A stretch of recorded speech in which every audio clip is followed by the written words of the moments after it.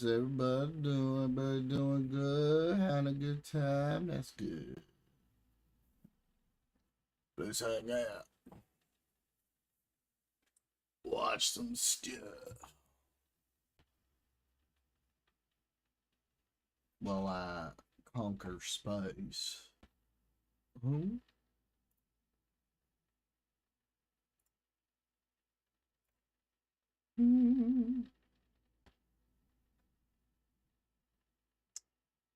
Let's see.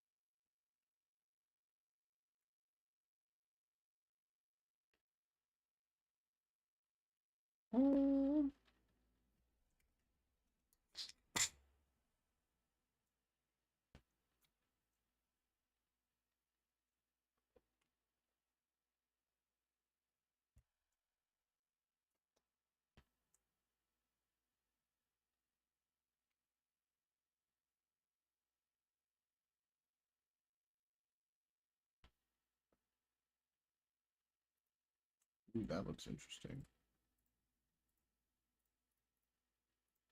Already pretty concerned about the state of things with the Iran war and thinking it would be terrifying, as I've repeated many times, if any president had gotten us into this conflict and any president seemingly couldn't see a way out and then was declaring victory and then Iran refutes it and then declares victory again and then market manipulation and all this stuff.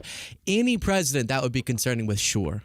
But the fact that we have this president and the stories coming out of his White House makes it that much more scary, to the point where, you know how you and I go, it really doesn't feel right that Trump is in the Situation Room making life or death decisions. Like, technically he has that right, obviously, he's the president, and the chain of command leads up to him, but that doesn't feel good, that he is the one making nuclear decisions, for example, or making the high-level choices on rescuing airmen.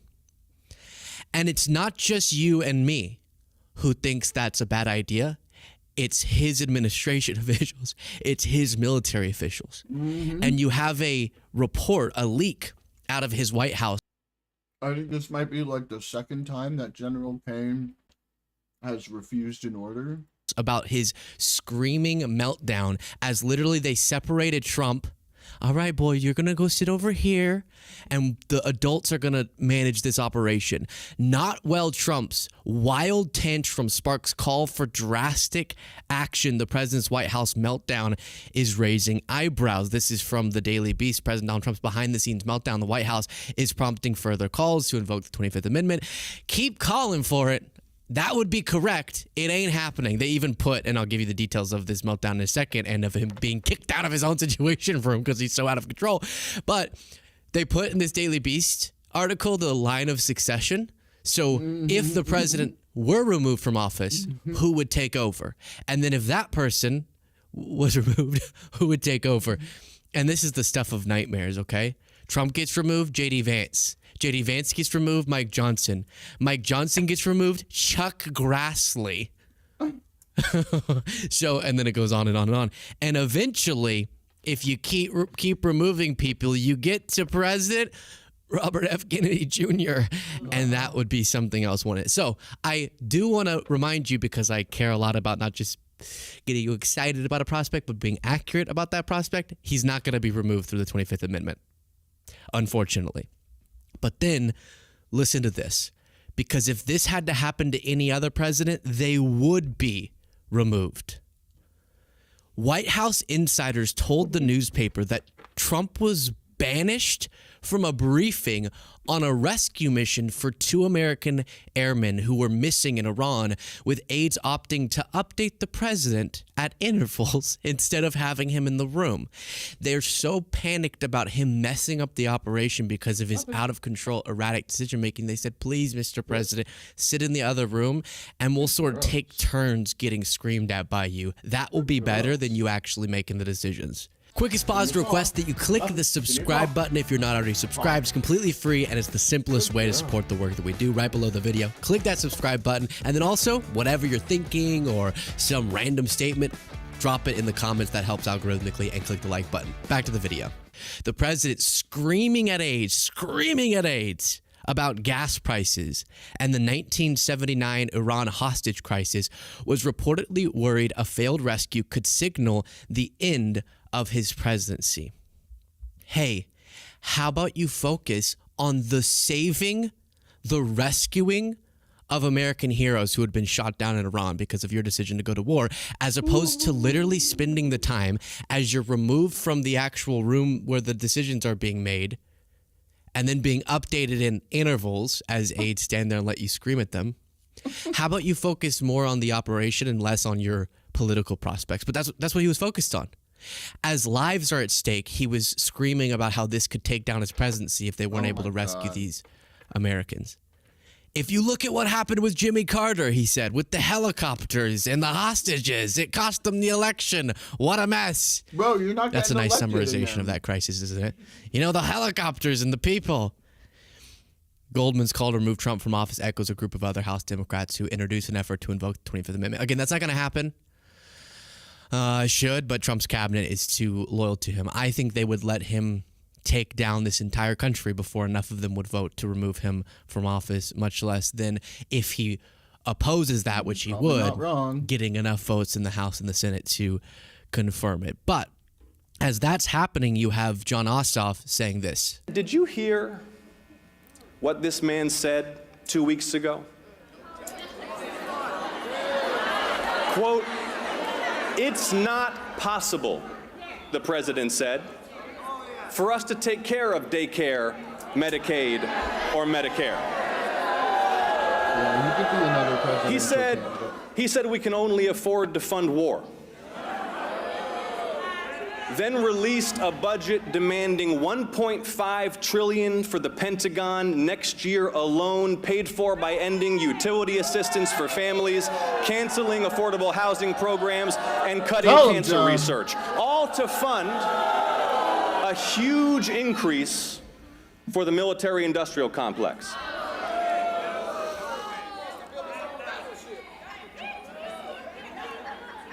Because draft-dodging Donald loves sending other people's children to war. And then while other people's children are at war, not Barron, not Ivanka, sign up Ivanka to serve. No, not Kushner, but other people's children are risking their lives. He's melting down in the White House about how if their lives are lost, that would be bad for him. And that was a part of further reporting just about how, yes, he's so out of control behind the scenes, he's panicking, and he's erratic, and he's not able to make coherent presidential decisions. Compare that to Obama, who was known to spend many, many hours in the night reading all of the details of briefings and coming in with points. Well, I'm in. He was a constitutional law lawyer or professor, wait.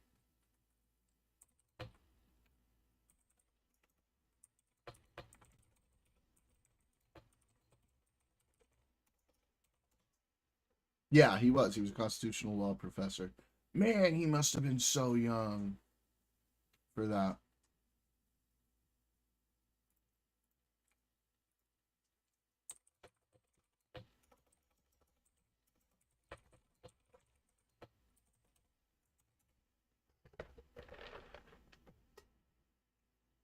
Yeah, it was 31.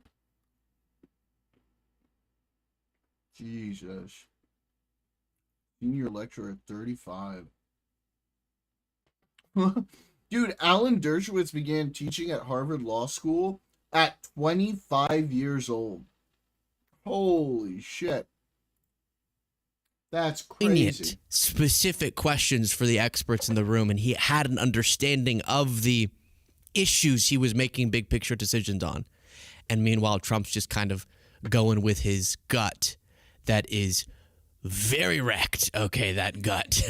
Talk about a gut microbiome. That thing is effed. And so it's not going to guide him to good decisions, which is why you need to drink Pep, because it's better for your gut microbiome. And then if you become president, you'll make better decisions and you won't get kicked out of the emergency room. The emergency room.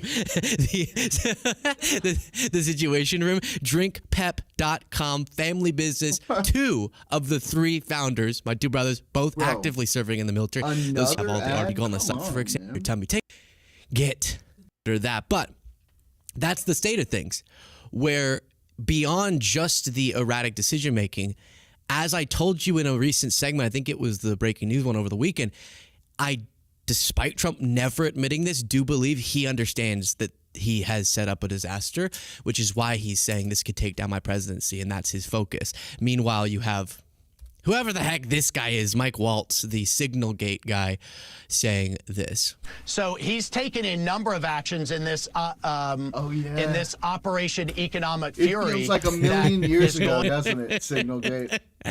So it's Operation Epic Fury, and he called it Operation Economic Fury, which is a little bit more accurate, to be honest.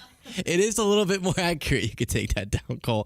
So a little bit of a Freudian slip there. And then the few people still willing to go on television and defend Trump are not doing a very good job of it. Here's Jake Tapper. Oh my gosh, guys. It was one of those weekends. Jake Tapper, excuse me. Right after I made fun of Mike Waltz for slipping up. Jake Tapper, very much shocked by Elise Stefanik's attempt to whitewash Trump's threat of genocide against Iran. I just think a call for genocide on a college campus and a call for genocide made by the President of the United States, like, they're both bad, right? I mean, that's what I think. I've condemned genocide across the board. The difference with those... That wasn't the question, okay? The question was, do you condemn Trump threatening it in this war, eliminating all of the civilization? University presidents is they couldn't answer the simple, direct question. Just calling for the genocide of Jews. President Trump didn't call for genocide, Jake. You were putting those words in his mouth. He is engaging in diplomatic back and forth. Your entire civilization will die. Table, and we should it's the terrorist regime, Jake. He's targeting the terrorist regime. His words. You can continue the decades-long, but you're adding genocide. That's not what he's What is wiping out an entire civilization? In the case of the university presidents, I specifically asked them about calling for the genocide of Jews. Again, the president is correct to call out the Iranian terrorist regime, to bring them to the table, to force a ceasefire, and frankly, to free the Middle East from this largest state sponsor of terror that has not only killed American lives, but has targeted Israel and the United States of America, including assassination attempts against our elected officials. Is calling for wiping out a civilization, is calling for wiping out an entire civilization the bad or Iranian good? terrorist regime. But that's not what he said. Of course it's bad. That is not what he is calling for. He wasn't calling for genocide. So university presidents should have been able to oppose and define as against the terms of campus to call for the genocide of Jewish people. And you should be able to denounce and oppose the threatening of genocide against the entire population of Iran. Pretty simple, Elise. And also, I don't know, it's even worse, I think, when it's the president of the United States and not just a university. Bad either way, but the university presidents were being, those answers, I know what she's referring to, were wacky, weird, wrong, shocking. Just say, yeah, that's against our terms. That's against university guidelines. And they weren't saying they would do the genocide, if we're going to get into those specifics. Trump was saying he would do the genocide. So weird that you're not able to denounce that, to say the very least. Well, I mean, the priority from Trump administration officials is not, moral or ethical positioning. It's defending Trump at all costs. In yet another instance of an administration official taking aim at the media, Kash Patel sued The Atlantic today for $250 million in a defamation lawsuit over a bombshell investigation that the magazine published last Friday. That's going to get dropped or settled. So let's start with what The Atlantic reported, because it's important to understand exactly what's in this piece and who said it. Now, this wasn't some anonymous tip or some single disgruntled employee. Reporter Sarah Fitzpatrick spoke to more than 24 people, current and former FBI officials, intelligence staff, political operatives, and others who described Kash Patel as, quote, erratic, and his behavior as, quote, a national security vulnerability. Fitzpatrick wrote, quote, several officials told me that Patel's drinking has been a recurring source of concern across the government. They said he is no... So how many drunks do we have in the administration now? Is that like people? I never remember who it is. People always say there's another one, but there's Hegseth, I guess Patel now, and then everyone says there's a third one, but I can never remember. Known to drink to the point of obvious intoxication, in many cases at the private club Ned's in Washington, D.C., while in the presence of White House and other administration staff. He is also known to drink to excess at the Poodle Room in Las Vegas, where he frequently spends parts of his weekend. Early in his tenure, meetings and briefings had to be rescheduled for later in the day as the result of his alcohol-fueled nights. 6 current and former officials and others familiar with Patel's schedule told me. But it gets worse. According to information provided to Justice Department and White House officials, members of Patel's security detail had trouble waking him up on multiple occasions because he was, quote, seemingly intoxicated. He was so hard to reach behind locked doors that his team even requested breach equipment, commonly used by SWAT teams for rapid force entry into buildings. And then there's this detail, which serves as the article's opening anecdote.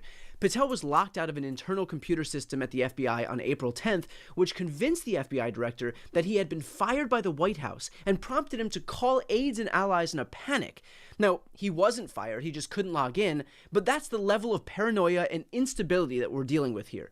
The Atlantic reported that Patel has himself, quote, expressed that he believes he is about to be fired or that it is imminent, and that, quote, there are senior administration officials who are openly discussing who will be the next FBI director. And look, I obviously can't directly confirm or deny the Atlantic's reporting.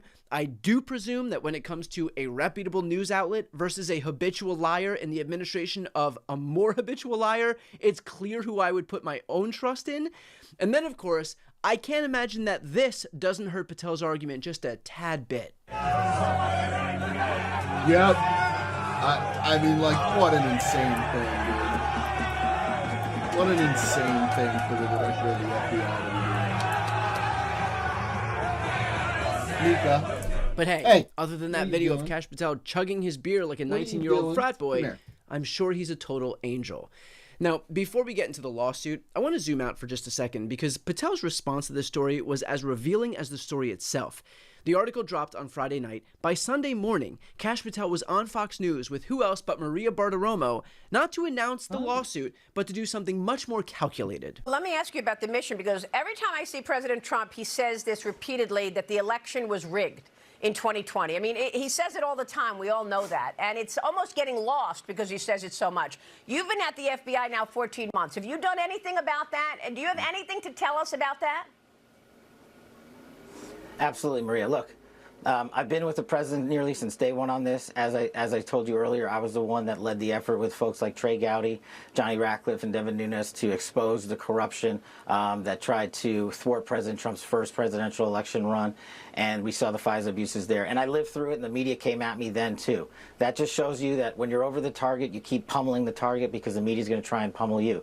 We are not going to take this and have not taken this laying down. We did already indict former Director Comey, and that's going through the judicial process. But we also, at this FBI, even though we uncovered what we uncovered back in the House Intel days, I had to come in here and find rooms that they hid from the world. I had to come in here and find access on our computer systems in restricted and prohibited case files that they purposely put in places for no one to see and find.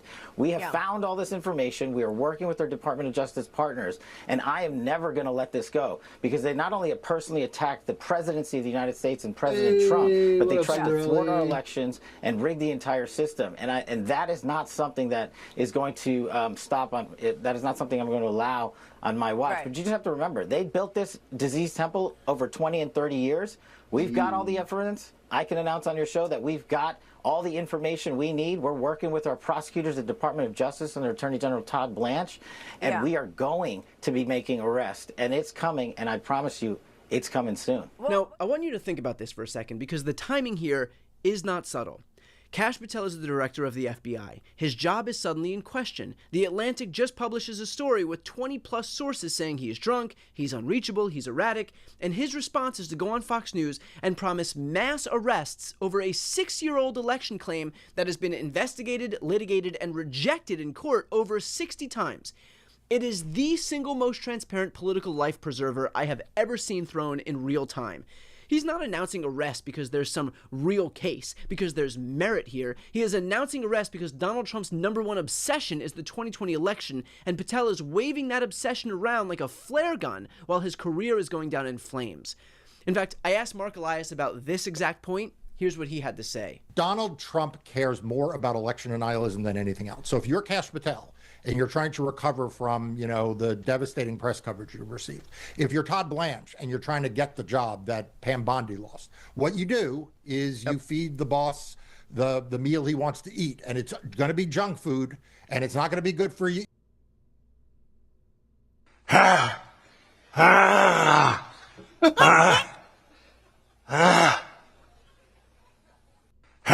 Oh my God. Him or anybody else, but that junk food is election denialism. It is lies. It is conspiracy theories. It is right-wing disinformation and misinformation spread about the 2016 election, the 2020 election, cockamamie theories about, deep state investigations of Donald Trump.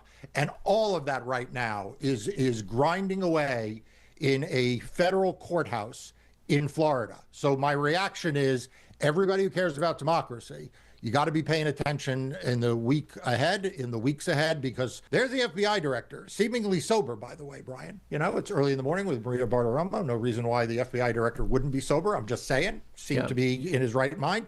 Talking about presumably stuff that the FBI director is not even supposed to be talking about, which is imminent pending investigations and imminent arrests. Right. But everybody needs to take this seriously. So please do me a favor and do what I do, which is I subscribe to this channel, because I get a lot of my news information analysis from what Brian talks to his guests on. He's got a great series with Glenn Kirshner, who covers particularly these criminal cases. So go ahead and subscribe to that right now. In other words, Patel knows exactly what he's doing, and more importantly, who he's doing it for.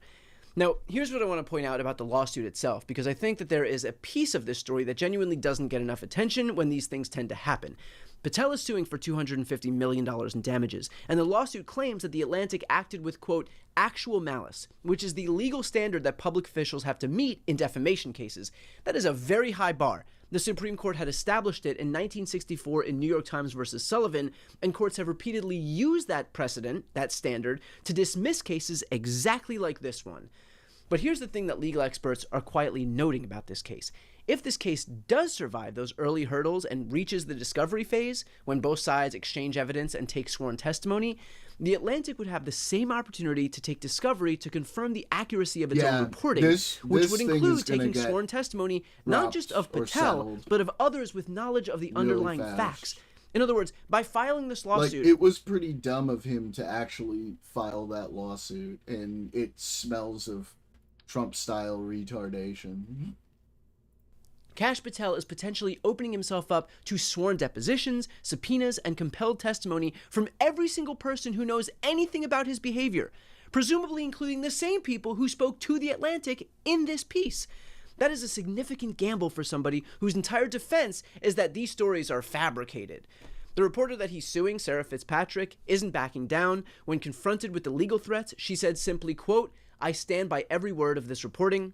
The Atlantic called the lawsuit, quote, meritless, and said they will vigorously defend it. So if Patel's hope was to chill them into submission, to get them to capitulate like so many others in the media do, it doesn't look like it's working.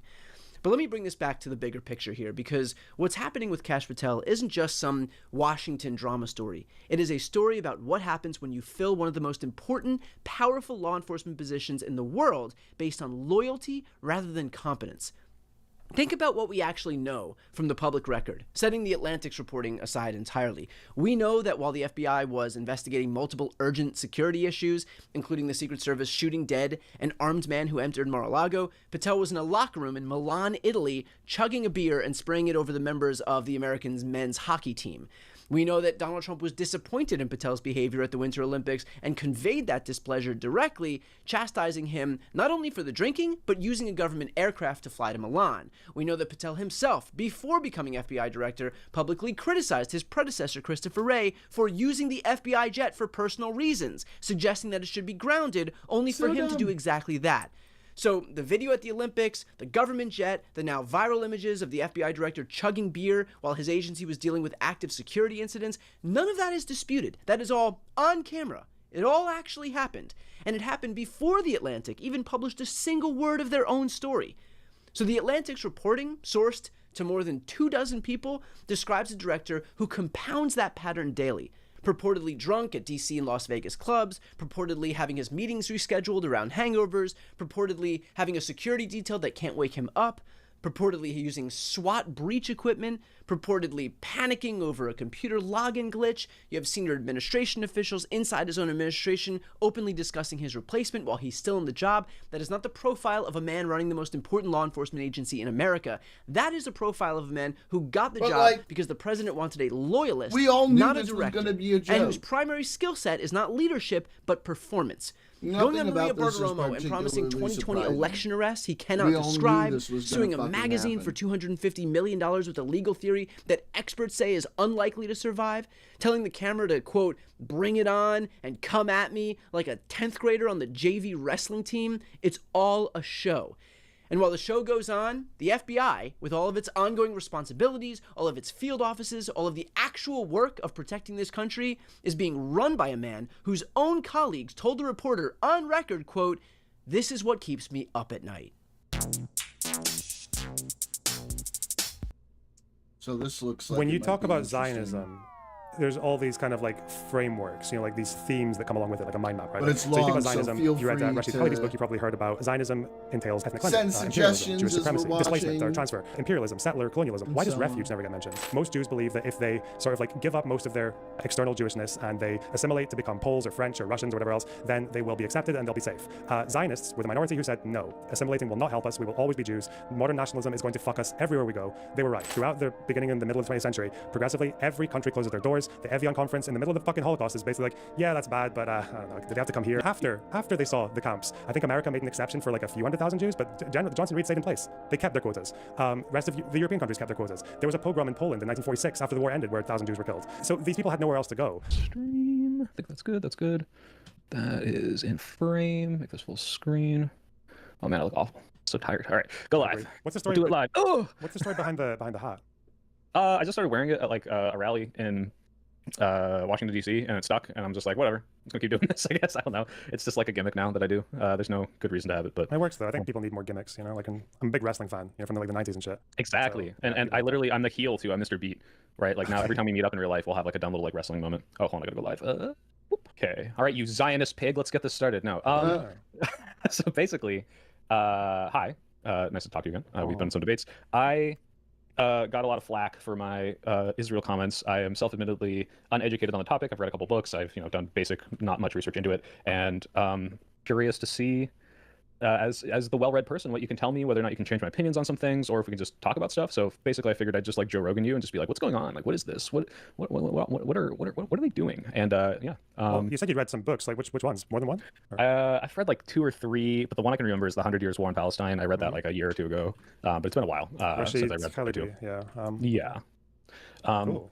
Well, I was gonna say, if you've read one book on the topic, you probably know more than like 99% of people who were talking about it, so that's cool. But like my takeaway from that book was like nothing about my priors or my like overall knowledge of it has changed. Like I have more background and I understand like, oh, this is the year this happened, and oh, that was worse than I thought it was. But like basically, like just to sum up my position on it, growing up, I always knew there was a conflict. I always knew it was because they, there's established Israel in the 40s. This is a bunch of, conflicts are happening over the land and who deserves it and who's killing who. And I thought it was just always a big clusterfuck. Like, that's always just kind of how I viewed it. It's not a something I had like a strong moral position on, but just like, wow, like that's a fucked up thing in the Middle East that's happening. And since then, obviously it's blown up post October 7th. And now I'm like, okay, it seems to me that Israel's actions in the West Bank and the Gaza Strip are like over the line of what I would consider justified and like, oh, self-defense, self-determination, or whatever they're doing. And something should be done, but I don't know the prescription of what needs to be done. But that's like the rough, very layman understanding that I have of the whole situation. Okay. So there are probably going to be things I'm going to want to ask you throughout, but like I guess you said you wanted to start by asking me some questions. So I've got like a whole bunch of questions, and I don't know, like I don't know, like if you want to restructure this, feel free. But basically, like one of the big things for me is people like to use this topic or this point that there is a contingency of people in Palestine or just in the Middle East in general that like hate Israel, that hate Jewish people, and if you were to like integrate a large portion of this population, this would cause the destruction through like mass, overthrow of the democracy. aka a majority of the voters would be anti-Jewish people in general, and therefore there's no way to perpetually have Israel as its own state, as a Jewish state, without ethnically cleansing people or like racial quotas. And my question for you is like, is this true? If it is true, does that justify the racial quotas, and is there a solution to that? Okay, so the first one you made was that like there's the belief that that Palestinians there's too many of them are too predisposed against Jews and Israelis that if they became like a sizable voting bloc, they would just fuck the Jewish population, basically. Is that the first thing you said? Yeah. Okay. Yeah. Do you believe that? I'm open to the idea that there's just like a large contingent of people in the Middle East that are like, I hate Israel and I hate Jewish people. Like, this is just very clear to me based on like the polls that I've seen, whether or not that's like a anti-Semitic thing or just like, hey, this country has been, blowing up my family or my ancestors for decades. Like, it's kind of irrelevant to me. Like, clearly there's an animosity there. Yeah. So like, if you were to show me things, it was like, if the Hamas charter is like, oh, we want to eradicate Israel, it's like, yeah, like that checks out. I believe that to be the case. I think I've since changed it since then. But like, even if, there's two parts of this. It's like, even if this were true, I don't know if that necessarily justifies the ethnic cleansing stuff or the racial quota stuff. But yeah, I guess tackle it in two parts. Is it true? And if it is true, then what? Okay. Well, I guess so. To this day, I think the most popular movement in Palestine is still Hamas. Like between West Bank and Gaza, Hamas still would blow out any election if they. I think if Barghouti came out of jail, the guy who's from the opposition group to Fatah to Hamas would probably win a presidential. But as far as parties go, Hamas is still the most popular. So yeah, like I think it probably is quite. They have majority support. Just on that note, like if I remember correctly, they're not actually that popular like within the Palestinian. So in the West Bank, they are by far the most popular party over Fatah. Yeah. In Gaza, they're actually a bit less popular than they are in the West Bank, ironically. Yeah. But yeah, I'm saying like 40 to 50% support or something like that. Yeah, because like what you'll see is even if you see like 40-50, then you'll see Fatah getting something like between like 15, 20, 30, and then it's like there's a bigger chunk that's just like undecided or sure. Yeah. Or like some people view this as the best option, but a majority don't support any group. I think in the West Bank or Gaza. I think in the West Bank, Hamas are definitely the most popular. I don't know if it's plurality or majority. That does fluctuate a lot. I'm saying like 40, similar like 40, 50ish, like somewhere between that and the different things I just googled. Again, this is all like layman. I'm just googling random stuff. Yeah. But in any case, I think what's again like with polling, I think the better thing to look at for that particular question, because that's about the question of like should they all integrate into one country. The better response to that one I think is Palestinians don't want it. If you look at polling, there's usually three options that are given by PSR, like probably the most reliable pollsters in that region, and they'll ask them, do you want like one state with equality, one state without equality, or two states? And the one state with equality for both groups is always bottom. For both Israelis and Palestinians, neither of them want it. Like I think the highest I ever saw for like a democratic one-state solution, when it's side by side with an undemocratic one, I think is maybe like 15-20%. But yeah, like this whole binational one-state solution that people talk about with equal rights for Arabs and Jews, like the only people who talk about that with any sense of like realism or optimism are like Westerners. Like in the region, there's no popular leader who's backing this on either side. There's no party that's backing it. There's no broad movement. Like it doesn't have any sway in that region. It's like they're either all or nothing or two states. Yeah, that's kind of how that goes. Okay. And then what's like the primary opposition then to this two states? Because that does kind of throw away the like whole voting scare part, right? The opposition to two states now, I guess, comes from that's a bit more complicated. So with Palestinians, and pollsters don't ask this for some reason, I think they should, is that you said that earlier that Hamas updated their charter, right? They never actually updated their charter. They published a new document with a different name, and one leader said that we're more like anti-Zionist than anti-Jew now, right? Like that was basically, but like the language in it shifts a lot more away from the religious anti-Semitic thing to the more anti-Zionist narrative. But the charter never actually formally replaced the old one. The old one is still there. Like there's never been any like Hamas vote or anything like that, or any like Hamas leadership official decision to remove the old charter, and that's done for a good reason, because in Arabic, like the more hardline Hamas leaders, when that happened, had to reassure their supporters that the charter had not changed, that it hadn't actually been removed. So that was like to me that was more of a PR statement. But even if you take it on face value, even if you believe the new charter doesn't say two-state solution. It says 67 borders, which is different. It says two states, but we don't recognize Israel, and we don't have to give Israel anything. As in, like they're just saying Israel should unilaterally give us our state, but we don't give up our aspiration for all of the rest of it. So Hamas's position since 2017 and a little bit before that was to say we are going to say that we expect, they don't actually expect it, but we're going to say that we want Israel to just give us our state, for them all to leave the West Bank and Gaza, and we... Oh my God.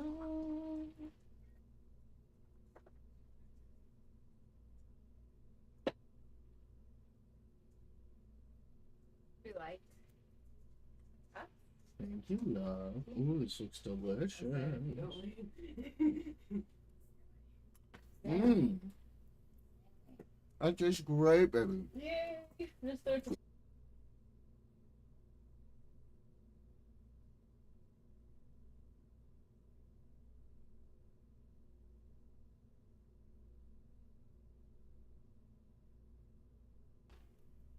Did I just lose internet? No, I did not.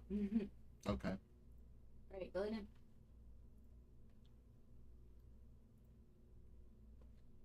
We'll just use that new state to try and get the rest back later. What'd you say, Lip? Sorry? Oh, I said plant-based for Plant Day. Mm-hmm. Here. Mm. Happy holidays, everybody. Yeah. Alright. But I don't think I ever see enough Palestinians getting asked a question of like, do you want 2 states for now, or do you want a 2-state solution? As in, like, do you want 2 states and then the conflict is over?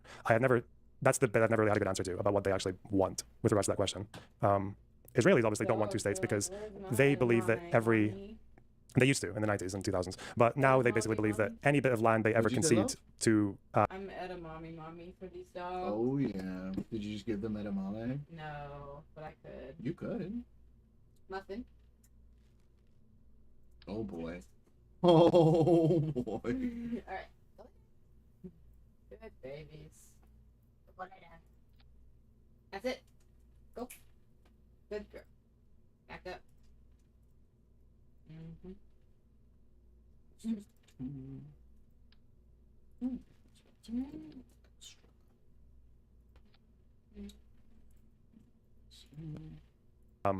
Places where there are terrorist organizations, anytime they give up that land, then that land comes back to bomb them with rockets and cross-border attacks, right? So they'll say, well, we left Lebanon in 2000, we went all the way past wherever the UN wanted us to, and then Hezbollah just used that territory to stockpile 200,000 rockets and to cross-border operations and things like that. We left Gaza in 2005, and then Hamas got elected like a year later. So that's kind of their narrative, and then obviously they believe that if they give the West Bank up as 2 states, then they think that that's going to be a territory that's 16 times the size of Gaza, where Hamas are the most popular party. And if they just give that up without any assurance on the other side, then that land will also get used as a springboard for like an October 7th style attack like Gaza was. So that's kind of why both groups reject it. But as far as changing that, like, I think 2 states is the only way. Like, there's no other way you can solve that conflict without Palestinians having their own sovereignty in their area and Israelis having theirs. They cannot live together, not for 100 years at least. If they want to, they can, but they don't want to. And they can't live in what's happening now, where you have settlers constantly harassing and humiliating Palestinians in the West Bank, with Gaza being used as a military base by Hamas, and then Israel coming and responding in the most insane, like, disproportionate way possible, and thinking that the only way to deal with Hamas and their tunnels is to bomb the entire thing to oblivion. Like, you can't have, it's unsustainable. Like, you need to have them, there needs to be a 2-state solution for both groups. I'd even argue that the settlement expansion is actually suicidal on Israel's part as well, because if they keep expanding into the West Bank, then you're kind of just asking for a situation where settlers become so embedded and so unmovable that Palestinians aren't going anywhere. They're still going to be there. And now Israel's in a position where settlers are living there for 1, 2, 3 generations. They're eventually going to get incorporated into Israel. They're going to get annexed. But then if you're annexing territory that also has Palestinians there, you have a choice. You're going to have to either give them voting rights and make them citizens, or you have them as citizens without voting rights, which means you actually become a de jure apartheid state, which will destroy Israel like on the world stage completely. So yeah, there needs to be 2 states. And I think the problem when it comes to international pressure is that there are reasons that both groups actually need to be pushed into this position. I think with Palestinians, there's just been way too much of a tendency of rejectionism, too much of a unwillingness to commit to a final decision on 2 states like they did in the 2000s. There's too much of a belief that Israel is a temporary thing, like a temporary blotch on the Middle East that will one day go away. And with Israelis, there's this idea that they believe the Palestinian statehood question is just an inconvenience that can be pushed on the back burner forever. That would be my summary of like how the conflict needs to end. I've never heard any better proposal. Okay.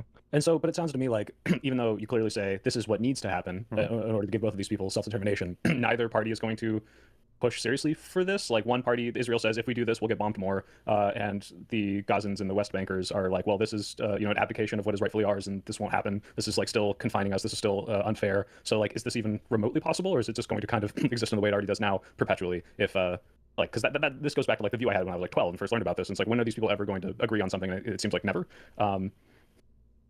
Okay, so yeah, if what you're saying is what's more likely, obviously what's more likely is the status quo just continues until Palestine as a state is physically impossible. Like that's unfortunately the most likely scenario. But yeah, what I'm saying might be quote unquote impossible. It's more possible than anything else. It's the only thing that the two groups have ever come close to. They came close to two states once. Like it was a few decisions away, either at Camp David or at Taba, that could have possibly done it. And the Israelis wanted it. They voted for it. The Palestinians voted for it at that point. I think it has to happen one way or the other. And as far as Western, like it depends on which government is doing what, though, right? Like the Western governments, I think, have been too soft on Netanyahu in his positioning. Obviously, Donald Trump is a green light. Biden, I think, on his way out after October 7th, was starting to make moves that were more aggressive towards Netanyahu. He was starting to sanction settlers, which had never been done before. He was withholding arms shipments in the middle of a war, which America hadn't done for a good while. There was more opportunity, I think, to had a Democrat stayed. I think you might start to see withholding of economic aid and economic projects that might, like, quite similar to what Bush Sr. did in the 90s. But again, like, yeah, it doesn't seem that likely, but it's literally the only way. There's no other way around it. Like, it's either when you that say it's or... not that likely, it's like no one in power seems to be taking these proposals seriously. No American government has, in my view, gotten close to pushing for this. So not just like it's unlikely. It seems like this is just never going to happen. Like it almost seems inevitable that one of these groups is just going to like wipe out the other one until there is no other side of an argument and they get their way, right? Like unless what would need to happen for that push for a two-state to go forward? Like, is there even anything remotely close? Yeah, I think so. I think two things need to happen. There have been things close in the past. I would say with Clinton and the Clinton parameters, and even with Olmert, things. Yeah, I think they've been close, and they voted for it as well. The Israelis voted for someone who ran, like Ehud Barak, who ran on two states for Israel and Palestine, on like finishing the conflict. Palestinians voted for Arafat, who had signed the Oslo Accords, which was leading towards two states. So we know that they've wanted this in the past. I think two things need to change broadly. Israel on that side needs to change in the sense that, well, obviously the country needs to change internally. Like they can't keep following this Netanyahu like status quo settlement expansion idea that they can just forget that Palestinians are people with aspirations for statehood and everything like forever. Western powers can change in the sense that they can. I think they should remain allies with Israel, but as allies, they should be willing to draw lines and to say, like for example, the Abraham Accords and how peace with the Arab nations came at the cost of completely ignoring the Palestinian issue. I think European powers should be able to keep their positions, their allyship with Israel, but whilst also being very clear that there needs to be some appetite for like progressing towards a solution, if not even like stopping settlements. And there should be repercussions for not doing that. There should be things like if you're going to pass this law which expands the Israeli civil judiciary into the West Bank to places it hadn't been before, then it's like, okay, well then you're going to lose like $1 billion off of your budget, and fuck you. Like that needs to happen much more clearly and much more like, you do this, you lose that. You don't do this, you keep that. That needs to be very clear. On the Palestinian side, this kind of leads into more of the questions I had. I mean, like, so, like, what are your strongest criticisms, just like of Israel, maybe as a state, of the current government? And it seems like you already kind of have these like prescriptions of what needs to be done.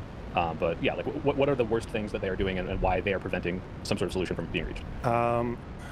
Mainly in the sense that like Israeli right-wingers are so good at exploiting fear and like dread. Like so every time that rockets go over, every time there's a terrorist attack, or every time people are just even made aware that Hezbollah exists across the border, or that like Hamas is across the border, they will, and every time a Western power goes against them, they will exploit that. They will tell their people that yes, look, we are Jews, we are still Jews, everyone hates us, so, like that's never going to change. We're never going to find sanctuary anywhere else in the world. The only way to survive in this neighborhood is to be as strong and aggressive as possible. We need to let people know that if they fire one shot at us, we'll fire 8,000 at them. Like that's basically their position. It's based on a principle called the Iron Wall from like the 20s. That's the idea that if they just assert themselves with dominance, then eventually people will get fed up of fighting them and accept their existence and realize that fighting them is not worth it. That works with countries. It worked with Egypt. It worked with Jordan.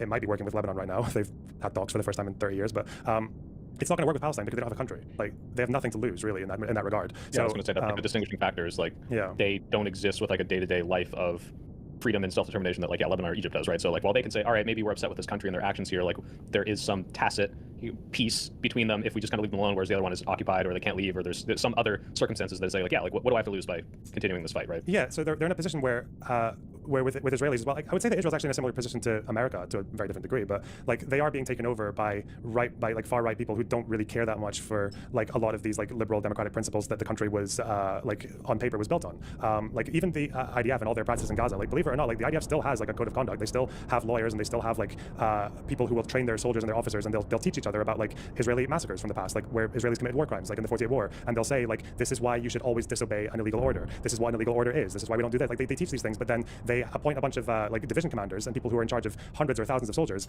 and they'll just appoint people who ignore them, right? They'll appoint people who ignore these rules, and the government won't prosecute anyone with these rules. So you get the problem. You get this issue where they are just kind of like abandoning so many of their like principles that they claim make them like the more democratic Western like country in the Middle East, and it's all built on this idea that they think like the Palestinian problem can just be pushed on the back burner forever. So I think the left needs to like internally they need to the left needs to win that argument. They need to win the argument that you have two choices. Either you're going to annex this territory, Gaza and the West Bank, in which case you have 5 million people added to your population who you apparently don't want, and you become actually just an apartheid state by your own rules, by your own stated rules, or you separate and you have 2 states. And they need to understand that like this is like the only dichotomy that they're ever going to have to deal with. You just cut out after only. This is the only like choice that they're ever going to have. It's status quo can only last until like one or the other becomes inevitable. Like either they annex all of it and then have to become an actual apartheid state, top to bottom, or they have to separate. You say actual apartheid, like people accuse it of being one. Do you think it like doesn't qualify as one, and why not? I guess. I mean, right now it's a military occupation of like the West Bank and I guess now like Gaza. That's what it is. So, like a military occupation. You don't expect military occupations to have like equal rules for everyone. You could say the practices are very apartheid-like they look very apartheid and they feel like apartheid, but an apartheid state would be like, there's a reason that Israel proper has very different rules for Palestinians than the West Bank does, right? Palestinians who live in Israel can vote, they can get an education, they have affirmative action programs, they have the government sometimes give them extra money for some things. The West Bank is not Israel proper though, it's not annexed by Israel. Actually, most Israelis don't want to annex the whole West Bank, they want to annex bits of it maybe, but like, so when I say actual apartheid, I mean, if Israel actually starts to say, we're making all of this our country, well, then now you're saying it's not an occupation anymore. Now this is Israel. Like Ramallah is Israel, Nablus is Israel. But the people in here. So it seems like a distinction without a difference, right? I mean, like obviously, yes, under military occupation, you're gonna have different rules. But like if the people within are living as if it was an apartheid state, regardless of why that rule is being implemented because of military or because it's a country that says this is just the rules basically when there's no war going on, either way, they're feeling consequences of that. So like, does that distinction really matter, or like, there's like a moral weight, and we're gonna get into like the definitions and like behind the moralism behind definitions. Like, why does that matter? That it's the occupation and not an actual apartheid state or whatever, right? I think it matters because Israel always tries to deny being an apartheid state. But if they annex the West Bank, like you said, I mean, yeah, for Palestinians, not much would change. They'd still be under the same rules, and they'd still have the same apartheid experience they've got right now. But Israel as a country can no longer say we're not an apartheid state. Like, because people who defend Israel like right now, or even I would say this, I don't think Israel's an apartheid state. I think what they're doing in the West Bank is akin to apartheid. But if they actually go ahead and annex it and say, even according to our own rules, this is ours, then well, now you're just becoming the thing that you kept claiming you're not. Like, so they're doing it de jure as well as de facto.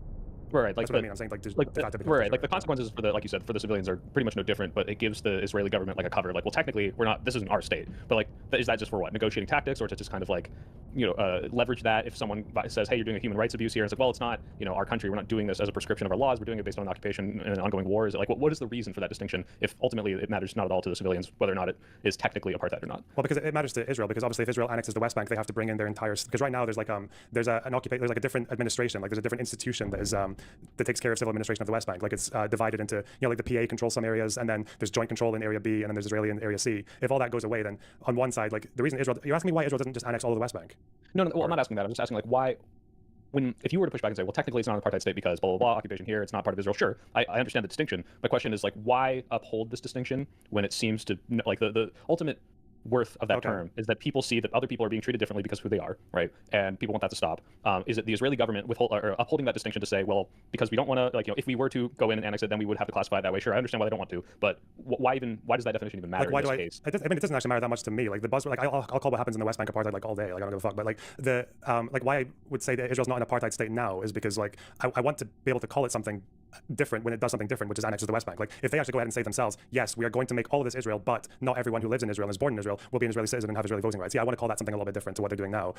Also, the reason I guess I don't commit to like it's all an apartheid state or like one state reality right now, I guess is because whenever I hear people using that term, I feel like they're using it to try and push the apartheid solution to Israel, which is like the South Africa solution, which is it should just become one state with equal rights for everyone. But then you get into the problem we came to earlier, which is that well, no one in there wants that. So I just think it like, but again, to me that's like the semantic part to me like is not really as important to me. I just don't really care that much about it. I'd rather just talk about like the things that are going on. Right. It depends on like why people are calling it that, and this will kind of lead into the next question. But yeah, it's like if it is definitely an apartheid state, then you're saying this because you necessitate a one-state solution, or you think, hey, equal rights for everyone, and this might not be the best solution given whatever party wants in that area. So I understand that. But then I guess moving on. I mean, like, so the whole conversation of like, oh, is it a genocide or not? Like, some people say, well, technically, based on X definition, it doesn't meet this, therefore. Whereas I look at it and I say, okay, I see people being cleansed from their homes. I see the intention of the government to push out populations, and whether or not you call that the same thing as the G word doesn't matter as much as this is what is ultimately happening to these people, and I think something needs to be done about it, or like the government needs to be held accountable. How do you view that distinction of like, is it a genocide, is it not a genocide? What necessitates that? Like, if it's not, why? There's a million questions. Like, why is that in conflict with these organizations? Like, so maybe get into that a little bit. Okay, so broadly speaking, genocide is a legal term that has been practiced very little in international law. There's not that much legal precedent. There's a very specific definition. I honestly, like, I personally tried to get as far away as possible from like going into this, because I think these categories are supposed to be there for people who already know and already agree on the facts. They're just talking about like how should it. They're talking about like umbrella terms. So if I want to talk about Stalin putting all of the Crimean Tatars on trains and sending them off to Uzbekistan or whatever, well, we'll just say, well, the ethnic cleansing in Crimea, and then most historians will know exactly what I'm talking about. I don't need to talk about the details. When people say the genocide in Gaza, I don't know if they're talking about like what they've read in the ICJ. I don't know if they're talking about some meme that they saw on fucking Twitter that says the death toll is actually 600,000. I don't know what factual basis they're drawing that on. And to me, it just like it doesn't actually help the conversation that much at all. I think it's kind of like a fruitless debate to go into like the legal aspect of like the genocide convention. I mean, I'll do it for its own sake, I guess, but like, let's say, I think most people understand this though. Like to me, the way I see the word genocide being used in Gaza is I see it being used as a shortcut to maybe not everyone not agreeing on all the facts. I think I see it as people like using it as a thought terminating cliche. I think I see people using it to purity test. Like I just don't think it serves that much value the way it's being used. And I think you shouldn't need to get a concession on like a particular legal term. Are you put up again? Shouldn't need. You shouldn't need to get a concession on a particular legal term to like have a discussion or to see where someone stands on it. Just got some new goodies, friends. Oh. Well, that was nice. So, Mika. Make sure you don't get smacked by the lights. Alright. So these are nice little, the first things here are nice little quality of life things. Aurora, can you come around here real quick? Oh, really? Yeah. What the We'll see if they're good quality or not, because they were like $5 a pop. But Okay. Whoops. another one. The other one is yours, I believe. Oh, shoot.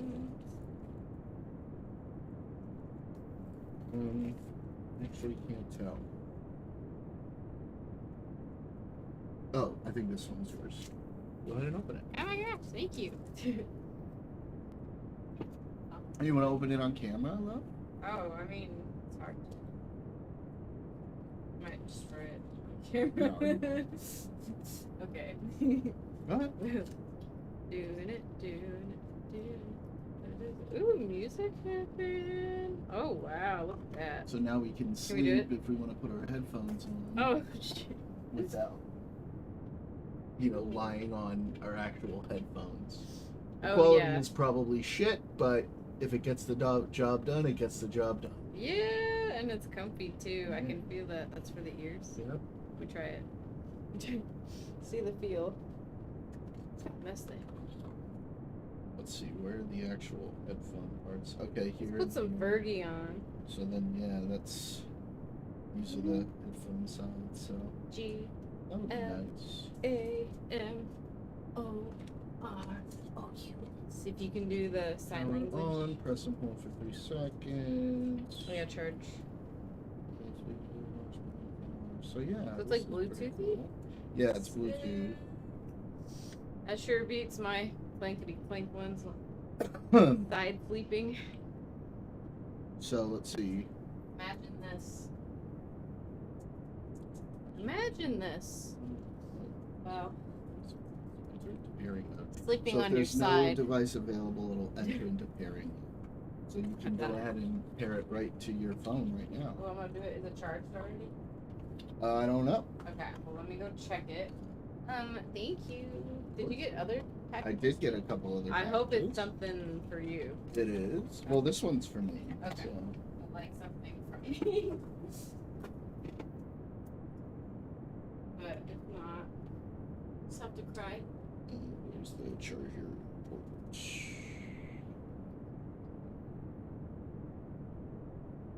Oh, it's on the inside. Can you plug mine in as well, love? Yeah.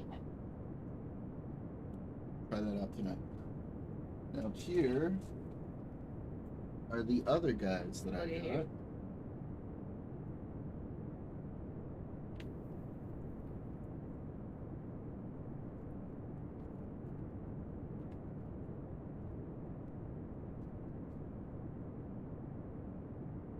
Oh, shoot. Donkey Kong Bonanza. Just have to make sure it's actually in there, and it is. For the Switch 2, so that's one thing. Still a sweet deal. And then, so I just gotta switch to. We've also got. This one's.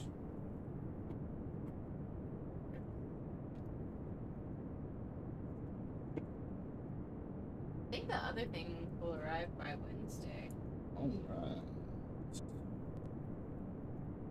And then your rock charms are on the way as well. Oh. We've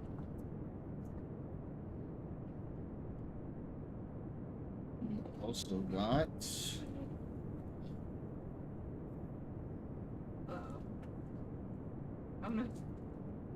That's Brand new sealed Pokemon Pokopia, which is the Stardew Pokemon game. It's like the cozy Pokemon game, which apparently is like really, really good. Is there? It is just one player. Bonanza can be 2 players. 2-player co-op, and I know that this has game share, so you can actually play with me on your Switch. give me the Switch. So you can use yours and still play with me. That's all I've ever wanted.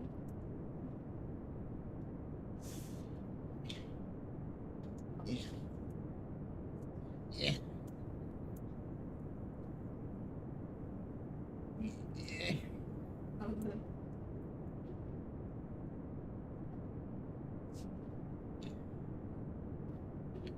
Why do they make these packages so difficult to open? It's like, oh, I got it up a little bit. And then you peel it and like a millimeter of the package comes off before it's like, oh, nope, you gotta do it again. Okay. Okay, here we go.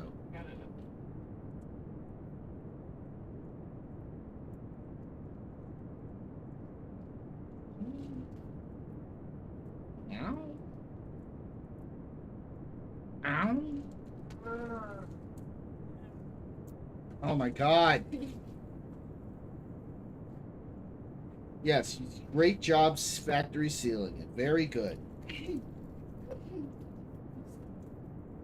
Okay, there we go. Alright. He's very cute. She's cuddling with the puppers. It's adorable.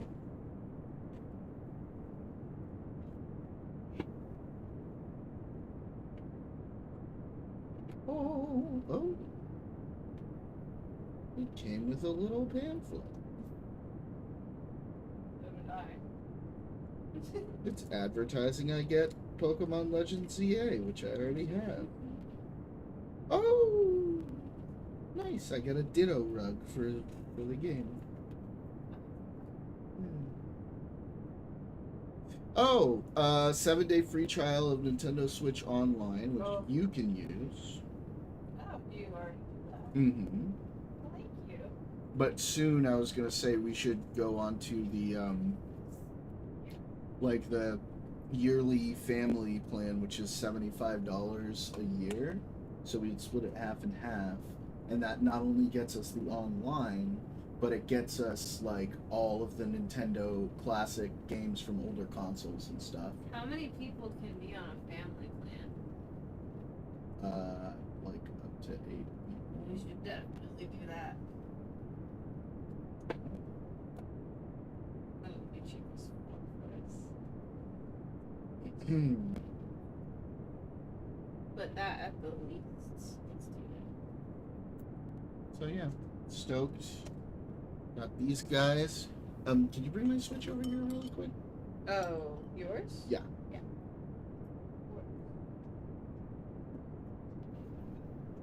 Yeah, you're gonna be full. And then I need the case for Mario Galaxy, which is in, I think, the middle drawer over there. No, it's the bottom drawer.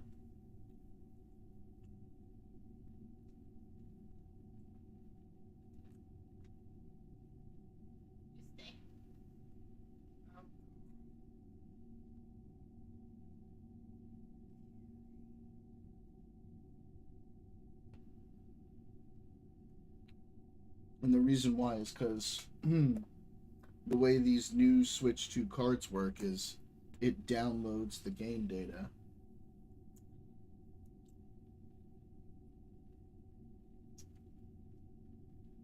You having some trouble there, babes? Yeah. Wait, it's the one at the very front.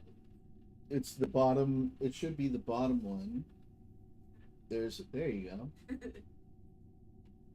I was like looking way in the back, and it was way in the front on the right.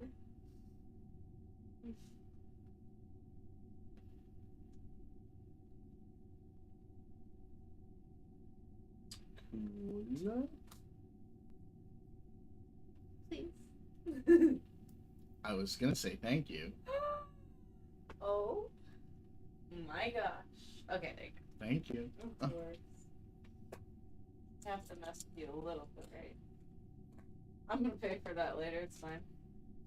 That's why I do it though. Now. You would too if you were me. So. Sure.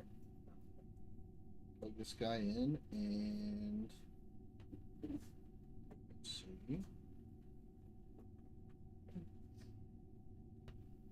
Does it just down there?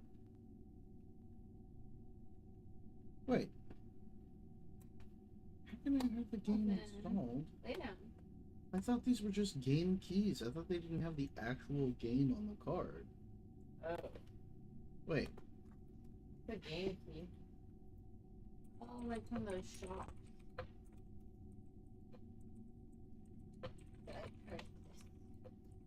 I think it's legal. Oh, yeah.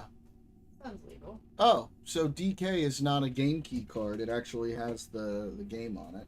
Oh. I wonder about, let's see about Pokemon. Oh, Pokemon is a game key card. It says it on the box. Wow. So Pokemon, I do have to plug it in and let it install.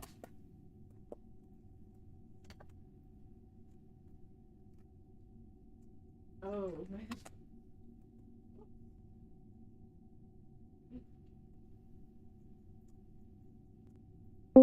There it is. Yeah, it's downloading now.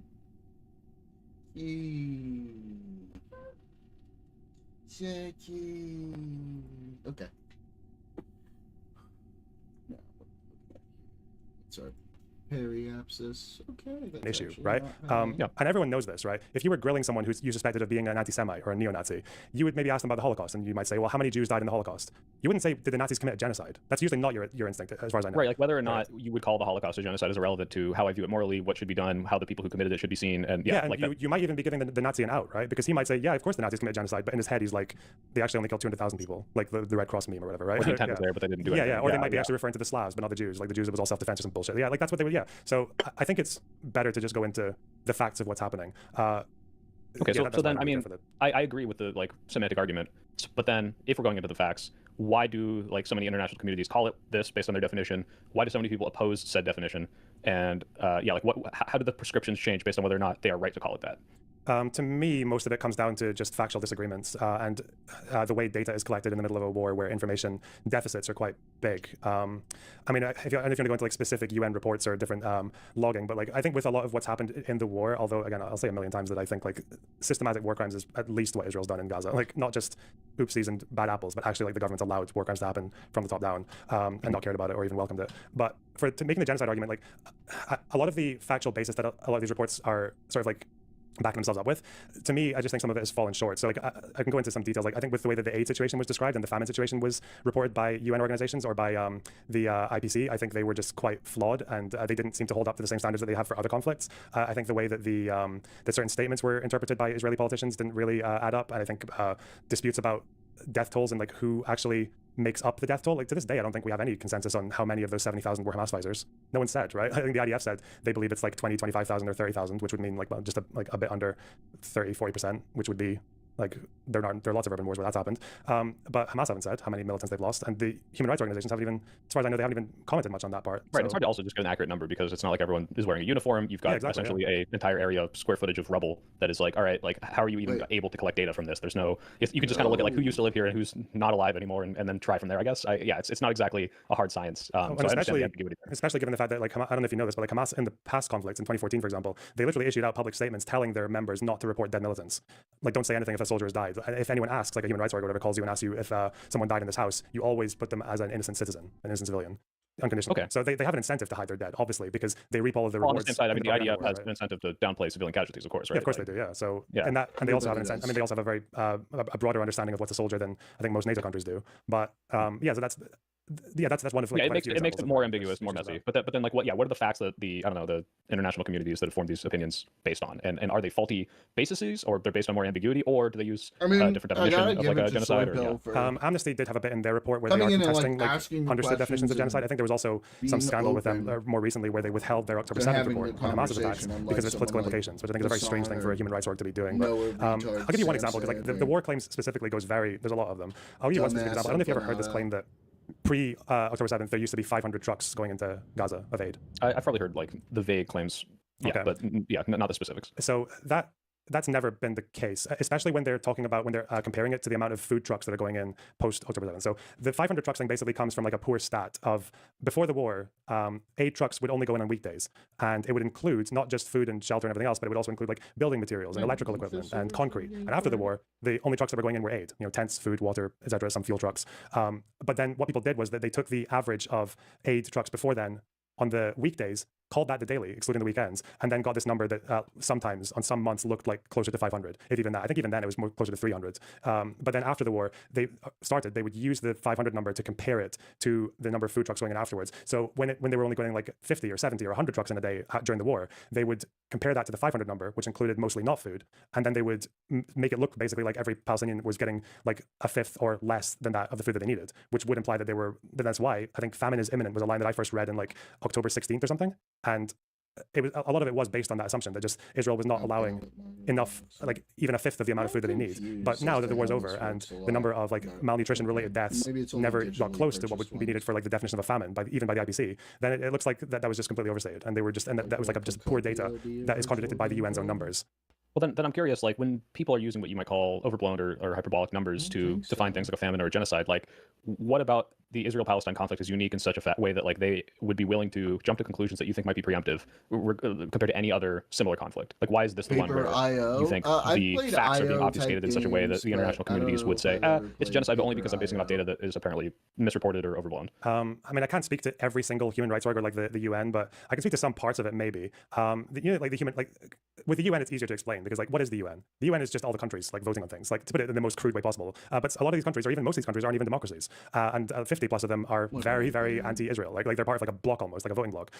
So depending on the way that the Human Rights Council works and the way that countries are cycled in and out, we had a period I think not less than 10 years ago when Iran was heading parts of the Human Rights Council. Like why? That doesn't make any sense at all. Like what position do they have to comment on the human rights of any country? Really, given what they do? Like to their own people, let alone other countries. But so when the UN Special Commission that does a lot of these reports on Israel-Palestine was appointed, it was a particular time when the anti-Israel voting bloc was just like quite big, and they gave them like a really, really broad mandate, much more than any other human rights inquiry has into any conflict, to talk about to do reports on Israel-Palestine, an indefinite mandate, which also doesn't seem to happen for other Human Rights Council appointees. And then they appointed 3 people, one of whom went on a podcast to talk about how he believes that Jews control this, to complain about Jewish control of social media. Another person who was supposed to be like an impartial judge reporting human rights in the region was a BDS activist. So I can see there where just like there are voting blocs that are just very against Israel, like usually in the Middle East, and they can get together and use the UN as a kind of weapon against Israel, and countries that don't need the UN as much, like America and all that, just don't really apply the same. I'm willing to believe there's like bias in such places with the UN, but like when I'm looking at like the international community, like all of them combined, like is there such a like to me it does sound almost like schizo conspiracy, like everyone just hates Israel so much that's why they're willing to accept not as credible facts and evidence as to whether or not this necessitates a genocide, right? Like is this the case with literally every single organization that's come to that conclusion, or like because the UN is like plausible to me, but it can't be. The more organizations that declare it, then I start to say, well, now I don't know. Like it seems. Well, think about where the UN gets this information from, right? That matters as well. Like it's not just. I don't think you can just explain it because of like anti-Semitism and like the Muslim voting bloc. I think that explains part of it, like a good part of it.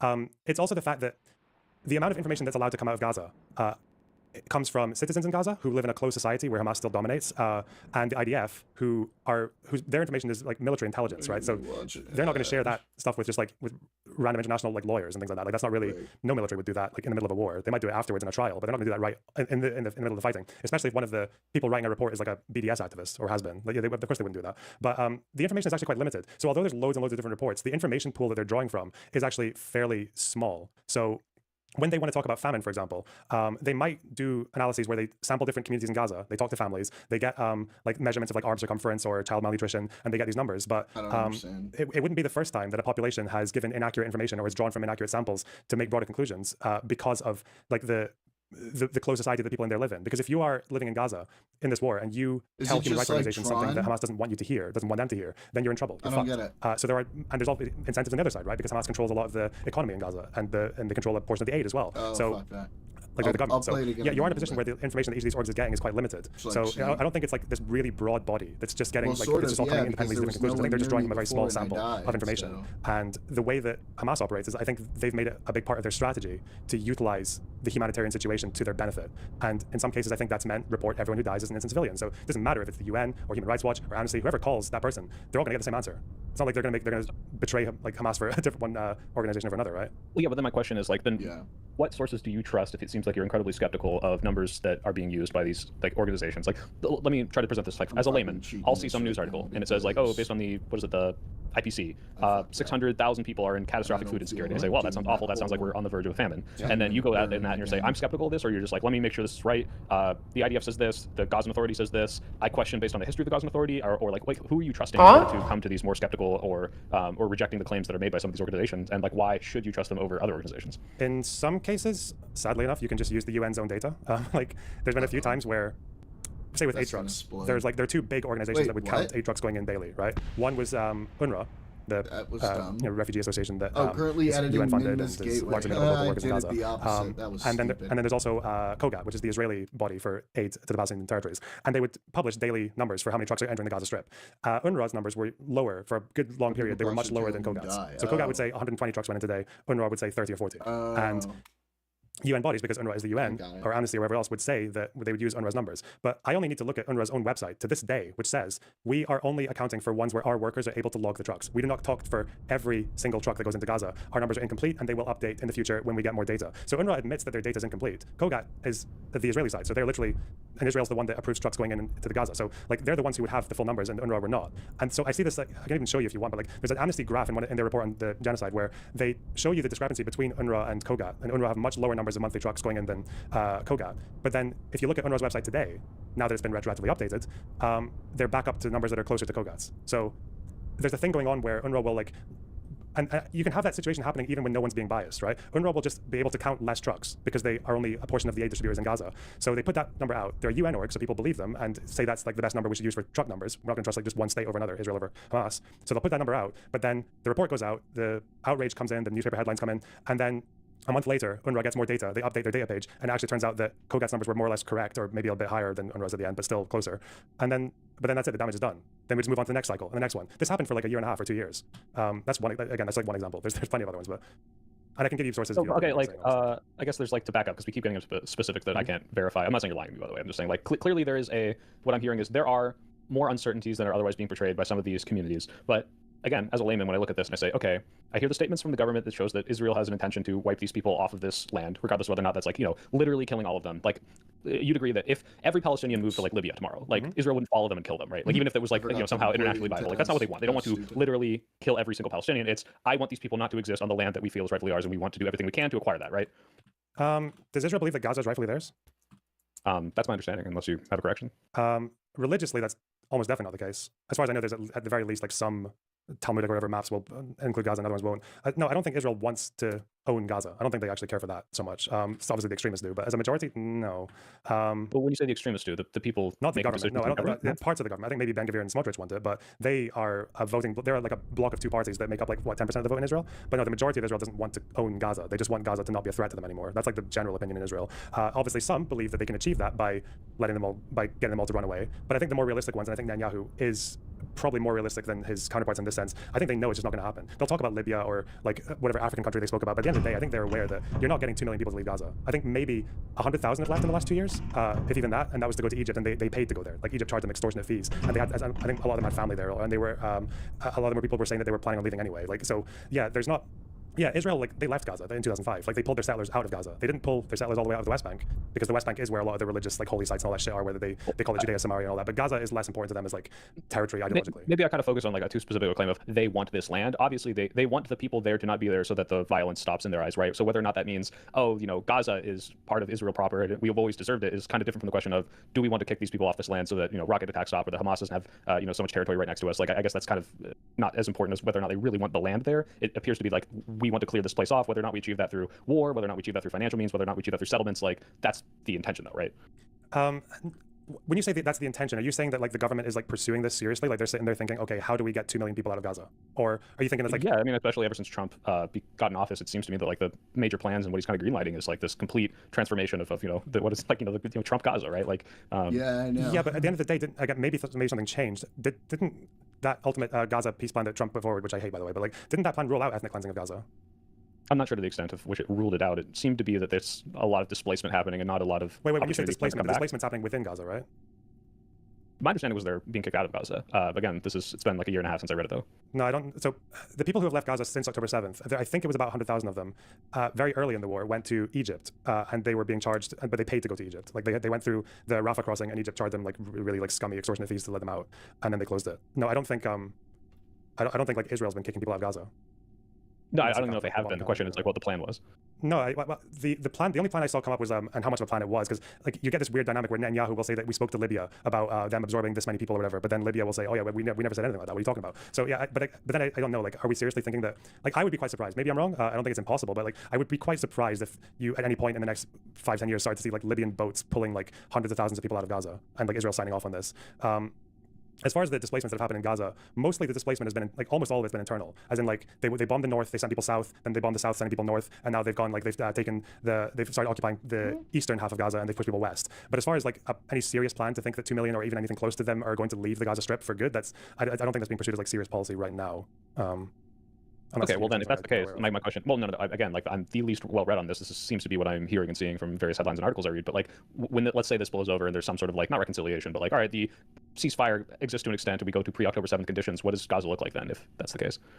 Are you asking me what I think is going to happen or what should happen? Based on what you've just said of, like, what Israel's intentions are, what do you think is going to happen? Again, I think it's probably worth pulling back and just thinking about, like, for most Israelis, not like for the extremists or whatever, but, like, for most Israelis who have politically fluctuated a lot in the last 20 years, they went from 2 states to this, right? Like, in 20 years. What do they want? Like, I don't think they care what happens to Gaza so long as Gaza doesn't attack them. I think that's what most of them are at. Like, if Hamas's strategy had been to not fire a single shot at Israel for 5-10 years, then Israeli leftists who advocate for 2 states or whatever, they would come back onto the political scene, like, immediately. They would easily gain support, and the Netanyahu blockades, whatever Ben Gvir's other types would That's go what I'm politically getting extinct. from Like, this they would conversation, not have a leg to stand on. I think what people miss is that they try to He's ascribe, like, actually, other like, motives to be the primary one, like, oh, they want it for religious reasons, or they want it for ideological reasons, or they want it for racist reasons. No, generally, like, it seems to be, given how Israel's made peace with other countries, it seems to be that if they're not attacked, then they're happy to let, if they feel safe with it, they're happy to let territory go. Well, yeah, but I think that's like presupposing something which is like, yeah, okay, maybe they don't just, like, want Gaza for some, like, obscure ideological reason, but they necessitate that they are going to keep getting attacked with the Gazans here, right? It's like, oh, well, if they just didn't attack, but they know they will be, therefore we have to move forward with the knowledge that that is how Israel views it. Not as, well, as long as they don't attack, like, then we won't do anything. But it's like, okay, but they've kind of accepted the presupposition that they are going to be attacked from Gaza, right? So yeah, okay, so this is where we're going to come back to the earlier part of our conversation when we were talking about what needs to change. And I think I gave a pretty long spiel about what needs to change on the Israeli side and the Western side. This is also where this conflict can't end without changes on the Palestinian side as well. And I think this is probably where a lot of the Western people tend to lose me, because it's like, oh, they're the underdogs, like, they're responding to rough conditions or, like, horrible situation. But at the end of the day, Hamas's strategy failed. The dominant Palestinian way, ever since 48, has always been a failure. They've, like, every time they've tried, like, these strategies of, like, armed resistance, it's always been a failure. Every time they've struggled to distinguish between whether or not they want a state in the 67 borders and to recognize Israel, or whether or not they want to fight for all of it, where they want their attacks to be against settlers or against Israeli citizens in Israel proper. The this real day will come when he well, starts asking Destiny to teach him about economics. I don't think this conflict can end with just the Israeli side having their minds shifted towards 2 states. You're going to also need to change the consensus, at least amongst some of the backers of Hamas, whether it's like Turkey or Qatar, or within Hamas, or within Western supporters who Hamas also pays attention to. This idea that Hamas's strategy has brought anything other than destruction, shit, and war, whatever. That cycle's going to continue. If Israel elects the most left-wing government on earth that they've ever had tomorrow, but Hamas are still in Gaza, and Hamas still gets control over Gaza, and still has a level of freedom of governance in Gaza, they're going to attack again. And every Israeli right-winger is going to come back out and say, hey, we told you so, you left-wing fucking soy-lib fucks. We're going back to blockades, we're going back to security, we're going back to bombs, fuck you. And then the left-wingers lose the argument. Do you disagree with anything I've said there? Well, you said a lot. I mean, I wouldn't necessarily know for sure whether or not I can say, well, factually you're wrong, or I disagree. But yeah, it does seem to be the case that Hamas is committed to a greater plan of conquering Israeli territory than just we exist and we don't hurt each other. But again, I guess this is getting more into the how you move forward here. When I'm still kind of stuck on the genocide thing and how it's viewed from the Western perspective. The whole reason I wanted to have this conversation was I hear all these points from the international communities, from the pro-Palestinian side, and it seems to be the case that what Israel is doing is unjustified. And when I talk to people, even people that were more amicable toward Israel, post October 7th, immediately, even now they'll say, well, Israel's gone too far, XYZ reasons. The Netanyahu government is so right-wing and crazy, and they need to be displaced or voted out. And so when I say, okay, is it a genocide? And you say well, I'm not sure I can trust, these sort of numbers, or these things are obfuscated or overblown. Okay, let's say that's the case. What then is Israel doing that isn't? What it was. I mean, they've done war. What are they doing that isn't proper? And what are they doing? War crimes? Is it ethnic cleansing? Or it seems like they don't want to ethnic cleanse. I'm getting a lot of mixed messages here, and there's a lot of information being spouted. Again, this is due to the fact that I have not read on this, but I'm a bit confused about what would you say the most legitimate criticisms of what the government is doing now, and why is that illegitimate based on the way you've described the Hamas intentions? Okay, sorry if I'm repeating myself, but I'll just list things. Israel's you're going to need to repeat yourself. That's okay. That's circular questions. So things like that are the legitimate criticisms. One is that they again, it's a right-wing government, very similar, akin to Trump's one. Pete Hegseth, that kind of thing. That mindset of that rules of war are gay and retarded. Those that is very, very popular in the upper echelons of Israeli society, and it's spread across the society as well. They vote for people who believe that kind of shit. So the fact that they have on paper, in a classical sense, you have IDF rules of conduct, which are pretty much on paper in line with international law. But then you have division commanders, people who are in charge of 10,000 soldiers, who are settlers, who are telling their soldiers to just go into an area and shoot whoever because they don't dress in uniform anyway, so just spray and pray like that, which is illegal. You're not supposed to do that, right? Or when you hear about strike decisions being made where a NATO calculation might say that this target is worth 5 or 10 civilians, it looks like the Israeli conduct is saying something like 30 or 40 or 50 per strike. There's a level of proportionality here that I don't think would ever be accepted by any NATO country. This is why Biden withheld a large arms shipment, right? So in that sense, the permissiveness as well. I think in the whole history of Israel, and this was ages ago, the longest that I think an Israeli soldier has ever been given in jail for murdering a Palestinian, by their rules, murdered, was, I think it was 3 years, maybe even less. That's the longest an Israeli soldier has ever spent in jail for murdering a Palestinian. Of course, you're going to allow, and you have 3,000 soldiers, 300,000 soldiers operating at one time or another, a lot of them being conscripts. You're going to, and you have that kind of incentive structure. Of course, people who want to commit crimes are going to commit crimes. And doing it at the upper levels as well is really, really scary. And it's something that any NATO or any Western ally shouldn't stand for. So what should be done about that? Again, I wish we had a Democrat in power, because Biden was president at a time when, for the first time, I think ever in American history, Democratic sympathy for Palestinians exceeded sympathy for Israelis. That never happened before. And that only increased throughout Biden's presidency. So he started doing things that American presidents had never done before, sanctioning settlers, even actually sanctioning part of, I think there was one military unit in the West Bank that was behaving improperly, let's say, committing crimes against Palestinians, and they were disbanded by the. So if Biden could have had more push there, and a second Democrat administration by someone to the left of Biden, like Kamala Harris, could have gone further with that, that would have been a very welcome thing. That should have happened. As for the peace plan in Gaza, give me a sec though, because based on some of the things you said, so say there are generals or politicians with command over tens of thousands of people that are prescribing things that to me sound like, essentially the greatest atrocities that we've seen in history. Not these are the specific ones, but are akin to, where it's hey, just go kill anyone, right?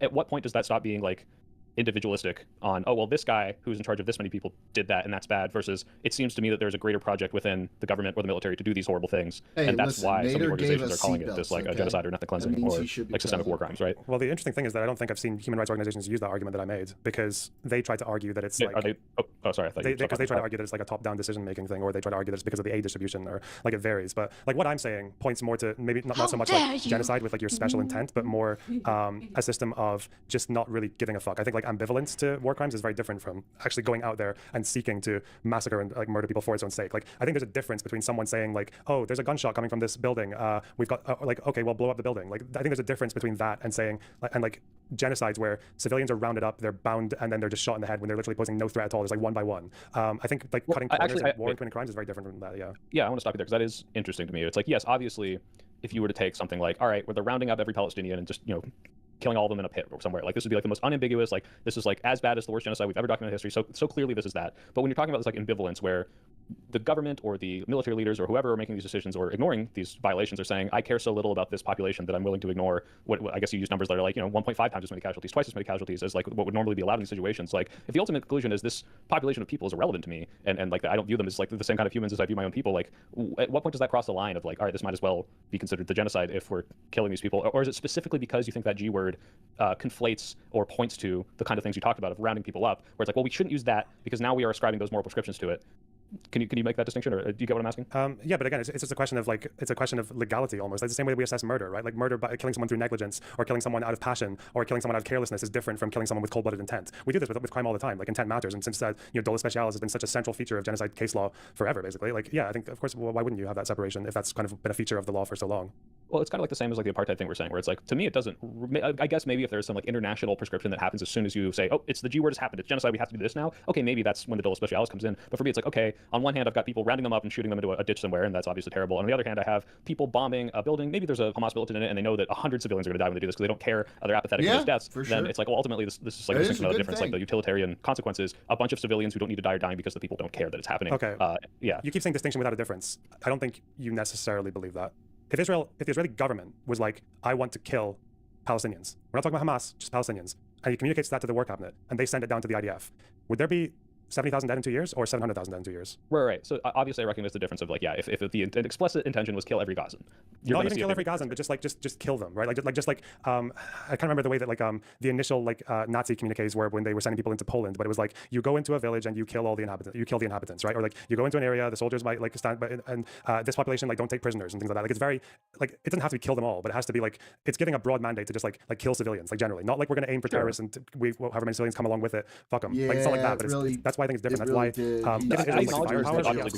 Yeah, that's why the intent matters as well, because you're saying the distinction without a difference. I think an Israel that wants to commit genocide is not killing 70,000 people in 2 years with their firepower. They're not spending the amount of money that they did on precision weapons and like guided missiles and the like millions of phone calls and text messages and like staying on the phone with someone for 2 hours to make sure they've cleared a building before they bomb it. They're not doing any of that. They're just going to use probably like a fifth of the weight of tons of bombs and just sweep the place, and that's it. Boom, done. And then they. Right. Like I'm saying, obviously there's a degree to this that could be severely worse. So sorry, when I say distinction without difference, I don't mean this is the worst it could possibly be. What I'm saying is that a level of negligence that you've described in their actions are akin to like essentially saying, yeah, this population is irrelevant to me, casualties are irrelevant to me. I mean, I've heard the statements of, like how many Palestinians is like one Israeli life worth, right? And it's like, okay, like if you're going to treat this with a level of negligence that caused this amount of excess death, regardless of if the intent is I want to kill every Palestinian, it seems that there is a degree of excess death and negligence that is causing just ethnic cleansing by virtue of how you're doing it. But we have other words for those things. We have war crimes. We have I don't doubt that some unit somewhere in a year or two's time will have come out to have committed crimes against humanity. Like yeah, we have other words for these things. I don't know why everyone has to like rush to the worst one, or to the one that hasn't really been applied to this kind of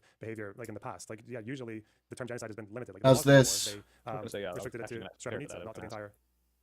So yeah, I know like vaguely about the whole Kosovo, Albania, Serbia thing, but like when you say they restricted it, how do you mean? As in like I think it was the European Court that said the whole like war is was it a still war genocide. clear? And, the ICTY, the International Tribunal, said that the Srebrenica massacre itself, that 3-day massacre of like 7,000 or 8,000 people, that was genocide, but the general war campaign was not. That's why I think there was never really a conclusion on whether or not like Milosevic had committed genocide, right? Where there's like the really?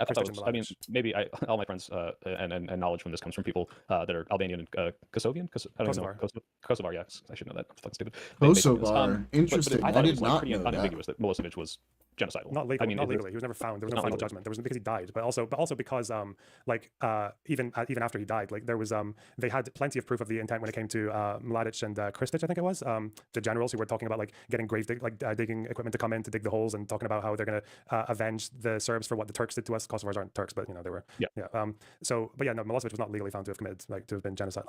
So yeah, if he wasn't legally found, I guess that's like kind of more to like my question originally, where it's like, okay, like clearly some degree to this was genocide, where they were going out and wiping out civilian populations, and we can't prove that the intent enough intent. I don't know actually. Did it, and only a few thousand people died, I think, overall in this genocide. It wasn't like a complete wipeout, but like, so then what's the point of saying it is or isn't there, right? Like that, and like if anyone were to come up to me and say the Bosnian genocide, and I'd be like, well, you're just talking about this region, right? I would say like, no, I know exactly what you're talking about. I know exactly the consequences of what you're talking about, and like if I would apply this to Israel-Palestine, I wouldn't have this level of like scrutiny for the people saying it. Hey, it's a genocide. It's like, yeah, no, pretty much I understand why you're saying it and the degree to which you mean that, unless they're prescribing this as like a Israel wants to kill every Gazan, which I don't think most people use that term to mean that, but maybe you're having. No, it doesn't have to mean that they want to kill every Gazan. It's to have like a special intent, like a specific intent with an action to like as in like I think the standard they use is the only reasonable interpretation of what they're doing is to achieve just killing this national group, right? So that's why So if another reasonable interpretation is they find Hamas like to be perfidious and they don't want their soldiers to hesitate, so they tell them not to hesitate, that wouldn't be like that's another reasonable interpretation, right? Like it doesn't have to be a good interpretation, but it can be like you can interpret it to be that way, and that's where their mind was going. But like if we're talking about taking what they're doing and like having that negligent attitude to war crimes and saying, well, like that might as well be genocide, then well, you can do that if you want, and I wouldn't be surprised if the ICJ ends up doing that, honestly, given what I've read about their previous statements on it. But so even if they decide that though, and we decide that the genocide is going to broaden to include that negligence for civilian death at a systematic level, well then okay, but then you're also including so many acts that we used to previously not call genocide into that. Then everyone in World War II committed genocide, right? Britain did when they bombed Hamburg and Dresden. Fucking Hamas, every Hamas attack ever has been genocidal.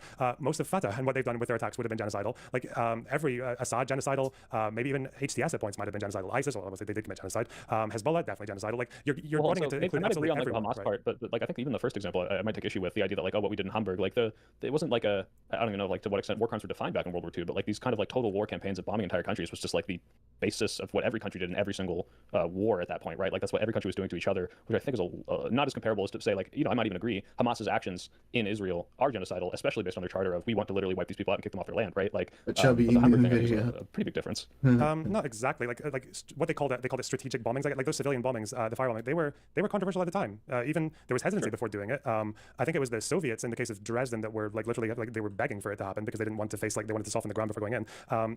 And I think at the end of the war, Churchill, when he was literally thanking like every fucking part of the military for their contribution to the war effort, he left out Bomber Command because it was so controversial. So no, that did stand out at the time as well. And with the stuff that they were saying, like this is literally an event where they unloaded on clearly has not helped. They killed like 25,000 people in like 2 days. Like it was insane. And they targeted the center, even though all the military factories and everything were outside the city. So and they believed that terrorizing the civilian population would push them against the Nazis, would demoralize them. Like so they believed they were targeting civilians, right? So yeah. But what again, I'm saying is the problem unique is to like the bombing of Hamburg or Dresden, and yeah, you can say it was more controversial at the time, but like yeah, just as much as like dropping the nukes on Japan, as much as fireballing of Tokyo, like I'm trying to think of like what would make that specific Hamburg or Dresden unique to compared to like every other bombing campaign in the entire era. Like, but then even today though, when we talk about the Middle East, then suddenly very little becomes unique. You can look at what Trump was doing in Trump 1, where he was relaxing rules of engagement in Afghanistan, and where you had American generals saying like, oh yeah, these SAN words, all these SAN N words, they only understand force. I'm going to show them force. Did that person commit genocide when they were like allowing the use of landmines, which they knew would kill civilians, or relaxing rules of engagement in airstrikes? Well, not like every war crime is a genocide, and also like I would say that Trump very clearly like expressed genocidal intent when he says like, hey, I'm about to wipe out an entire civilization, but like the follow through on that and the consequences afterwards, I think are part of that, obviously.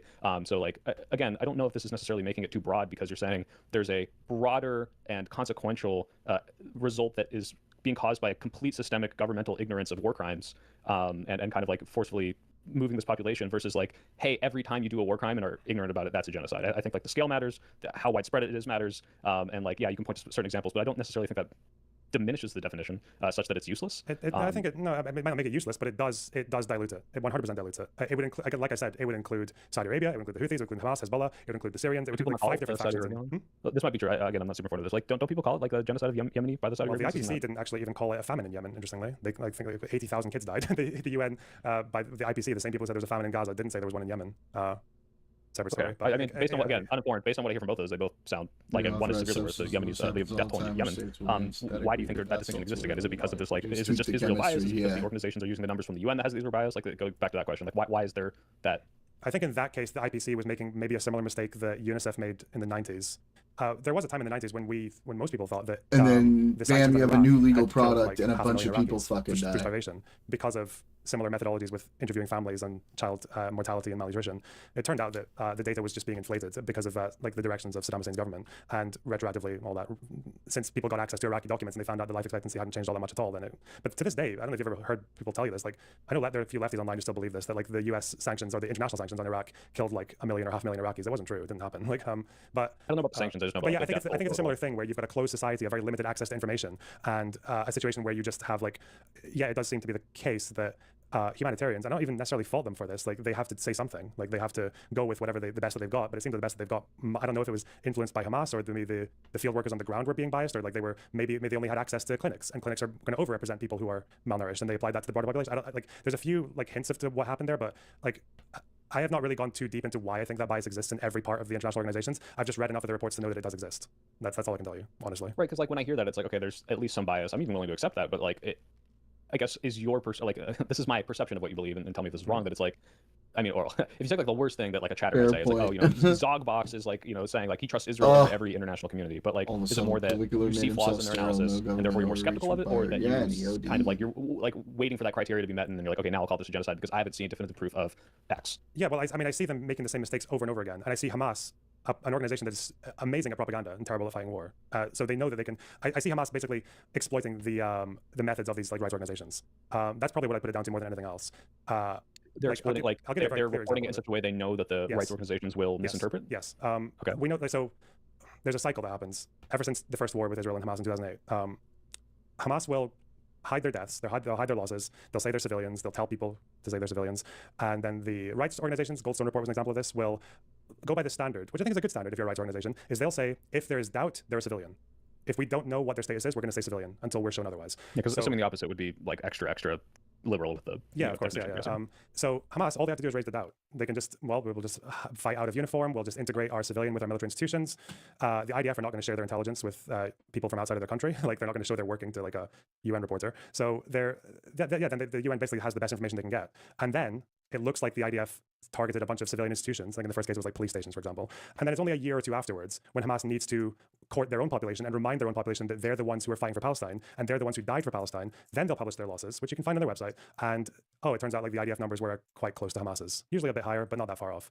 And that's happened. I've seen this happen by looking at Hamas's own data from for at least like 3 or 4 different conflicts, and it's starting to emerge very slowly now with this one. So, but that's not a human rights organization doing anything wrong. They can't go into Gaza. They can't.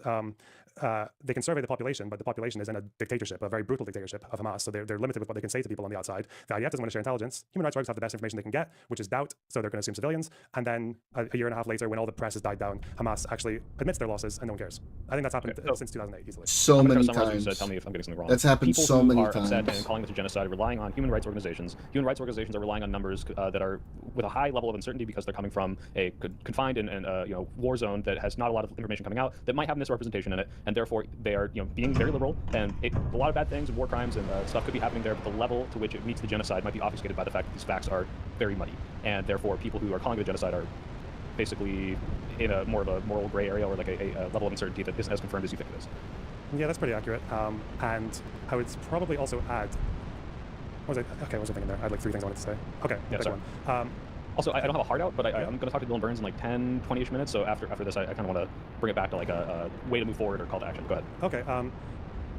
Right. So I think a big problem with doing.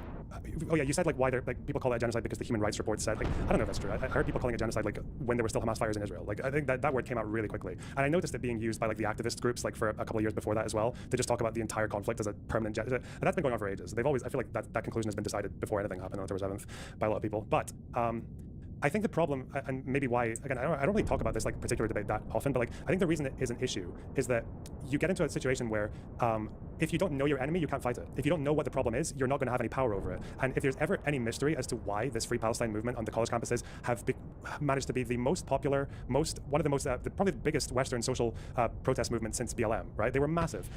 I think if you want to understand why they were so fucking useless despite being the size that they are, it's because none of them actually cared to look into the details of what was happening, and they didn't know what to ask for. So you have calls for a binational one-state solution, which no one in Palestine has ever in majority wanted. Even a plurality has never wanted it. They start calling for like sanctions and abolishing of Israel, or like unilateral withdrawals from Gaza or the West Bank or Lebanon, or they're talking about arming the resistance groups or defending them. They're like downplaying anti-Hamas protesters who are literally begging Hamas to stop firing rockets from their neighborhoods and hiding underneath them in tunnels, like literally saying this and no one reporting on it.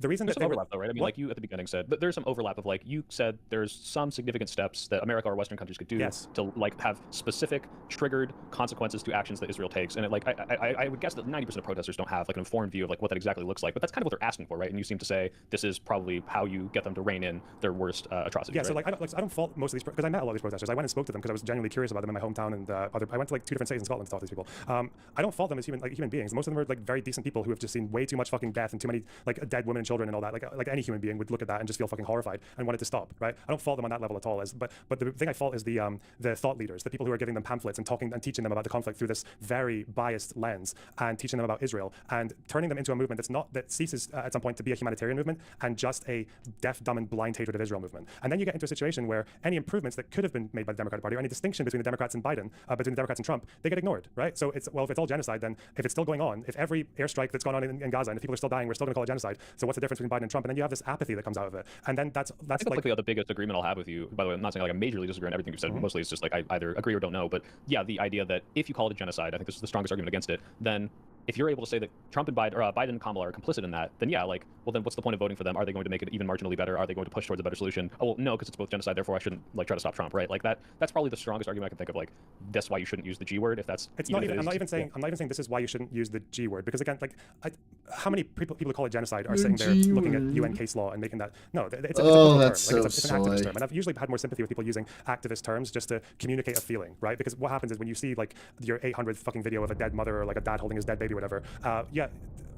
No, of course you're going to want the most, like the strongest word to describe that, to match to that feeling. Because otherwise, like someone trying to say, well, maybe not genocide, maybe more war crime. Well, then suddenly you're like, oh, what? So this isn't that bad, and it becomes like more of a moral argument than anything else. But as far as, what it's not so much about the G word thing, but it's more just about like understanding like where, like just getting a better understanding of the Israel-Palestine conflict in general and over the facts of the situation in general. Because I think what happened with like all of this maximalist language and maximalist perspective is that, yeah, like I said, like and you were saying as well, I was going to talk about like forgetting that distinction between a party that can actually listen to demands and make differences versus one that can. So Biden, for example, sanctioned settlers for the first time ever from a U.S. president. They hadn't done that before. He withheld weapons, which were resumed on week 1 by Donald Trump, right? There was like 2,000 it was a couple of thousand 2,000-pound bombs and a bunch of 500-pound bombs. They were paused by Biden. They were resumed by Trump. All the sanctions and settlers were removed by Trump. Trump was the one who initially recognized the Golan Heights and the Israeli sovereignty over all of Jerusalem. Famine was never declared by the IPC under Biden. Did you know that? It was only declared under Trump. The GHF, the fucking cataclysmically fucking pathetic, inhumane, murderous fucking aid plan that the United States and the IDF tried to implement in Gaza was a Trump idea. Biden would have never gone with a plan like that, or Harris. Like that was a strictly Trump thing. The Trump peace plan. Trump excludes the PA from any future governorship of Gaza. They only want is literally Israeli armed stooges running the strip. Biden wanted the PA involved. Biden tries to be a partner with the PA because the Democratic official position is a two-state solution and the PA are the legitimate government of Palestine. Trump said no. Trump said the legitimate leaders of Palestine are some fucking gangsters who are taking money from the IDF or from the Israeli state. Like, these differences matter, and the fact that people just overlooked it and when people just said, oh, it's all genocide, because like it cheapens that difference and it cheapens the potential that you have to actually address that difference and work with it. Democrats could have continued to be pushed by a left flank that actually had a coherent critique and a coherent plan. They could have been pushed, as we speak, they could be getting pushed right now to do better things in Gaza and to convince and to push Israel to do better and to punish Israel for not doing better. But they're not, They wanted to boycott Starbucks. You know why Starbucks is boycotted? I vaguely remember this. Like, what, they donated money to Israel? They had Starbucks in Israel? I don't even know what the fuck it was about. There are 0 Starbucks branches in Israel. The last one was closed in 2003. Starbucks is on the boycott list because an activist group of union workers used their union page with a Starbucks logo to publish a picture of Hamas at the fence on October 7th saying we stand with the resistance. And Starbucks sued them for using their branding to support terrorism. That's why Starbucks is on the boycott. It's fucking mental. Like, on what, you have to know what you're talking about to be an effective political movement. I don't know. Fuck. Sorry. I'm not shouting at you. Well, no, it's okay. I'm not sure. There have been so many. What was the recent one? But okay. Well, there are 2 things I want to say before I go. The first is prescriptions from you, and the second is just kind of like my summary of everything. So the first one would be, you got all these people, not just my chatters. Let's say they're all saying, not they're all. There's some people in here saying, oh my god, fucking genocide denialist, Lunderbox, right? Like, because you've made this very specific definition. So these people have the energy. They see the death. It's very obviously bad to them. Whether or not that's negligence or war crimes, whether or not you want to call it ethnic cleansing. How do these people get this to stop? I mean, like, where should this energy be directed to? It seems that, like, regardless of whether or not we agree on definitions, you absolutely have smoke for the Israeli government. Yeah. You think they need to be sanctioned in certain ways or held accountable by other governments. So how do we move forward with that as activists in this country, as people who are going to be voting? Like, what should these people be directing their energy towards? Obviously it's not sitting outside Starbucks telling people not to buy it. Yeah, I guess so, but it's still passed, right? The fucking president. I don't know, get a Democrat back in and get them to push things that are actually like, okay, so push for accountability in the IDF. If America's going to share intelligence as a Western liberal military that abides by the Geneva Conventions with Israel, then Israel needs to do the same. Israel needs to abide by the Geneva Conventions. They need to punish. It was shot down. Not that it passed. It was. Get the IDF to start doing that, and if they don't, then you're going to lose some arms shipments. Fuck you. And good, dude. Fuck them for trying to stop defensive weapons. That reasoning is disgusting. Excuse me, MAGA out of power, and you're asking, people are like, hey, Gavin Newsom, is this a genocide? Like, do you think Israel's an evil country? Should they be kind of pushing for this, what you're saying, like, hey, will you hold Israel to account for its war crimes? Like, that's what they should be asking of their representatives, or like, what should the populace be asking of the people they're voting for? Yeah, like the politicians. To me, like the most effective protest movements are ones that have simple and sharp and realistic demands, right? Just give them a few. Just be like, yeah, will you put condition on arming Israel? Like, will you say if you're going to get arms, you have to abide by a level of conduct that is like in line with the Geneva Conventions or NATO, right? That's a simple demand. It's a very easy one. Are you going to sanction settlers? Are you going to involve the PA in governorship of Gaza? There's a few. Yeah, I can go on all day about things that they could say, right? They're not going to do it though. They're fucking retarded. Good luck. Well, that's the thing is like, But yeah, also, most of the sorry, demands I see is just like, will you completely stop every arms shipper to Israel? I mean, very recently, I think AOC just I don't know if I want to say caved or capitulated, but like changed her stance on this, right? Where she's just like complete, like I will fund no weapon shipment, even if it's Iron Dome stuff. It was defensive only. I don't know. That seems to be what the conversation is happening now. But think. the point is, it's like Oh no, it was 80-20, something. like No, like, I did see it was. and it's like if that energy and that sentiment exists, like there has to be a realistic thing. The that can be asked of the 2,000 people that are pound going to be elected bombs. in the Oh midterms, no. in 2028. And it sounds like it's like yes, conditional aid is good. Holding Israel to account for war crimes is good. Geneva Convention upholding is good. International law upholding is good. And that I think is a way to move past the like, oh, if you don't call it genocide, like you're a genocide apologist and you're justifying everything Israel does, which is like, you know, again, if you just look at this conversation, people might have smoke for the things you say, but it's so clear what your intentions are. I don't see how you could obfuscate that as, oh, this guy wants Israel to keep doing what they're doing. So, yeah.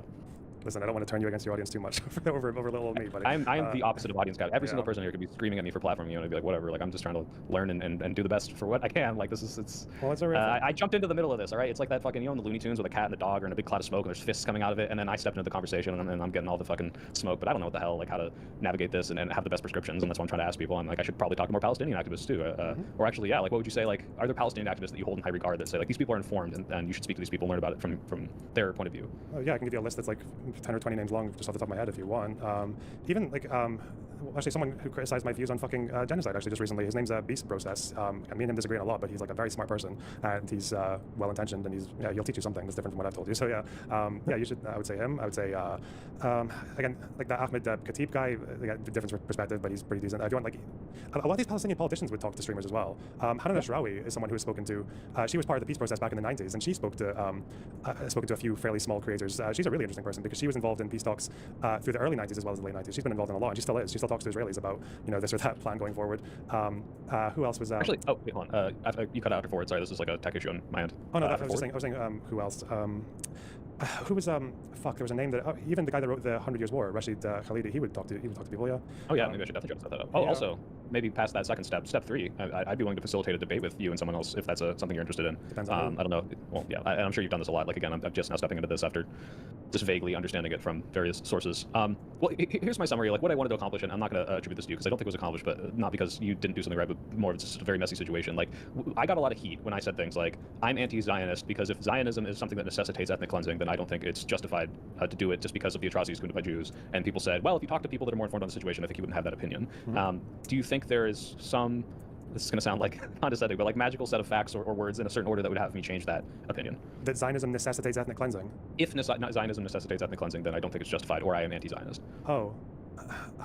That's a really. This is why I hate fucking buzzwords because I have no idea what you mean by Zionism necessitates ethnic cleansing. By Zionism, I mean like if you go back to the 40s, and it's like wow, Jews sure have been persecuted and killed and driven out of every possible thing. And there might not truly be a safe spot on earth, especially in the wake of the Holocaust. Maybe we do need to the homeland. Like that necessarily doesn't make sense to me. It's like okay, yeah, like I get why this happened. But now looking at the project today and saying, okay, can you maintain the sentiment that existed in the 80s that probably might not exist so much in the 21st century, to my understanding, without racial quotas, without pushing people off their borders? Like, is that the only way to maintain Israel as a state? And if so, then maybe I think it needs to like radically change. Okay, so when you say ethnic cleansing, you mean like forcing people away from one place and somewhere else, right? That's like pushing them off the land. That or settlements or or like war to drive them away, like something. Yeah. Okay. Yeah. No, I don't think Zionism necessitates any of that. If the Arab leaders accept, I don't know when you got to this in the Khalidi book, but like if the Arabs accepted the partition plan in 47. Yeah, I saw that one. I saw that article. Mm-hmm. Like.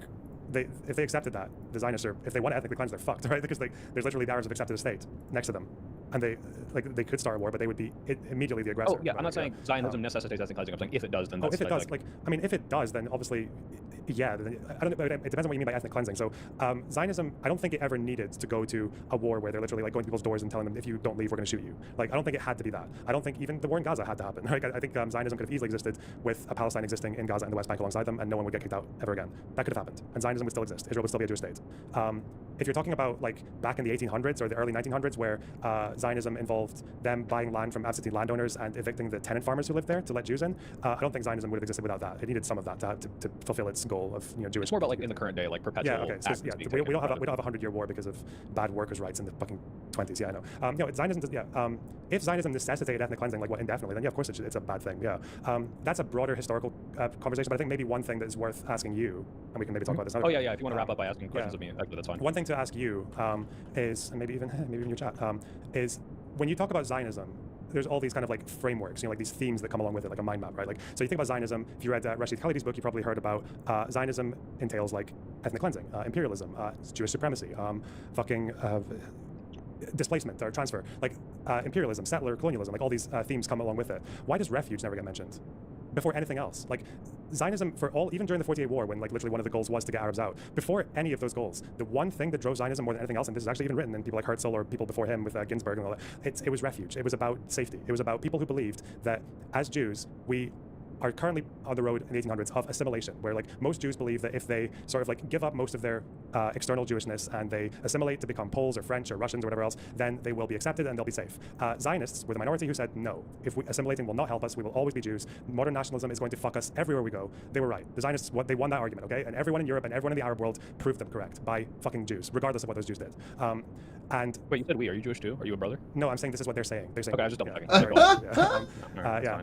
You're not invited to the cookout then. I am not. No. Yeah. So that was like that's where Zionists like that was their main argument. And had it not been for all the crimes of like the Russian Empire or the Nazis, or had it not also been for every other country basically closing their door on Jews, like a lot of Jews went to America before they went to Israel. But then in 1924-25 they passed the Johnson-Reed Act, which was designed to cap the number of Jews entering the country. And then if you look at the graph of the number of Jews going to Palestine, British Palestine at that time, that's the first time when it starts to really boom. As soon as America closes their doors, then they're like, okay, well, where else are we going to go? Well, I guess there's Israel, there's Palestine. So before anything else, Zionism is a refugee movement.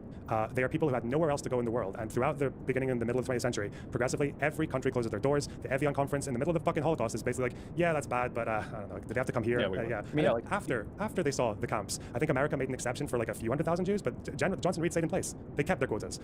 Rest of the European countries kept their quotas. There was a pogrom in Poland in 1946 after the war ended where 1,000 Jews were killed. And then so these people had nowhere else to go. And then they go to the Middle East, they go to Palestine, which is the one place where they seem to have any hope of living in some kind of like sense of safety, or having, which they believe the only safety they can have is as a nation, where they're the majority, because that's like, and this is happening all over Europe as well, with like post-empire nationalism is like the new progressive way for persecuted groups to be safe.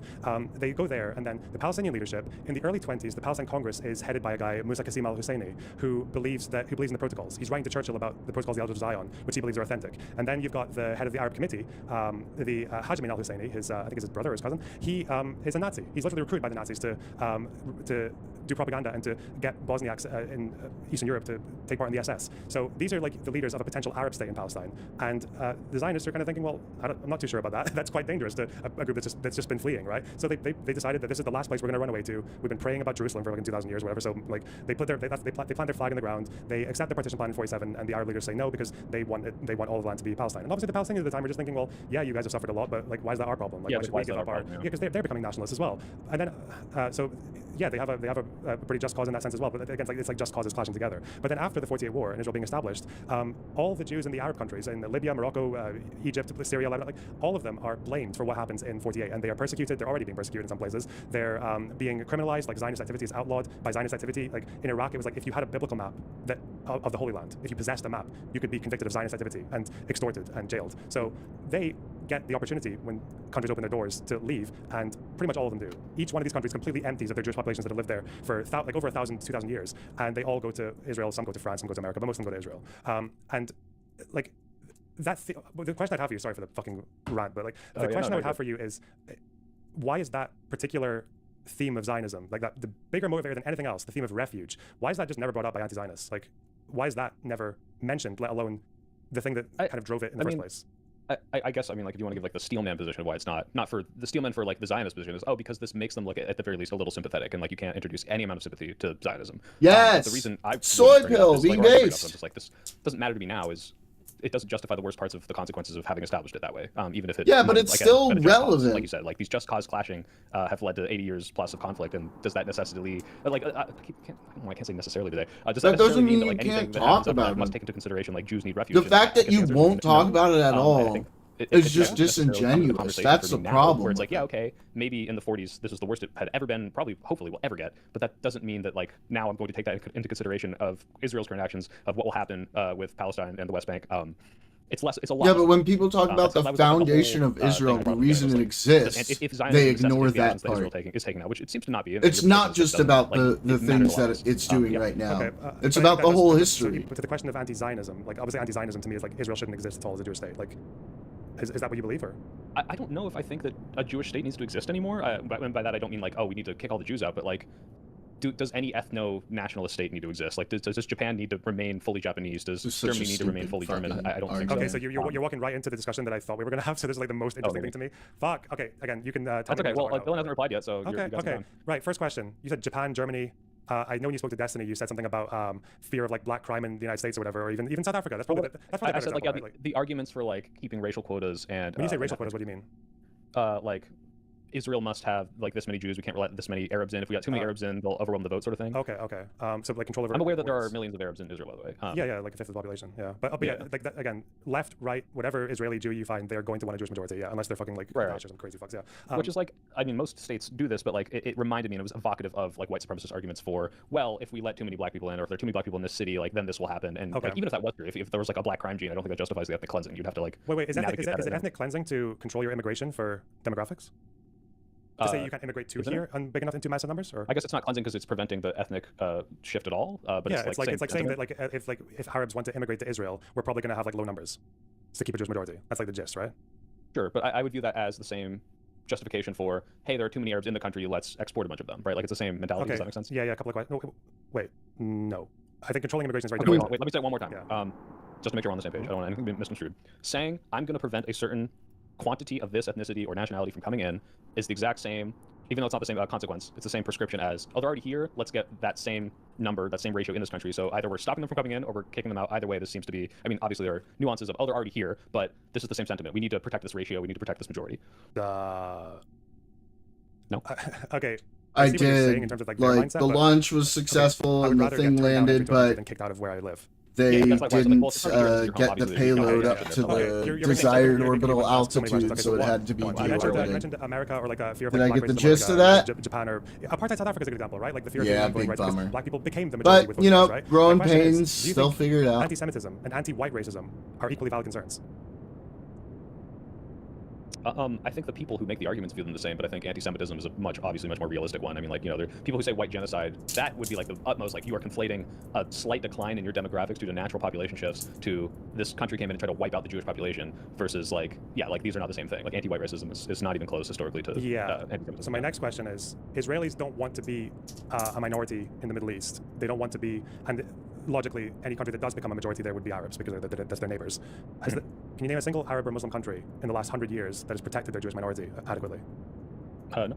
So if Israel ceased to be this bad thing, you say, an ethno-nationalist state, preserving a demographic, if they cease to be that, how are you betting on, what are your odds on the Israeli Jews and their futures? Okay, well, this kind of goes into like the very beginning of what I was saying, which is like, it is entirely plausible to me that there is a significant Muslim voting bloc in this place. Like they're moving very anti-Jewish quickly, anti-Israel sentiments, that this could lead to, apartheid. Like SpaceX, I think the competition is going to start heating up. This is the natural consequence of what's going to happen, and you need to let it happen because what you're doing is bad right now. It's just, is that the ultimate and only outcome, and does that necessarily justify every behavior? That can only be good. No, we're not talking about justifying every behavior. Well, very simple principle. That can only be good as long as they're uncrewed. It could be problematic if they're still trying to push the limits with crude launchers.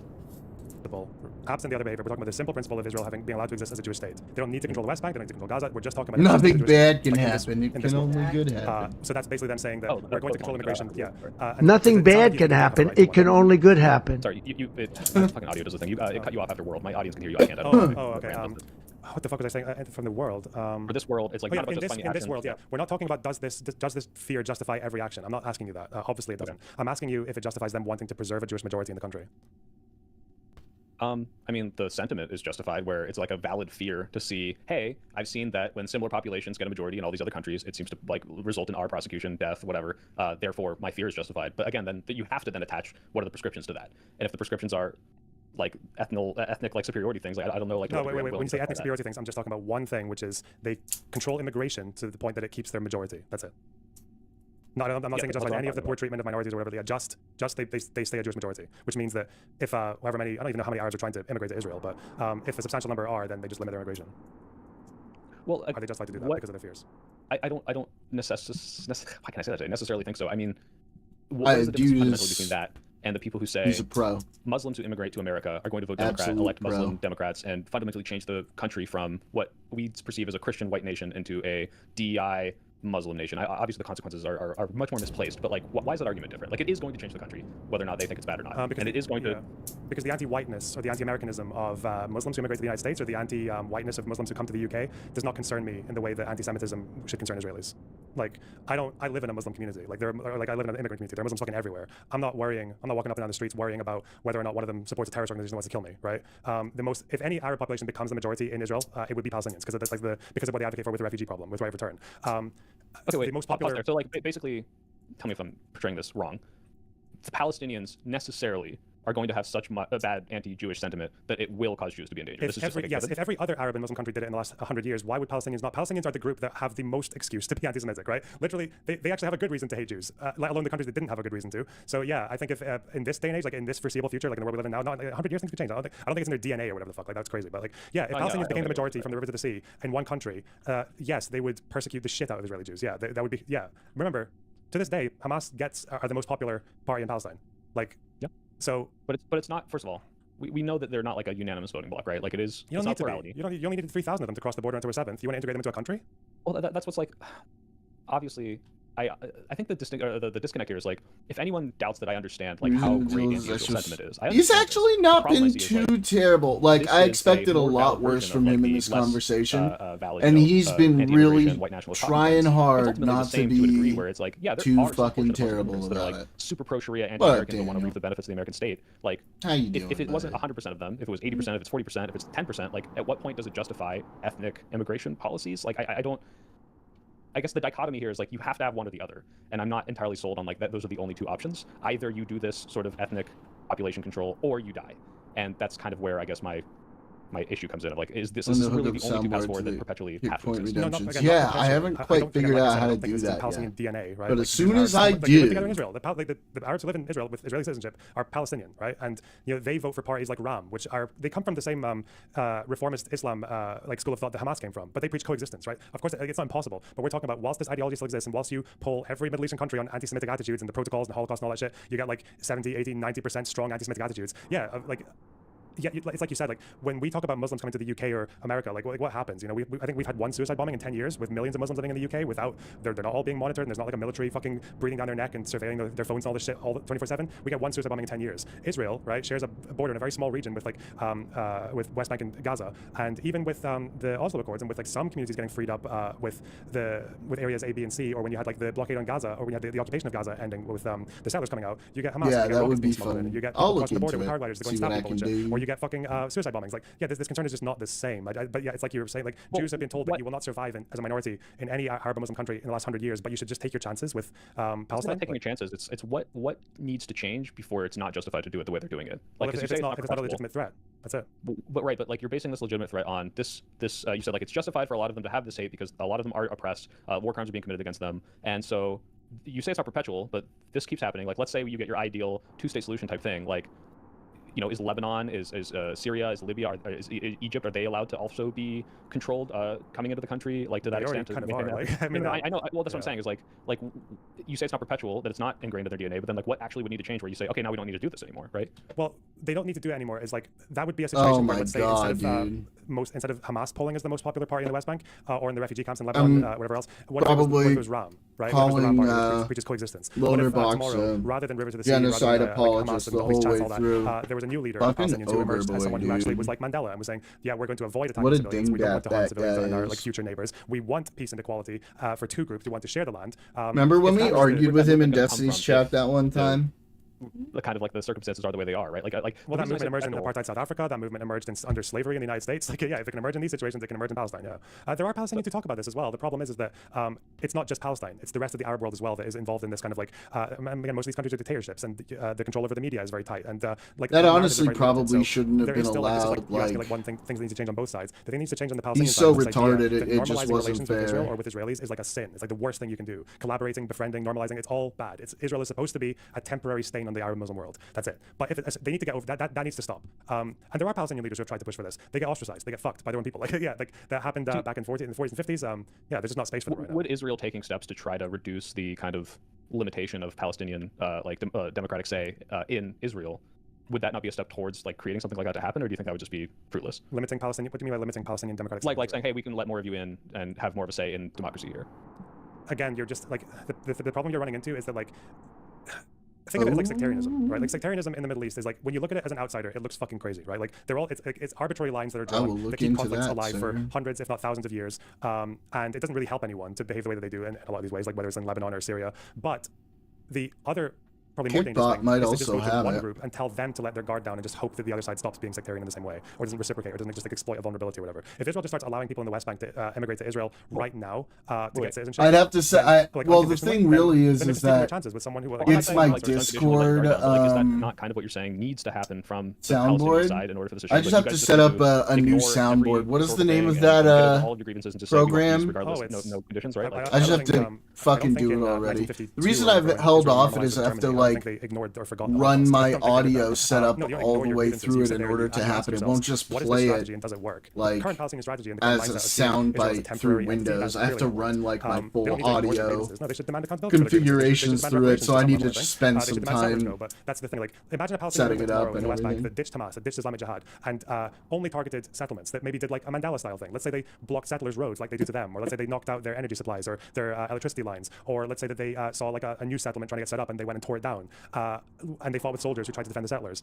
And they said, yeah, we're going to be violent because this is a violent occupation, and we'll stop if you want, but just leave us alone, get the fuck out of the West Bank, let us have our country next to yours, and we'll be neighbors. If that was the Palestinian movement, like tomorrow, like Israel would be fucked. Like the Israeli right would be fucked as well, because everything they say about Palestinians will have been proven wrong. Like, and that's the issue there. But I'm not asking Palestinians to ignore their grievances or to ignore the pain. I'm saying that on their end, there needs to be a leadership and like a movement and a way of thinking about the conflict that actually helps them. Because right now, their current leaders are not doing that. Okay. I think it's frustrating because I don't think you and I disagree on the fear or like the reason why Israel might have to maintain some sort of ethnic majority. I think the problem is that I don't see how it ever moves forward. Like it's funny because I'm like, damn, can anything change your mind? The answer is really no. It's exactly what I thought the first time I ever heard of this. Is like it's just uber fucked, and so many extreme measures have to be taken that don't exist now, and I don't know how you manufacture those measures. I mean, I at the very least, first of all, I very much appreciate you taking this time, and I like that at the very least we can come to the prescription of like, hey, people in America today need to be holding politicians accountable and saying like demanding certain conditional aids. And actionable things to punish Israel for the worst things they're doing.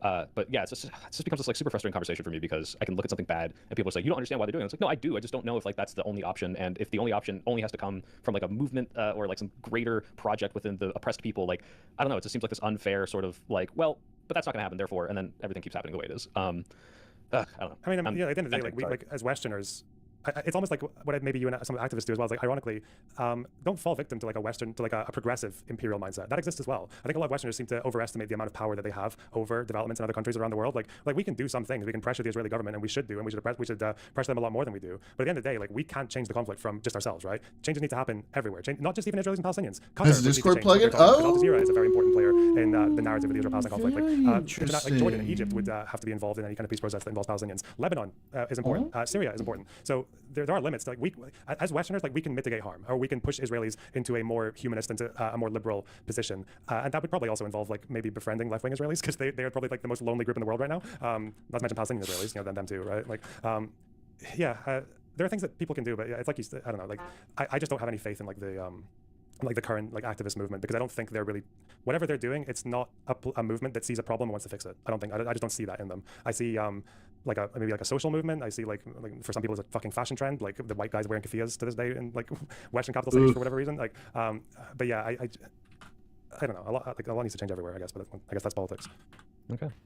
Well, sorry, just one question to go forward. Okay, this is like if we have another conversation. You were talking about history and talking about like about Israeli decisions and like Just webhooks. Okay. All right. Well, yeah, I'll look into.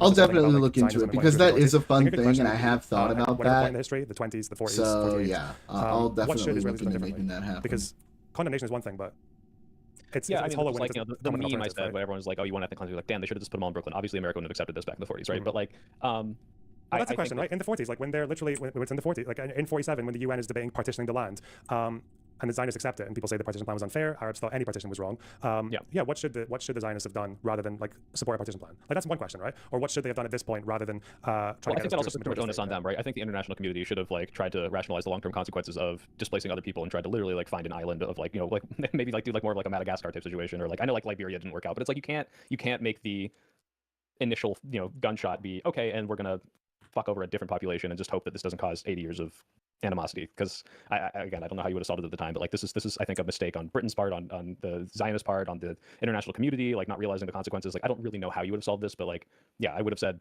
there needs to be something that isn't going to cause a conflict, which is such a stupid like, oh, just don't do the bad thing. But this was clearly, I think, not the best solution. But I think I would come back to that as like a recurring question. If you accept that like the first principle of Zionism is refuge and survival, like what should they have done differently? I think that's probably, I don't know, that may be worth, if there's any historical whatever you want to talk about, or even current day, that might be worth asking about in the next. I don't want to open up a can of worms. Like, does Israel make like Jews internationally safer, like in general? I mean, like if every country potentially is like, you know, a few dictatorships away from like another Hitler situation, I would say yes. But like, I don't know. Like I think in the 21st century, it's just not nearly so cut and dry. And like I think obviously today, and I don't think this is not what I'm prescribing, but if every Israeli decided to like diaspora into Western countries right now, I don't think this would like make Israeli people less safe. But it seems to be like Israel's existence in the Middle East is probably causing more conflict and animosity than it otherwise would if there was like a Jewish diaspora at this point. So it's like not in the 40s, by the way. I don't know. Okay, well, that. I mean that's a good question. Is like when should they have decided to go somewhere else? At what point? Well, yeah, but again, I'm not prescribing that. But like I don't know to what degree at this point it's that solving tiny the of an problem, given eclipse. all of the conflict now and the escalation and. Yeah, I don't know. Okay, I'll very briefly say, so like in the late 1800s, you have like over 1,000 pogroms in 40 years in the Russian Empire. I think the British over 1,000 years purged the Jews like 3 times. I'll take a look at all of these. Spanish, I'm talking about like now, like 21st century, but you were asking if you think if Israel has made Jews internationally, or just Jews in general, since Israel is half the world's Jews, has it made them any safer? Yeah, of course it has. Because what the fuck was the world like for Jews before Israel? Like they just came out of the Holocaust, right? And before the Holocaust, I guess you had fascism all over Europe. Most Israeli Jews aren't European or American, by the way. Most Israeli Jews are Middle Eastern, North African. They're mostly non-white. Yeah. Of course they're safer than they were in Iraq and Libya. Like they're not going to no Mizrahi Jew is going to get fucking hanged for like because 2 Muslims said that they were Zionist collaborators. Yeah, so no, fair enough. And also, if you want to send me books that you might recommend, I'll do that as well. But yeah, let me know. I'll probably end up talking to a Palestinian activist in the near future, and then maybe set up a discussion at some point because I like being the learner in this situation. It makes me feel I don't know, it makes me feel like I'm not wasting my time just like screaming about dumb definitions and shit. So that's fun. I appreciate the time. Hassan and Hamza, they're 2 Twitter users. They're both really good too. I have much respect for them. Yeah, sorry. Yeah, send me some listen DMs. And I was like, what are you talking about? These are not terms I'm familiar with because I haven't looked at the app yet. And then I was like, oh, you're just using the other great conflict of our time. All right, well, I really appreciate it. And coding. Yeah, bye, Lona community. Take care. Bye. Like, what is that? Waterfall, agile, fucking general. I think you did. Terms. You're saying you did. You're DMing me to say you did. I see you. Whoa. Okay. My chat. He's nice and respectful, but kind of agile, dense. yeah. What? You guys never in your life you assume that someone is stupid just because they are not hyper informed on your special interest. Don't do that. That's dumb. Intelligence is like it's a process. Okay, like fuck me. I don't think Cycle's a clever guy. What the fuck? No reason to believe otherwise. Just because he's big and muscly. Okay, with a silly hat.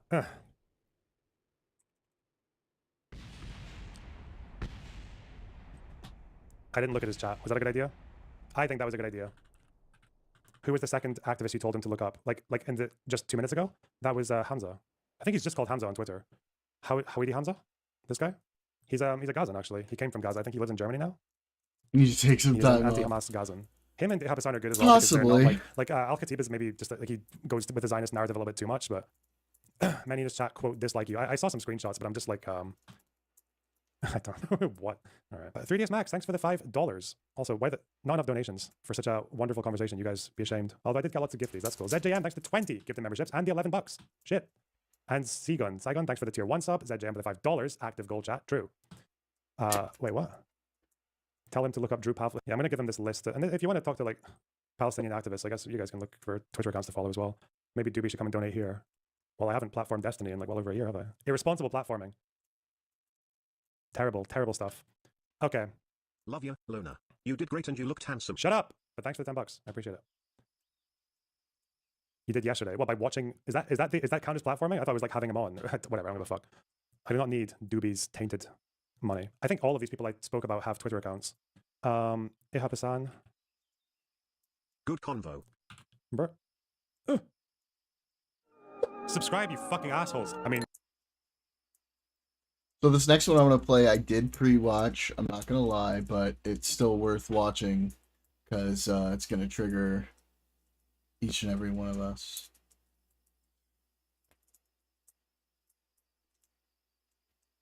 Right. Despite, you know, all the horrors, the Democratic establishment was more incensed and up in arms about a leftist streamer stumping for a progressive candidate than they were about pretty much anything else this week. What? And hey, guess what? Prior to this week, I had never heard of Dr. Abdul El Sayed. Weird. It's almost like he's successfully campaigning for a seat in the Senate by aligning with people who will help publicize his race. True. All publicity is good publicity. We all know that, right? Maybe instead of running around like their hair's on fire and twisting themselves up in knots trying to cancel Hassan Piker, the Democratic establishment could take some fucking notes.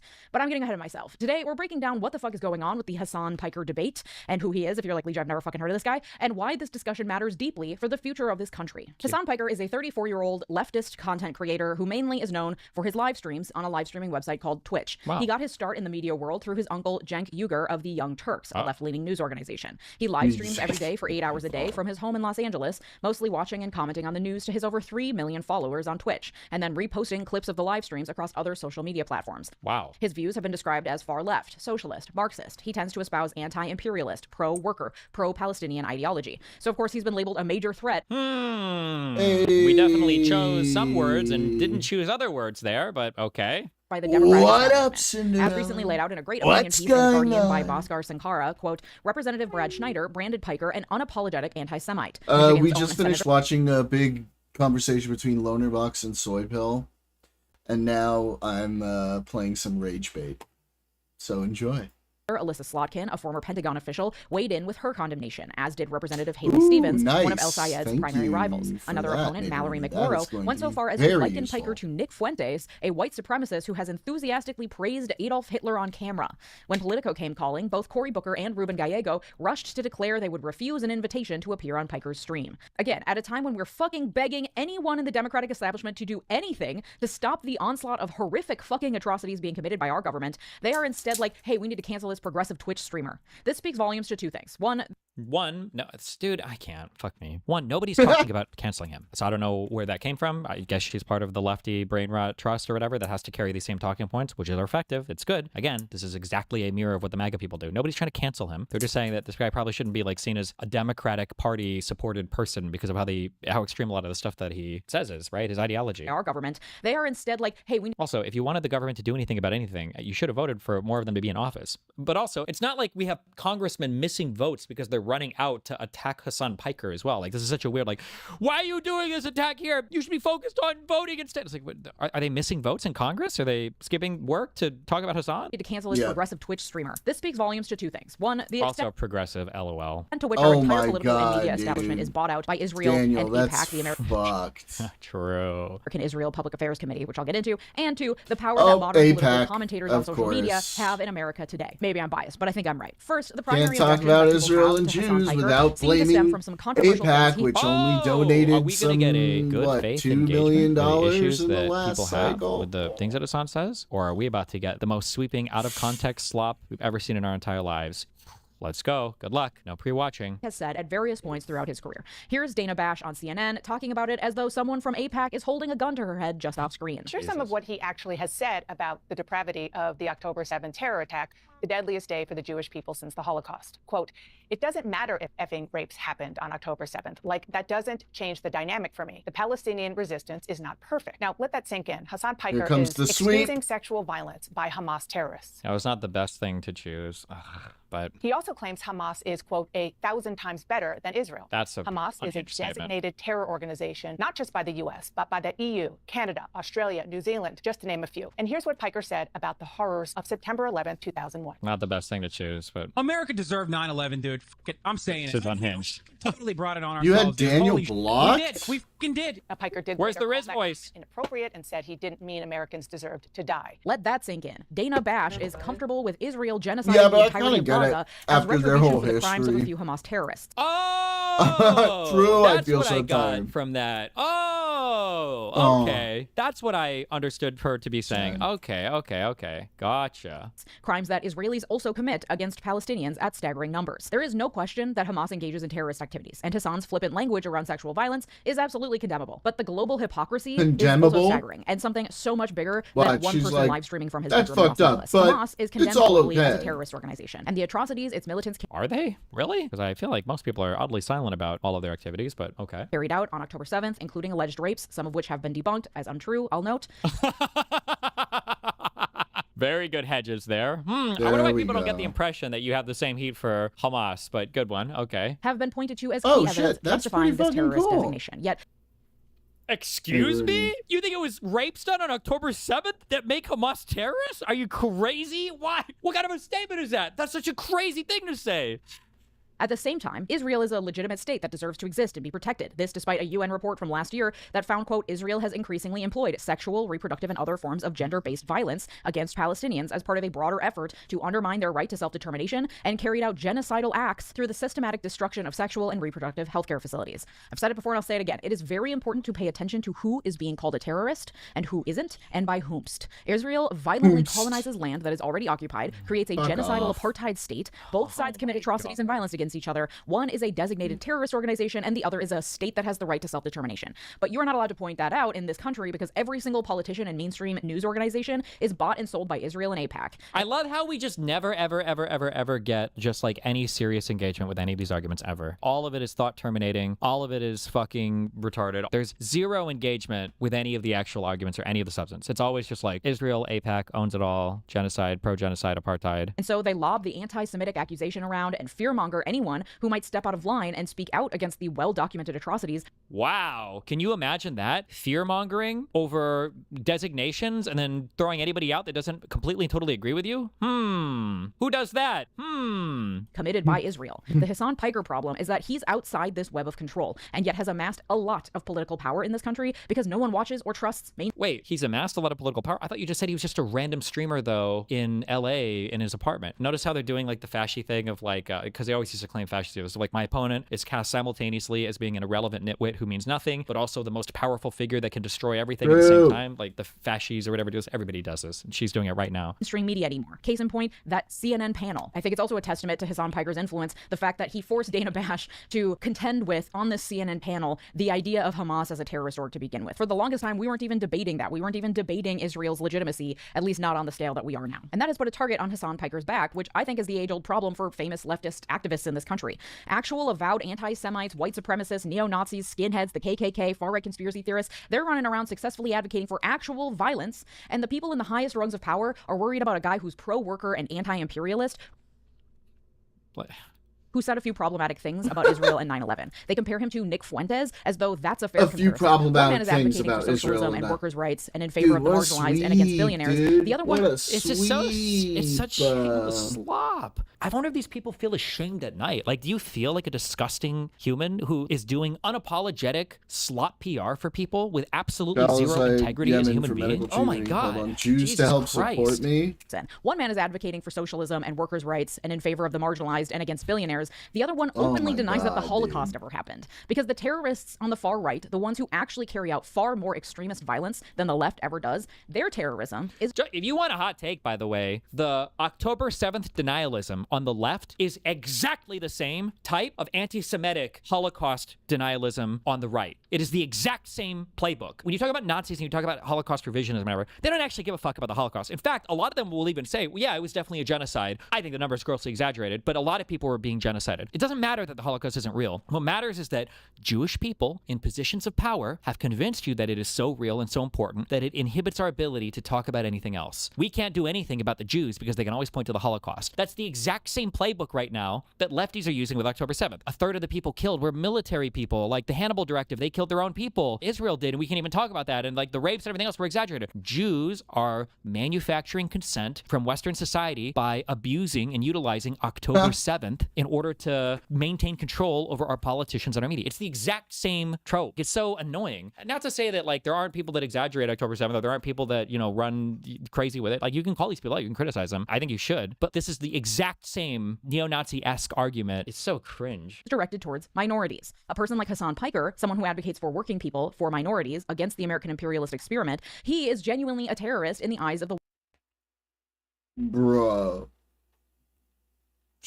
Her whole brain is bought and sold and paid for. There is no critical thinking going on here right now. You just hear the same fucking phrases every time. It's like when they showed all of those different Fox News local channels saying the exact same script over and over again. She's doing the same shit, but for lefty talking points. That's fucking crazy, dude. 1%. To them, his ideas bring them terror. And that's... Yeah, they do, because he's an open supporter of Hezbollah and fucking Hamas and the Houthis and Iran and North Korea. Right, yeah, the American imperialist experiment, dude. Everyone's trying to LARP as like a fucking academic, and they all just look so retarded. I hate it when they use... I don't know why it triggers me so much when they use the word experiment or project, like Zionist project. I don't know what it is about those terms that trigger me so fucking much, but goddamn do they trigger me. Like, nobody's scared of that because it's not coming anytime soon because you fucking retards don't even try to get people elected. Who do you think socialism is more scary to, on average, the left or the right? Why is it that only Democrats talk about Hassan Piker and nobody on the right seems to give a fuck, except for when they can use him to attack other Democrats? How often do you see Republicans going for Hassan? It's almost like he represents zero threat whatsoever to the Republicans. The only kind of terror our establishment cares about, the terror of the 1%, because people like Hassan are advocating for them to be wiped off the face of the earth. To the 1%, taxes and regulations are their own personal genocide. Their existence as Oh my God. billionaires can't withstand the types of ideas that a person like Hassan Piker advocates for. So that is what those in power are going to find most threatening, and yet it's all anti-Semitic attacks against Hassan, huh? Kind of weird, huh? Attempt to shut down, and they always have. And I think Hassan Piker and the debate we're having over him, as fucking annoying as all of this is, I think it's good for America. Now let me be clear about my own stance on Hassan. Here we go. It's gonna be, does he make some edgy jokes? Yeah, for sure. And because of her, I think she does like feminist content or whatever, and she might even go as far as to say some of the things he says are problematic or anti-feminist or misogynistic. She might go that far, but that's it. I won't discredit her because she has done videos in the past that I think are decently nuanced, even if I don't agree with them.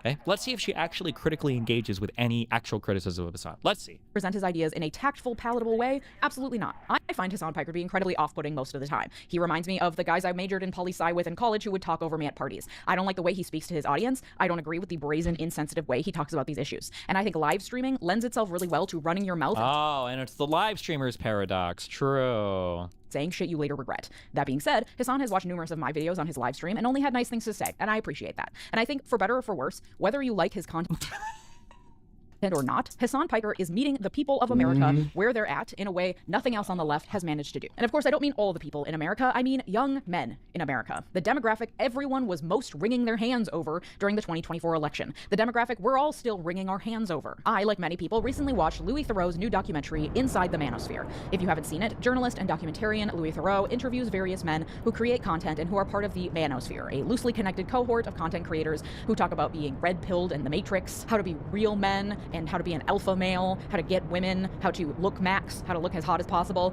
And I learned in the documentary also how to make money while you sleep by joining their Signal chat and downloading the stock trading apps they get commissions from by convincing the... True! There actually are so many analogies you can draw to Donald Trump. She gives the same defense of Hassan that Trumples give of Donald Trump, right? Donald Trump tweets out, "I am going to end the civilization today." Meanwhile, MAGA. Yeah, sometimes, he can be a little bit edgy. And, I don't really like that part of him. But, what are you gonna do?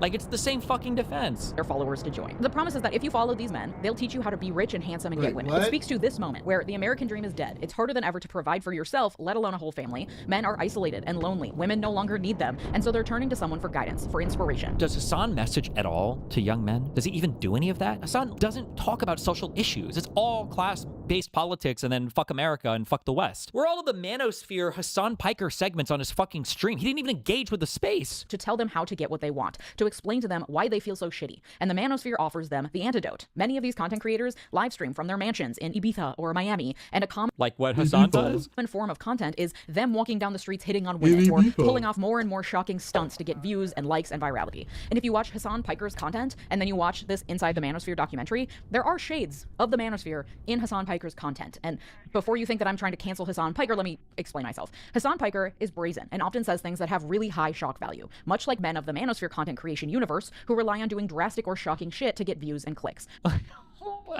This is like the most shallow. I don't know, man. I'm good. Both attract attention. One is harassing women on the street or getting into physical altercations, while the other is calling into question America's imperialist warmongering by saying we deserved 9/11. Wow. Hassan Piker often takes his live streams on the road, followed by a cameraman and accompanied by his entourage. He's usually wearing a lot of jewelry and expensive-looking clothes. The same happens in the manosphere. One group is wandering around the streets of Miami hitting on women. The other is exploring communist China or the blockade on Cuba. Both are creating content for the same generation of men. One is perpetuating toxic tropes of masculinity and the patriarchy and reinforcing the glorification of the military-industrial complex and sending more and more men down the capitalist pipeline. If you just work hard enough, you can be like me, and you should value money and power above everything else. The other, Hassan Piker, is uplifting marginalized voices, breaking down ethno-religious supremacist ideologies.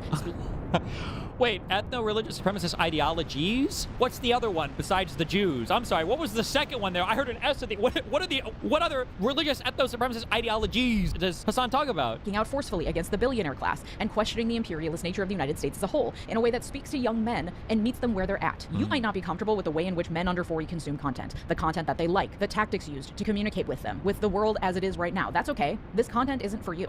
But the reality is that this is the world. This is the world the internet has created, for better or for worse. And I would sure as shit prefer young men to be questioning the geopolitical world order with Hassan Piker than learning how to hit on women on the Miami waterfront. You know what I mean? And this speaks to a larger issue with the Democratic Party, one that Naomi Klein lays out really well in her book Doppelganger, and that is that Democrats have a tendency to bury their heads in the sand and ignore the way things are, the real genuine issues people have with the system, instead of figuring out how to fit them within their larger tent. And Republicans and far-right conspiracy theorists are able to step in and fill that void. For example, anti-vaxxing and objections to COVID-era mandates, at least in part, come from a place of truth. It is not irrational or unfounded to question the pharmaceutical industry in this country, an industry that has profited off our death and off keeping us sick. Instead of acknowledging every single industry is like that. The real estate industry, the hotel industry that profits off of our wanting to not sleep outside and to be unhoused and homeless and freezing, or the food industry that profits off of our starvation, or the clothing industry that profits off of us freezing or dying of sunburn, or the fucking video game industry that profits off of our boredom.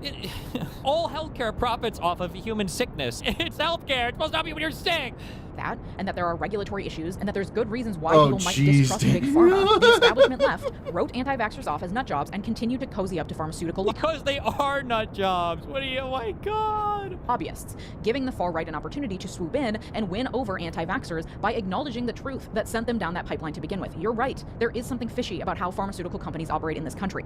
That wins over trust. That then becomes easy to exploit with lies and conspiracies. The same is true of young men and the manosphere. The manosphere is capitalizing on something that is true. Young men in this country are not okay. The economy is rigged against all of us. The patriarchy hurts everyone and makes them feel horrible about themselves because they can't be providers anymore. And the manosphere acknowledges that truth and then sends them down the toxic pipeline. You're right, life is really hard. You are being exploited. That wins over trust that then becomes easy to exploit with lies and conspiracies. The manosphere tells them the way to win back your agency is through stocks and emotionally abusing women. Hassan Piker tells them that actually the billionaire class is the reason why your life sucks. Young men are seeking this shit out online, whether we like it or not. I like how she gave the manosphere, which by the way, they're all victims. I like how at least she gave them some kind of agency, like what can you do to fix your problem? But Hassan tells you it's the billionaires, and then nothing. But The manosphere tells them the way to win back your agency is through stocks and emotionally abusing women. Like, at least the manosphere give you some advice. Okay, abuse women, buy stocks. Got it. Going. On my way to the gym. Let's do it. Sean Piker tells them that actually the billionaire class is the reason why your life sucks. Young men are seeking this shit out online,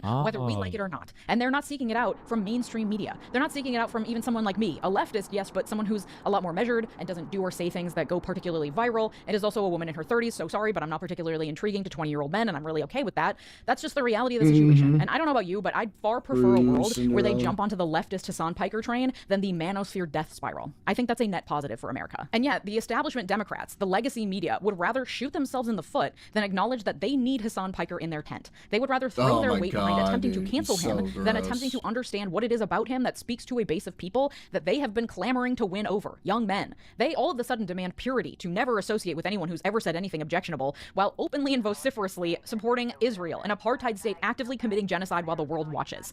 Instead of attempting to figure out how to actually fit the entire left wing of this country in their tent, which is their burden in our fucked up two-party system, which would require acknowledging differences, having hard conversations, strategizing, open-mindedness, coalition building, they are once again alienating the entire left of their base, because this isn't just off-putting to Hassan Piker fans, it's off-putting to anyone outside left of center who wants to see the Democrats attempt to mend this party, take back power, and make the types of progressive changes that need to happen to ensure a Donald Trump figure never happens again in this country. And that requires addressing the truths that Donald Trump and the right have been willing to exploit, that billionaires are amassing wealth and leaving us to fight over the scraps, that life in America is about surviving and not thriving for the vast majority of Americans. Trump promised solutions to that and of course delivered nothing, but Democrats could actually step in and increase taxes on the wealthy, provide affordable healthcare and childcare if they were willing to embrace progressive ideals and the people that come along with it. But they're not. Just like in Germany in the lead up to World War II, in America we are seeing the quote-unquote opposition party choose money over morals, cling to their elite friends, align themselves closer with the fascists than with the people. There's a part blaming, in case you missed that, she's not talking about the Nazis here. She's blaming the Social Democrats in Germany, just so you're aware of what's happening, of course. Money over morals, cling to their elite friends, align themselves closer with the fascists than with the people, while just playing lip service to the concerns of the masses and doing nothing about anything, and then throwing us all under the bus in order to keep their power.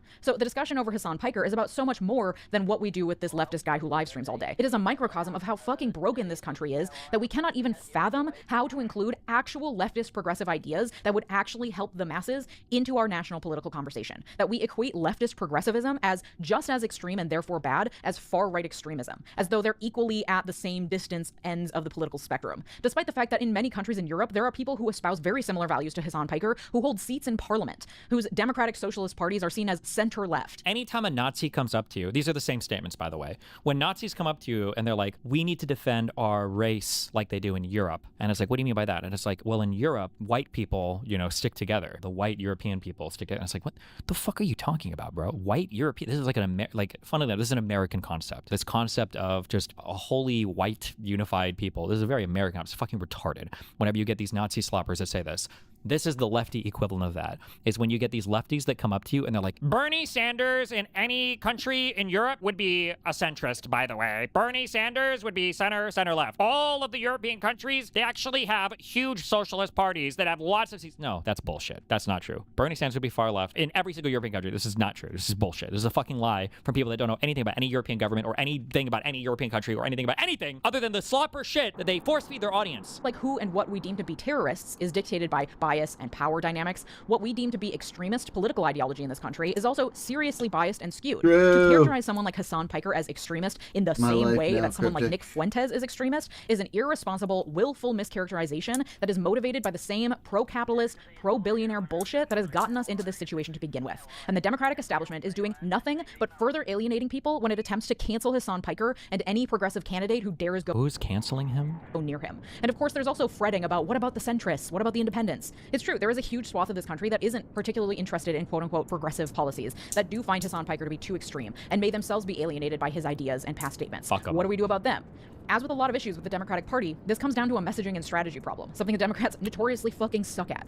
Of course, you don't bring Hassan Piker into every single room. He is a particular person who speaks to a particular demographic. You gotta know your audience, and you have to mold your message accordingly. And this is something that I think Bernie Sanders has mastered. You don't label shit progressive or far left or politically extreme. You just actually listen to people and what they want, and you provide them with solutions that make them excited about you as a candidate. And the solution tends to be get money out of politics and raise taxes on the 1% to help fund the government. Those are negatively labeled as progressive ideas, but they shouldn't shouldn't be. Leveling the playing field for people so that billionaires can't rig the entire game isn't a progressive idea. It's pro-democracy. It just seems that there's zero creativity in these washed-up, dusty Democratic strategists out there, that they just cannot come up with a single... Zero creativity. Meanwhile, the messaging on their side, hate the billionaires, hate the capitalists, hate America, hate the big corporations. George for 15 Carlin's years. favorite. They've got nothing. No political power, no policy, no nothing.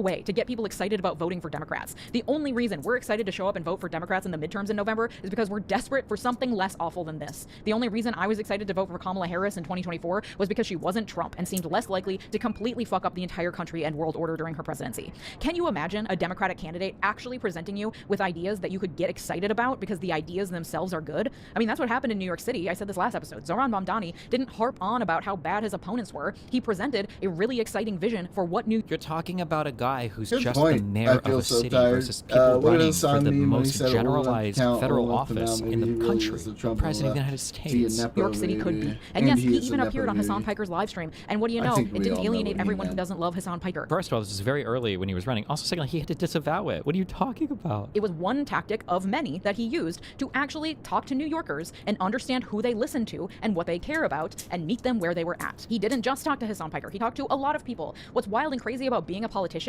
is you actually have to communicate with and find compromise with people you don't agree with 100% of the time. But meanwhile, you guys will literally cancel or excommunicate every single person who's not in lockstep with the most insane position on Israel-Palestine. Jesus. That's actually a necessary piece of politicking. Zohran Mamdani did it while also seeming likable, approachable, and reasonable. And the Democratic Party demonized him for that too. Because again, they would rather cancel the candidate with the progressive ideas in order to align themselves with elite interests every single time. Which is why most Democrat Party candidates are fucking creeps who seem so completely disconnected from actual...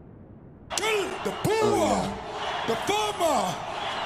Kill the poor, the farmer. Yeah, that shit was crazy. real life. They're not put in place for us. They're put... True. Unlike Plattner, who's like a real relatable, down-to-earth guy with the fucking Nazi tattoos, and you just didn't know what they were for 15, 20 years, okay? Put in place by the elite interests who want to control the narrative and keep their power. So when someone like Hassan Piker comes along who cannot be controlled and in fact seems to revel in shaking things up and pissing people off, and then a candidate like Dr. Abdul El-Sayed actually dares to bring Hassan into the fold and treat him like the influential political actor he is, the Democratic establishment has to swoop in and nip that in the bud before it gets so out of control that people start actually learning about, understanding, and wanting these extremist progressive ideals. Until we vote these elitist creeps out of office and find better alternatives, this is what we're stuck with in this country. And the way things are going, it is people like Hassan Piker who are going to have to do the actual political work of convincing people that progressive ideas actually aren't that extreme after all. What do we got? When I ran for mayor, I said I was going to tax the rich.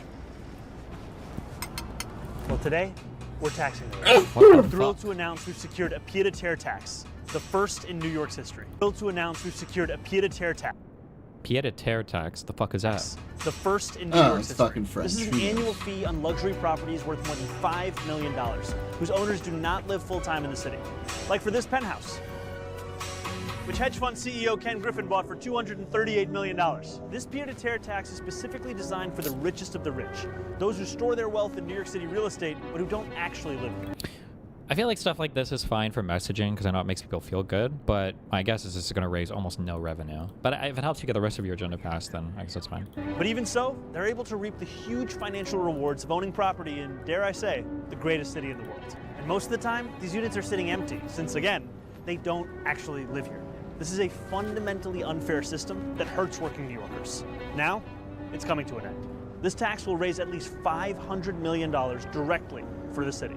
It'll help fund things like free childcare, cleaner streets. How many of these units are there that are empty? New York City annual budget. What would I guess? Hold on, let me see if I can get within even an order of magnitude. If I had to guess what the New York City annual budget would be, my mind wanted to say 10 to 12 billion, but I feel like that's got to be too low even. It's New York fucking city. I feel like they might spend a fucking $1 billion on NYPD. I'm gonna guess 100 billion? That seems crazy though, just for a city, but it's New York City. That'd be crazy. I'm gonna guess 50 billion. Fuck it. Let's see. New York City annual budget. Damn! Is 120 billion. It's just a city, but it's New York City. This article says at least 13,000 properties would fall under this tax. They said there are 13,000 apartments of the ultra wealthy that could be taxed. One at 220 Central Park South, bought by hedge fund guru Ken Griffin for $238 million. I don't think I have anything against these types of taxes. I'd be surprised if it really would raise $500 million, but I don't know. I guess I don't know what the percentage rates are looking at. I feel like I would be mega triggered having unoccupied units in a city though. I think that would trigger the fuck out of me. Actually, I actually hate it because I hate it when individuals do this, so I'll hate it when other people do it too. They're using real estate as like investment things, I think is a bad idea. I actually, fuck it, actually. I changed my my mind. This should be a much bigger tax. Fuck these people. Get them out of here. Get them the fuck out of here. I think if I was living in a place like this and there are fucking empty fucking units that are owned by somebody, I think it would just trigger the fuck out of me. Do they post numbers? Like, what would the tax be? Is it like a percentage on the total value of the place? Or 500 million is nothing for New York City, and it's going to make a lot of people mad about taxes and leave, which is going to be damaging the wrong one. Well, first of all, $500 million is a decent chunk of change, especially for a city budget. Now, their total budget is 100 billion or whatever, but still, I mean, like 500 million is $500 million. You don't have to raise elsewhere, and this is only one thing they want to do. The nice thing, I guess, about this revenue generating tool is it affects a very, very small minority of the population, probably impacting people who aren't going to miss it too much, so you don't have to raise your ordinary rates or whatever on your normal residents, which is probably nice. Because see, in my mind, what you're saying is that it might make some people mad and leave. I would consider that to be positive. Like, if you're not even living there, then fucking get out. Then fucking leave. Unless somebody who's going to actually live there, rent it out. Fair, but it's still probably better for tenants that real estate management is around as an industry. I have no problem with real estate management or any corporations buying homes to rent to people. I don't have any problems with that. It's people who literally buy a place and then don't use it. And it'll put downward pressure on, not that much probably, but a little bit of downward pressure on rents too. Safer neighborhoods. As mayor, I believe everyone has a role to play in contributing to our city, and some a little bit more than others. Happy Tax Day, New York. Oh, FOMOY. Dudes who make 20K a year in shambles. It's still crazy to me, the caricature of like a conservative that exists in so many left-leaning spaces. Like, people have no idea. The MAGA populist people are going to be aligned with these populist people on economic policies, I think way more than they realize they are. I don't think you're going to find like MAGA people defending idle landlords. In the hands of Israel Man, against... you can just tell how fucking retarded these people are. So they killed 1,200 people on October 7th. Let's round it down to 1,000. 1,000 times more. Does Hassan think 1 million people died in in Gaza? 1,000 times. Where do they? I feel like Hassan's not even the only person who does this. There's like a whole fucking human centipede of these fucking dog shit takes where they always say something like 1,000 October 7th. Like, why? Why does? Or it doesn't work in Israel because of the pay and the permits and everything. The blockade didn't even come in earnest until 2007, which was 2 years after Israel pulled out of Gaza. And again, it came because of the rockets, not because they wanted to enslave Gazans. Human, I think that's a far larger systemic force that is going to be make he's being so mask on. This is not mask on. He's being fucking mental right now. Like, this isn't. If this is mask on, then we are so dead, man. Like, people. I mean, fucking like American liberals are.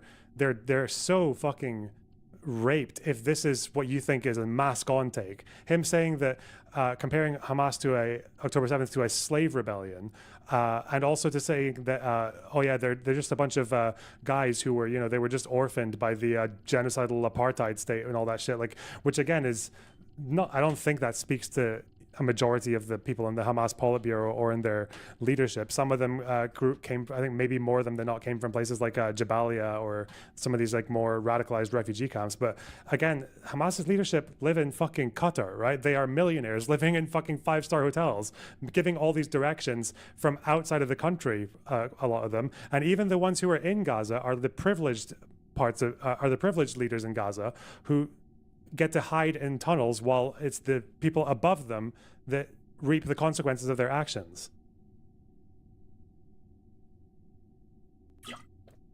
And also likening it to a slave rebellion, at the very least, the Nat Turner slaves, I don't know exactly how the entire rebellion began and ended, but for whatever period when they were killing their slave owners and people alongside the slave owners, they had gotten rid of their owners. They were for a brief period, they were freed of that. That's not, what did Hamas achieve by doing October 7th? Did they achieve any respite? Did they get any concessions? No, they got bombs dropped all over Gaza. They got Gaza razed to the ground, and they didn't stop. They didn't give up. They kept going, and they praised the steadfastness of their civilians. Yeah, keep taking it, guys. We got this. Don't worry. Nat Turner Rebellion look inconsequential in comparison to the greater harm. Same with, for example, the ANC. The ANC had a militant wing called the MK. I'm not going to try to even attempt to say it. And Nelson Mandela went to prison and was imprisoned by the apartheid state.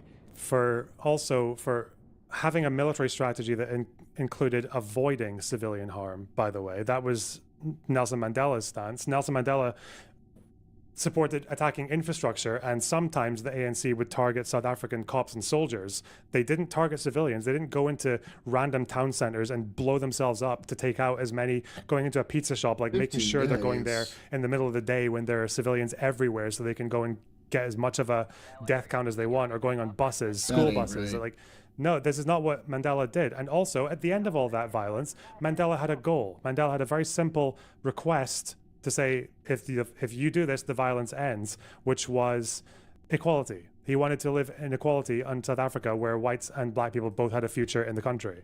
Hamas doesn't ask for that. They don't ask for equality in one state in Israel. They don't ask for two states with Palestine and Gaza on the West Bank and Israel in their borders. They don't ask for peaceful coexistence side by side or peaceful coexistence together. They want an Islamic state from the river to the sea. They want it all. And clearly, by how October 7th went, we know that any Jews under Hamas sovereignty are fucked. They're dead. They're either nothing, they're either like captive slaves, second, third, fourth class citizens, or just dead. Like, fucking hell. And stop comparing these two. It's so stupid. It's so fucking dumb. Why does no one push back on this? Why? I didn't pre-watch, but I just assume this guy's not going to push back on this brain-rotted fucking comparison. MK and the ANC did a lot of stuff to collaborators. The collaborators that have worked alongside the apartheid administration. They had a practice called necklacing, where they would put a tire. Yeah, and they also distanced themselves from necklacing during the apartheid struggle. Like, before apartheid ended, the ANC leaders were distancing themselves from people who did necklacing. It's really interesting that he had to bring up collaborators there, because he can't talk about how the ANC treated South African white civilians. Because, yeah, the problem with necklacing is a stain on the ANC. Necklacing was actually a really bad thing that people look back on. Even the Truth and Reconciliation Commission doesn't look back on it fondly. Hamas praises the resistance when they kill civilians. They praise attacks on innocent people. If you go to Al-Qassam, it's not like Hamas looks back on, even during anti-apartheid struggles, necklacing was a controversy within the ANC. It was a huge controversy within the ANC. If you look at Al-Qassam or Hamas today, and they talk about old suicide bombers from 2005 or 2004 or 2003 who killed mostly civilians, they praise them. They worship them. They've never walked back any action they've taken against civilians ever, as far as I know. Around the necks of collaborators and light it on fire. It was heinous practice. And it was, of course, condemned after the fact, but none of the people that were engaged in it, if I recall correctly, even in the Truth and Reconciliation Committee, were actually legally charged for it. Because there's this understanding when we look back at like some of the more heinous things that resistance groups have done and militancies have done, we match that up against the far larger, far broader systematic violence that an entire people have been subjected to. And it makes me feel silly to consistently talk about what Hamas has done, especially when there has been an October 7 times 1,000, if not more than 1,000 at this point, in the hands of Israel. Man, you can just tell how fucking retarded these people are. So they killed 1,200 people on October 7th. Let's round it down to 1,000. 1,000 times more. Does Hassan think 1 million people died in October in Gaza? 1,000 times. Where do they? I feel like Hassan's not even the only person who does this. There's like a whole fucking human centipede of these fucking dog shit takes where they always say something like 1,000 October 7th. Like, why? Why does? Or the fact they say, oh, if not, maybe even more than 1,000, as if he's doing the fucking maths in his head. What the fuck are we talking about? It's not even difficult maths. You could say 70. October 7th, 1,000 plus dead. Post ceasefire, the health minister's number is about 75,000. Okay, 70 or 80,000 times. 70 or 80 times, not 1,000 times. What the fuck?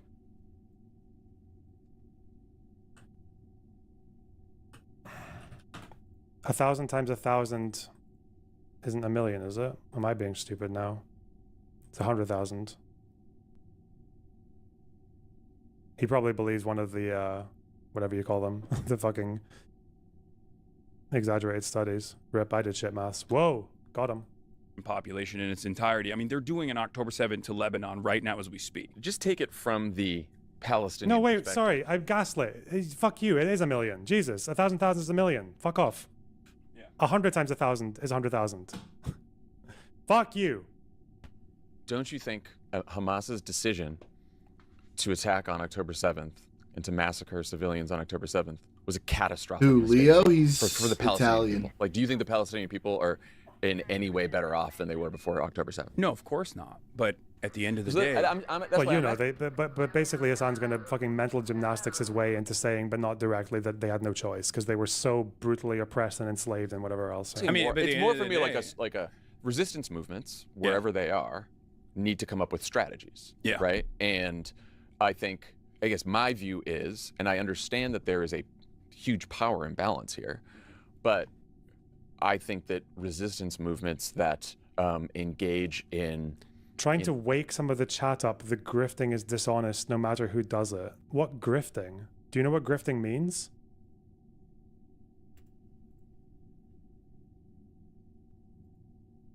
What are you talking about? You're sensationalizing and broadcasting all this shit does not help, dude. What do you want me to do? What? I'm getting paid for it. Oh, I'm sorry, what? Like, that's not grifting, you fucking retard. Grifting is when you push ideas that you don't genuinely believe to make money. But, okay. You know, mass slaughter or civilian targeting and all that. Like, they just have less success than resistance movement. Mm-hmm. Hello, sir. When does this person disappear? What? When does this person disappear? At this point, what? Hassan or the Pod Save America dipshit who's just giving him a free ride and taking half of this thing? Well, no, Hassan's not even, listen, Hassan's not even the problem anymore. Why the fuck do liberals let this happen? Like, why are they so Did you fucking... see what he did here? This fucking dude that's on the pod. Did you see what he did? He did what Fox News anchors do for Trump. They give him a layup with several outs if he needs it. And he still doesn't take any of the outs, and he's like taken as an understandable person. Why? He's like, hey, you said oh, Thanos? No, he's Hamas American. is better than Israel. Israel in any shape, way, or form is way worse. I don't know if you've reached this point of the video. He talked about the rapes comments that he made about October 7th. And he still brushed it off like fucking nothing. Yeah. Like nothing. Not only that, he's in college. The reason I am making this fucking comparison with Trump is because I literally just watched a video today about how Trump was talking about the current situation in Iran. And a news anchor is literally giving him the question and several answers to pick from that are all correct. It's like getting a fucking paper with questions, and then you get the options are all the above answers are correct. You just pick one of the answers and you're never wrong. Yeah. That's how the fucking people are interviewing Hassan and Trump are. What is this? Like, I've seen interviews in the UK. They fucking grill the fuck out of you. Yeah, why are Americans like this? Yeah, even if they're on your side, they will grill the fuck out of you, right? Like, Yes, even I've conservatives seen that. would be like, even like Andrew Neil, right, who is a conservative. Conservative politicians were terrified of him because he would do the same thing to them that he did to lefty. Yeah. I thought Keir Starmer was a fucking retard when he was being questioned by his own side. I thought, I was like, oh, this guy's not competent at all. This guy's gonna get fucking like fucked in the election, because I didn't know anything about how they interview politicians in the UK. Yeah, So I was don't like, know. I think really there's all kinds of like perverse incentives. So one of them is that in this online creator space, one incentive is that people don't want to upset people who have big audiences and have power, because they kind of see there's, like, broadly speaking, there's MAGA and there's not MAGA, and if anyone's not MAGA, then we can probably gain something from being nice to them, like get some of their audience over. We don't want to hurt our own views too much. We don't want to have accusations laid at us. The other part of it as well, sorry, is just that, like, there's this other issue that I think is just just never going to get addressed, which is that maybe it's just like these guys. One of these people, I think, was I don't know if it's this guy, but one of these guys was involved in the Obama administration, right? Like a speechwriter or something. I wonder if it is also just the case that Democrats living in the shadow of the Iraq and Afghanistan war, I agree. even though they didn't start those wars, Barcode. Bush did, but living in It's that not shadow good. has basically put them in a Not position where good. they just don't have Very foreign policy. They bad. just don't care enough about it. So they just kind of latch on to whatever ideas about that region are just kind of like lying around. And obviously the left wingers invest so much into foreign policy as a kind of foot in the door for their popularity. Which is interesting because it has the least to do with fucking capitalism or whatever, like Israel and Palestine. But they just latch onto this thing. And because they're so dominant on social media and in these online spaces, they've basically done one thing successful, and it's to make Israel really uncool to say anything nice about. Nothing. Not even like to defend them against claims that are just obviously false, right? Like you can't even do that. Like, and these people, because all these creators are just so fucking spineless and scared of their own shadow that they don't want to push back against any of it. Because why would you? Like, what do you gain from saying anything against Hamas or anything against like these terrorist organizations or anything that might like set the record a bit more straight on Israel? Because it's not even like defending half the time. Are you really defending someone if like are you really defending like Ted Bundy if someone comes to you and says and insists that you have to say that he killed like 500,000 people? It's like, not really. No, it's just you're defending the truth. But these people just don't want to do that, or they just don't know, or they don't care. But it also makes me wonder, like the JCPOA and everyone harping on about it. Like more and more, I'm just thinking, like maybe it was a shit deal because these guys don't fucking know anything about who they're dealing with in the region. I don't know. I also think the way people attack Hassan has gotten pretty much fucking stale. Like it doesn't speak to the people you normally want to go against him. It only speaks to fucking Republicans. Like if you talk to fucking like right wingers about how Hassan is an anti-Semite, they're like, yeah, absolutely, he hates Jews, and there's no doubt about it, and he's an anti-Semite. Yeah, it's always like immediately accepted, and there's no point to even talking to them about it because they don't really care about anti-Semitism. They just care when the left does it. But what's it called? When it comes to left wingers, as soon as you say anti-Semitism, it's like their brains turn off. They no longer fucking think critically about the topic for some fucking reason. So I feel like there has to be something else that Hassan says or does that someone needs to fucking pinpoint on. And like imagine, look at how retarded this is, and you'll see how I'm right about this, about how anti-Semitism is like a really terrible way to attack Hassan now because nobody gives a shit about it in regards to Hassan from the left.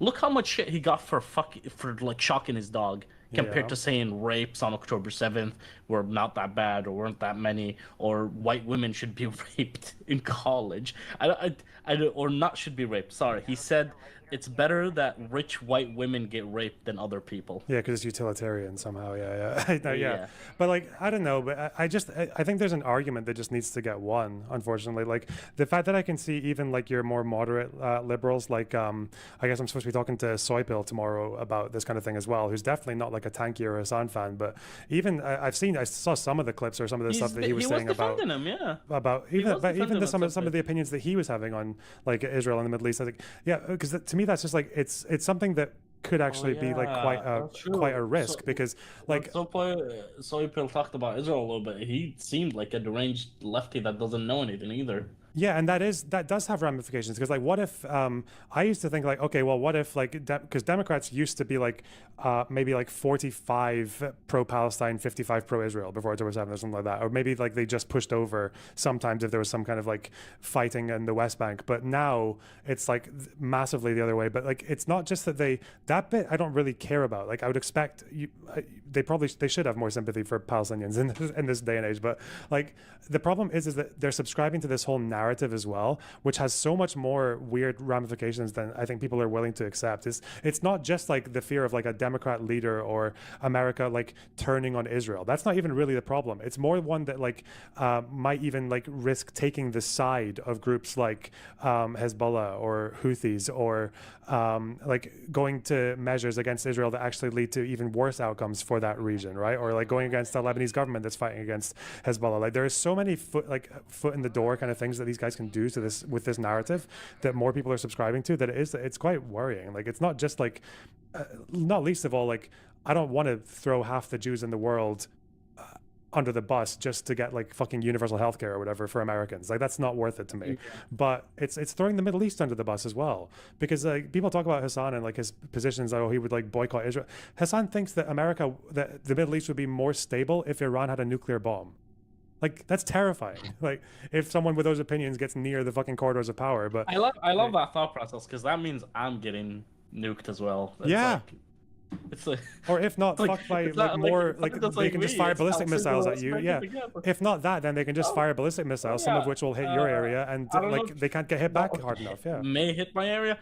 Look, I don't know if you've seen during the attacks from Iran, my town had the most fucking I think either interceptions or hits on it. My town. For some reason, this war got hit so much fucking more than any other war that has happened. Like, we had probably several fucking days in a row where we had shit fall in our town, and it's not just like remnants of a rocket or something that got intercepted. It's like these cluster bombs that they shot. Some of the bombs fell. I don't know if you've seen the videos. Like some of the bombs fell. There was one video that was fucking terrifying. Two videos actually. One of them was in front of a burger shop I know in my town, where the dudes was just walking around, and then the car moved past them, and then there was an explosion right next to them. Like no one was harmed, thankfully, but you could literally see the bullet holes in the walls. And the aftermath. And then another one, while there was interceptions, this couple or this family races home, gets out of their car and goes inside. 3 seconds later, literally 3 seconds later, their car explodes from a bomb and it flips. And it's even more crazy, the fact that like lefties abroad celebrate this shit. Like when that video went viral in Israel and everyone was like showcasing it in the news, all I saw was fucking, even Israelis were celebrating it, that it was fucking falling in my town. There's literally no sympathy from anybody when this shit was fucking falling on my town. Obviously from the same Israelis there was. So yeah, when I see this retard supporting it, it's fucking insane.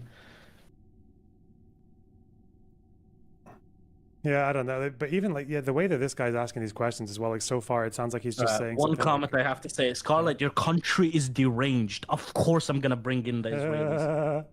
Your country is deranged. Majority of your people are deranged. Fix them and then start talking to me. Whoa. Holy shit. Hello, Spider. Would you ever work with Hassan, Mr. Littlebox? What do you mean work with? No, probably not. So like to do what? So like against like Donald Trump or against like the Republicans? Like in what way? Like show me what working with looks like canvassing, or if he wants to go and canvass. Yeah, canvassing, or like that PV event that Hassan and Mike from PA was on. Oh fuck PV. I don't know what. No, but like I would, if it was like if you wanted to canvass to get people to vote Democrat, then yeah, sure. The only thing is like all the things that you could work with him on that would be worth working on, he won't do. He won't do that. Like. You think Hassan's going to canvass for the Democrats? Say like if it was Newsom I don't know, or bro. He's Kamala. good. So yeah, good luck. I don't know, bro. He's just a LARPer, right? He's just a grifter.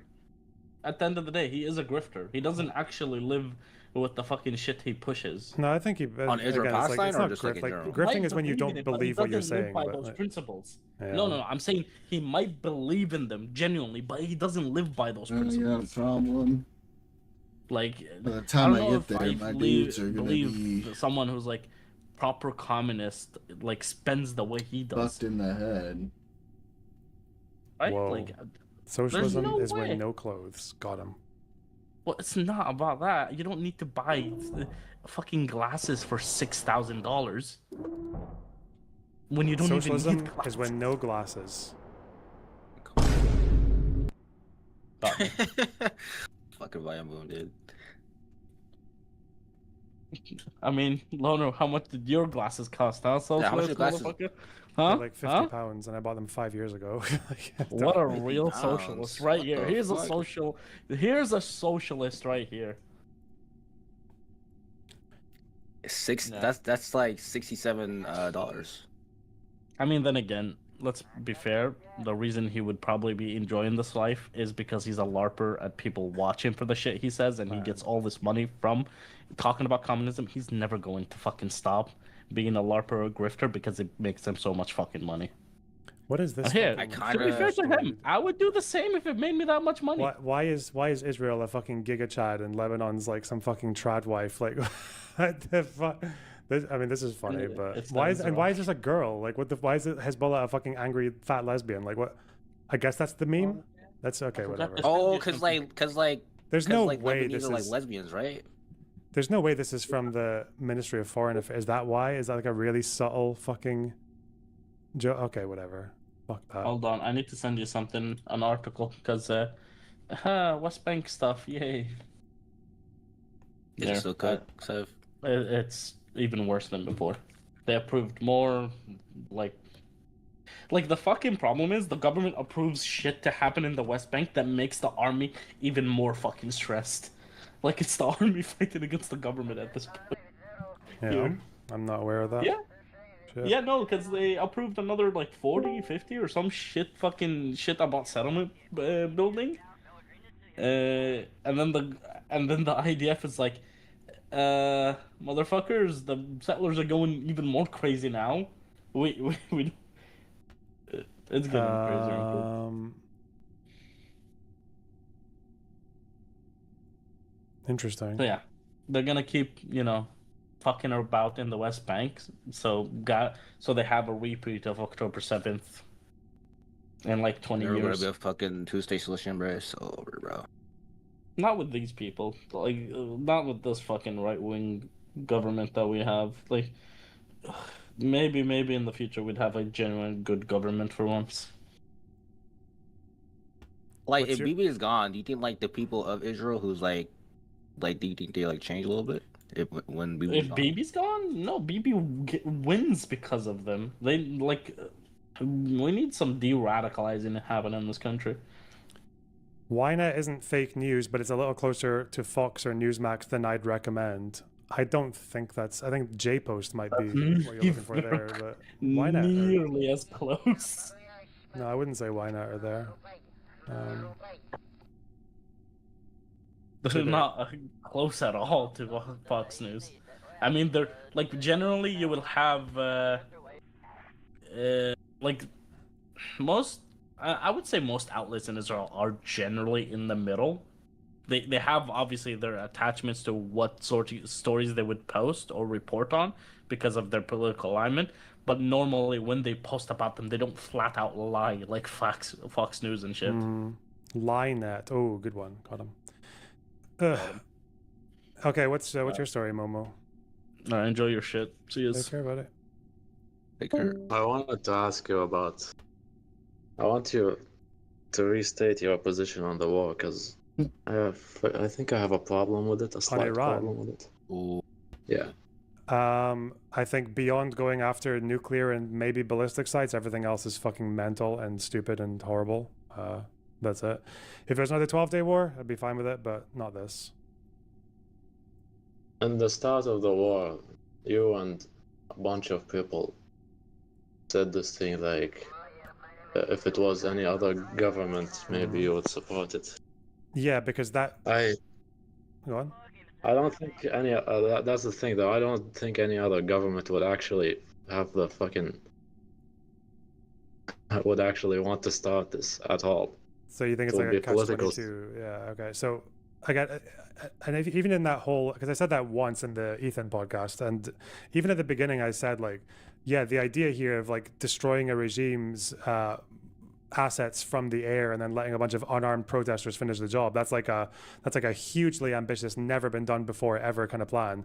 But obviously, like when I say if any other president, that what I mean is that like when an American president usually like comes, like say someone like Biden, like especially a Democrat comes and says like, we've put this past the military, we've looked at the pros and cons, and actually there's like a good chance of this actually succeeding, then yeah, then I would think, well, they have a good reason for saying it usually. But yeah, you're right. Like from the outset, like it doesn't look like any other president would commit to a plan like this, because what I said in the beginning was actually pretty much true. Like it looked like Trump had been told of all the risks and just ignored them.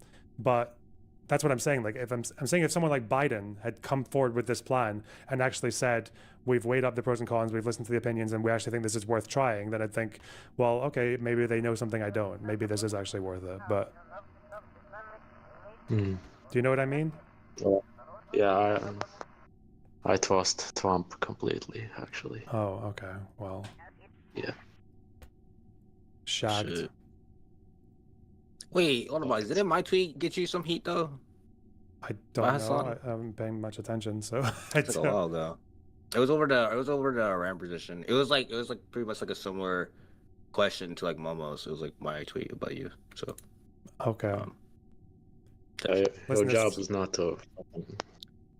My job is not to not educate you guys. I mean, I'm talking to a Spider. Your job is not to sabotage your fucking source of income. Yeah, exactly. Spider, you talk about? Also, Spider, it's fine that you do that and everything, but like, but at that point, then I wonder, like, if you're gonna go under like the Loner Unboxed name and use my fucking face and everything. Okay. You're your own guy. Just be your own guy. Like, just do that.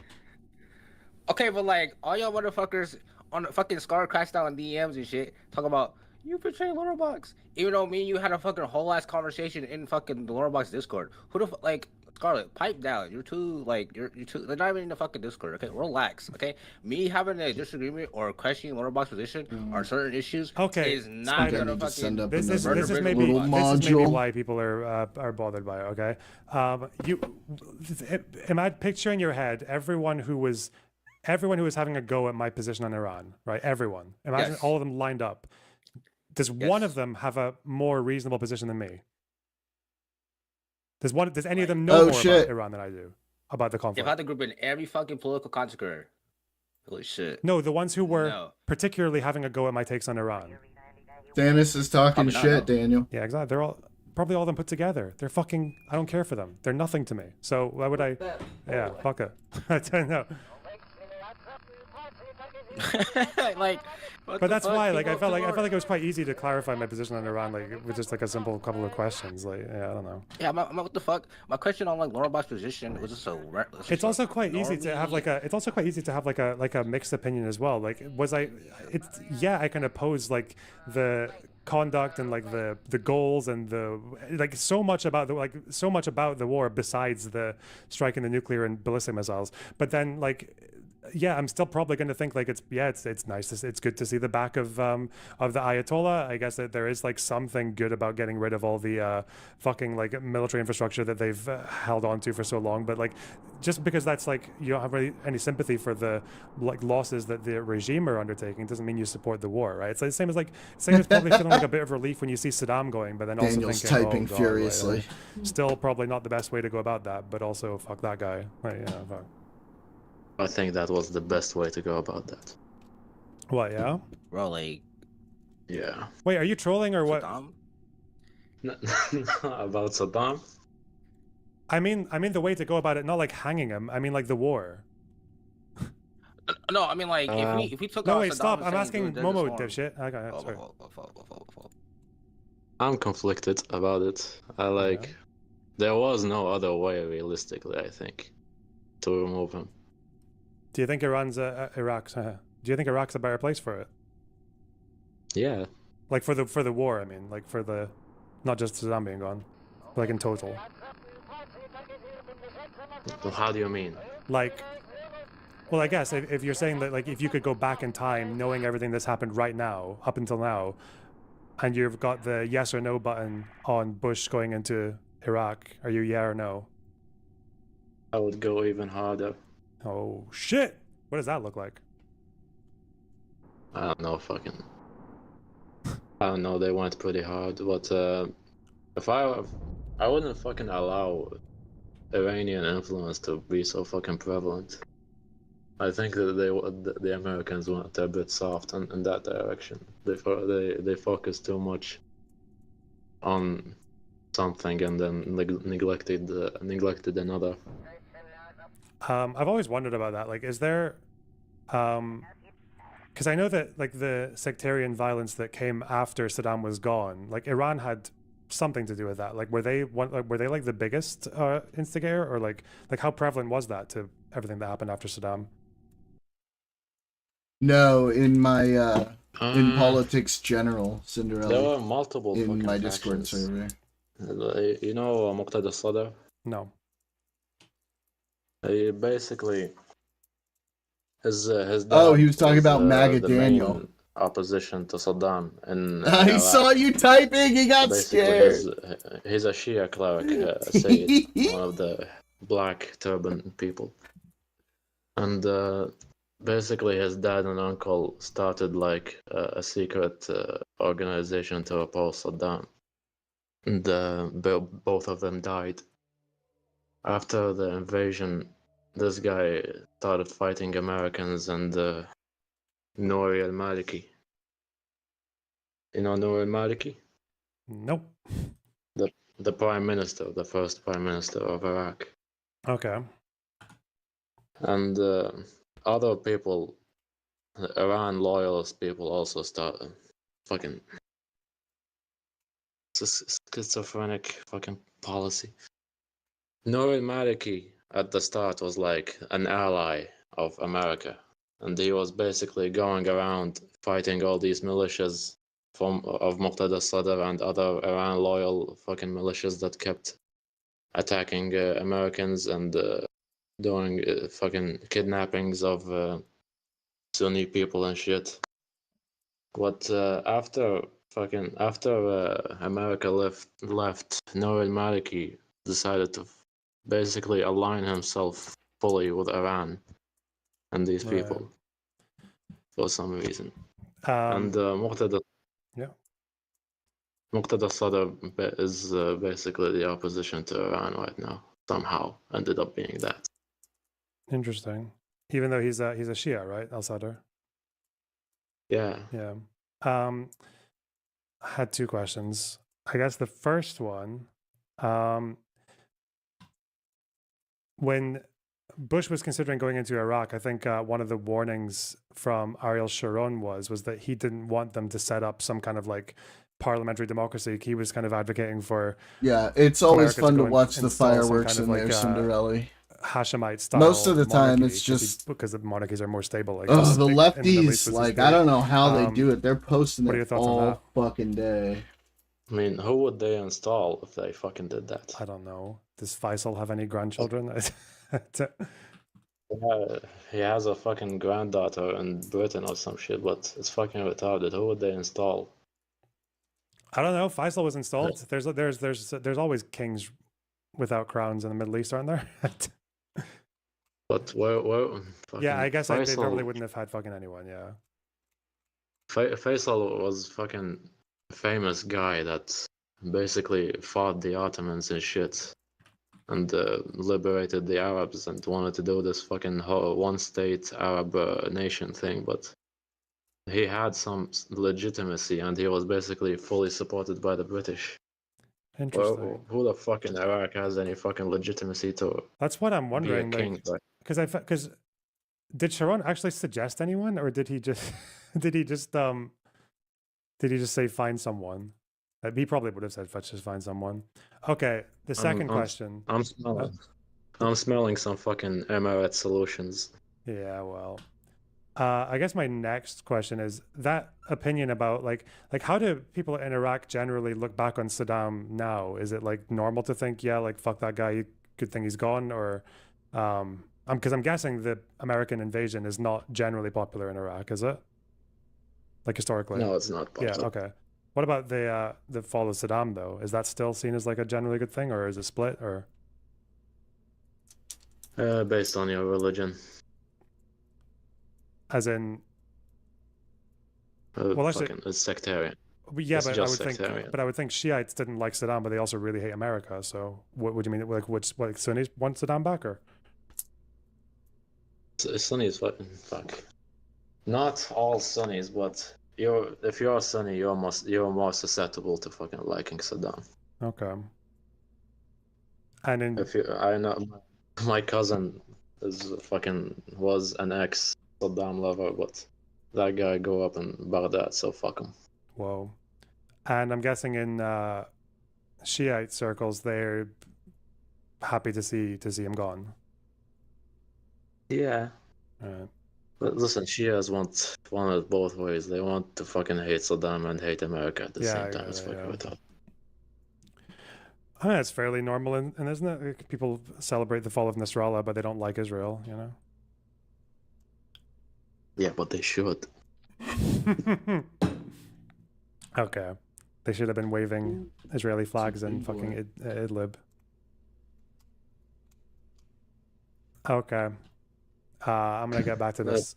Did you have anything else, or? Nothing. I don't know. Shit. Okay. All right. We should have taken out Saddam in Desert Storm, but I'm out. Where'd you learn that take? Oh, that's fine.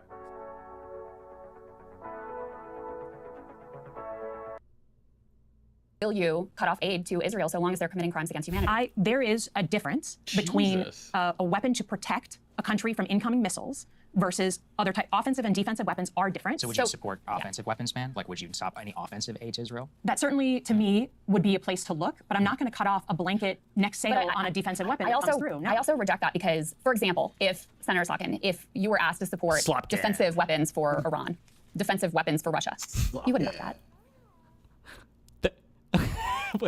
Well, Iran and Russia are our enemies. So, I mean, like, yeah, That's probably wouldn't support such a that. retarded No, but argument. Iran, I mean, but They're defensive. They're just protecting civilians, right? So how is it different? But because Israel being shot at. I mean, So is Iran. So is Russia. Ukraine shooting at Russia right now.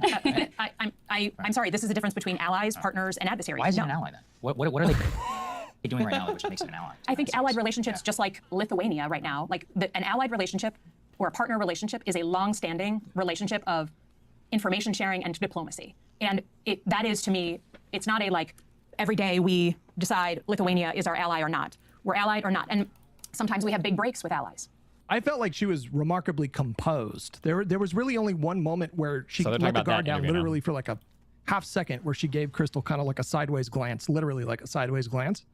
But they were pressing her and asking her questions, and she was answering their questions. And then basically every time she started to answer their questions, they would cut her off, not address what she had just said, and then deflect to some other question. True. And some of the questions that they were asking her, I'm sorry, were fucking ridiculous. Like this gotcha question that Crystal asked, where she said, oh, you support, providing Iron Dome to Israel? Why wouldn't you also support giving it to Iran and Russia to help protect their civilians? Fucking terrible As if there's argument. not like 5 immediate non-starters for why we would never give Iran and Russia the Iron Dome. But you're attacking. Is the question unfair? Simon. Wait, is the question unfair, or is you just disagree The with question is with her fucking answer? ridiculous.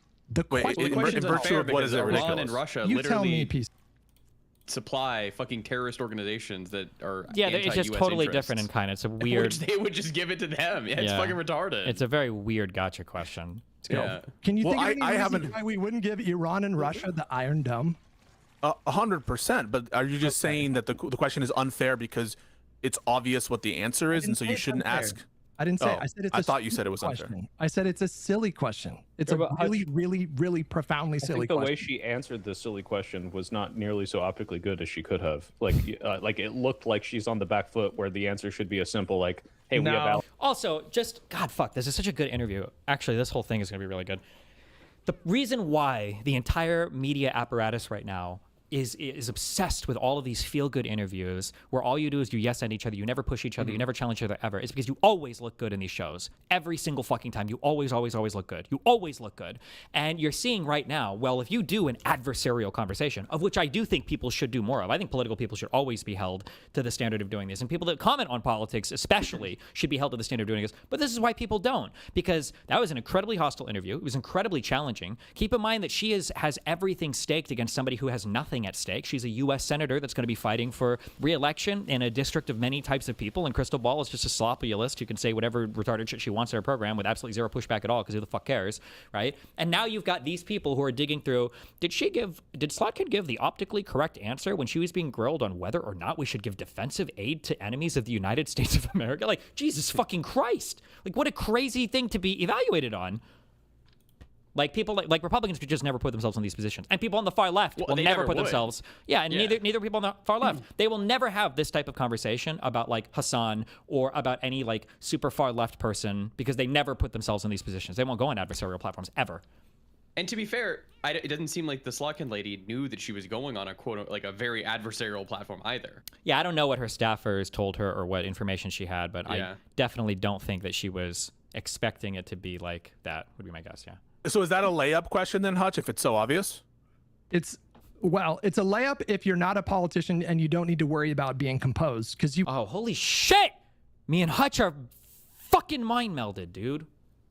Would just look at Crystal with a silly face and be like, "What the fuck are you talking about?" But she had to like pause, compose herself, and then explain really basic concepts like adversaries versus allies. Like we would never in a million years. I think Crystal's question is sort of questioning that Israel should be an ally of America as it's currently operating. Then ask that question.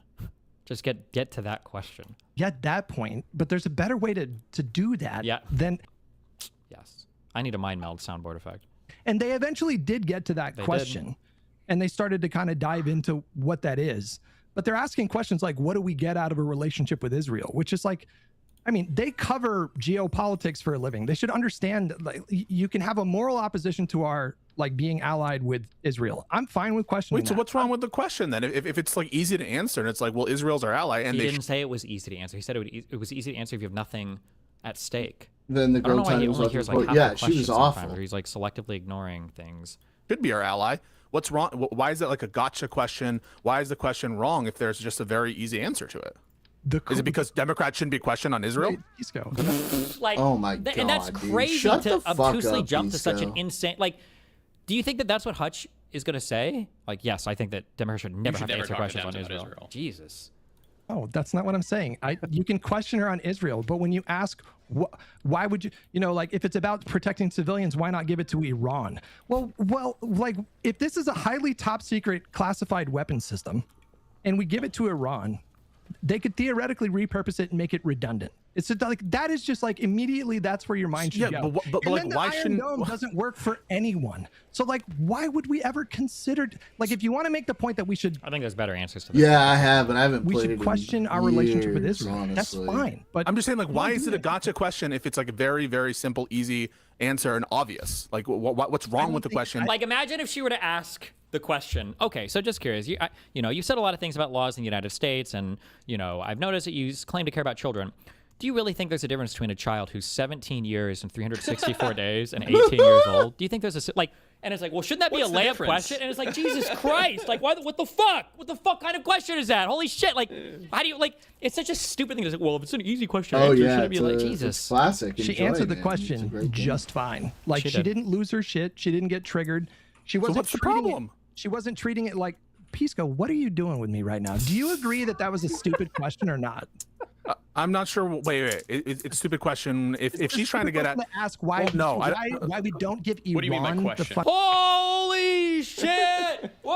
I just got fucking blown the fuck away. True. Oh my god. We just got the. Hold on. Kick Chat just had the truest fucking message that of all of 2026. What'd they say? Oh my god. Compare the way that Pisco reacted to people saying that AOC kind of flubbed her answer when she was at that world whatever thing answering questions about global security, and she flubbed an answer on, I don't remember what it was. It was when she shouldn't have flubbed, but I don't think it was that big of a deal. But when Hutch even suggested that her answer was not perfect here, Pisco lost his fucking mind. It was like he saw blood. He went crazy. He's like, why the fuck does she have to know every fucking thing about Taiwan? He fucking lost it. It was crazy. I was like, well, there's no way this is as bad as the suburbs make it sound like. That's just it. Yeah, Jesus. In Pisco, man, what happened to him? All right, welcome to the latest edition of a cage match between two MAGA Kick or Chat former is the best MAGA chat. influencers. Laura Loomer, who is insane and somehow an advisor to Trump very frequently, okay? And then Candace Owens, who's got some cray in her as well, and she is Candace Owens. Yes, you don't need to know who sir. she Although is. You know? So, sometimes, Laura- sometimes he goofs off a little too much, and I get a little irritated. Loomer But v. I Candace do Owens. like what he reports. Both people who used to very much support Trump, now Candace doesn't. Laura Loomer still does. Her top priority is loyalty to Trump, and she'll kind of bend in whatever direction needed to uphold that. And we're going to go through, if you'll do the split screen where they can see the tabs, just so I can show them just how many. I don't know if we'll get through all these, but they've been, look at all the ones in this green tab are posts that either Candace posted about Laura Loomer, who she calls Larry Loomer, or posts that Laura Loomer said about Candace, who she calls Candy. Okay? So first, Laura Loomer posted, "Have the week you deserve, Candace." And then you have her saying wrecked like her husband's anus, making a sort of homosexuality attack out the gate on Candace Owens' husband. And then Laura Loomer posted, "If you come for me, you better be ready to throw down because I will fuck you up so hard." And Candace Owens posted this wanna play a game gif making fun of Laura Loomer's face, which Laura Loomer is a pretty darn vile person, but we don't stand by. We don't stand by looks shaming. And similarly, you know my issues with Candace Owens, and I don't stand by racism, which Laura Loomer was doing, and she keeps saying axing a question, like making fun, that racist trope. And then Laura Loomer said, "I think Candace Owens is having a mental breakdown. She's now having a schizo meltdown, accusing me of having a fake account after I exposed her, and then she blocked me." And so Candace Owens is saying that Larry Loomer is exposed for having a fake account that hypes her up. Laura Loomer's saying that's not true. And then Loomer is saying that Candace Owens is illegally hiding assets in the middle of her defamation suit, which is illegal, and saying it's getting so dirty. They're both going so low. Then Candace is saying, look at this. A tearful Jeff Loomer declined to say over the phone whether he was currently considering another involuntary psychiatric hold for his daughter Loomer, given her bizarre claim this week that she'd been performing oral sex on President Trump, but did not rule it out. And that was paired with the caption, "Why did you block Milo and Roger Stone then?" And so then Laura Loomer is like, "Oh, idiot," is kind of the summarization of that long post. "No, you Milo, the novelist crazy." True. That's true. And then you have quickest pause to request that you click the subscribe button if you're not already subscribed. It's completely free, and it's the simplest way to support the work that we do. Right below the video, click that subscribe button, and then also whatever you're thinking or some random statement, drop it in the comments. That helps algorithmically, and click the like button. Back to the video. Laura Loomer posting an old screenshot of Candace Owens saying, "I can't read this because she blocked me," about Laura Loomer, to demonstrate that Candace blocked Laura. And Laura said, "What's wrong with Candy? Why did she block me? I'm just asking questions." So then we oppose that, or trying to make fun of that in a racial way. And then you have this is too many. You have Candace posting the audacity. This is too many. Put it in one thread. They didn't put it. They all were posting separately. Put it in one thread so I can read it chronologically. I don't even know what order this was in. "The audacity of you," says Candace to Laura Loomer, "to have called for Charlie's cancellation and referred to him as an anti-Semite weeks before his death, only to pull a 180 and show up wearing a Charlie Kirk lanyard with your fake fiance 2 weeks later. Shameless dude Larry, a.k.a. Tito, on his burner account." I don't know why she's calling him a man. I guess like transvestigation, as they call it, where they people they don't like, they're like, maybe you were a man once, like Brigitte Macron. And that's really what I'm wondering, is sort of what the involvement of Brigitte is. Because Laura Loomer is saying she's going to give damaging information to the Macrons against Candace because of their beef. And I guess their beef is over Trump. That's how I'd summarize it. I do think Laura Loomer is a more pro-Israel, and obviously Candace is anti-Israel. And so there's a sticking point there. And you'll see that come up in a second when Laura Loomer's like, "Oh, well, Candace is a hypocrite because she has a Jewish lawyer." You're like, what? Okay. But the main thing is that Laura Loomer goes against anyone who breaks away from Trump. Laura Loomer then posted axing. Remember, she is illiterate and can't read. Let's just put it this way. I don't think any of y'all should be attacking each other's intelligence. You know what I mean? All of you are throwing in glass houses. And also, keeping rid of the axing thing is just such a dumb attack. And so then a supporter, I guess, of Candace posts a video of Laura Loomer kissing her dog, and it's like, oh, look, leaked. She made out with her dog.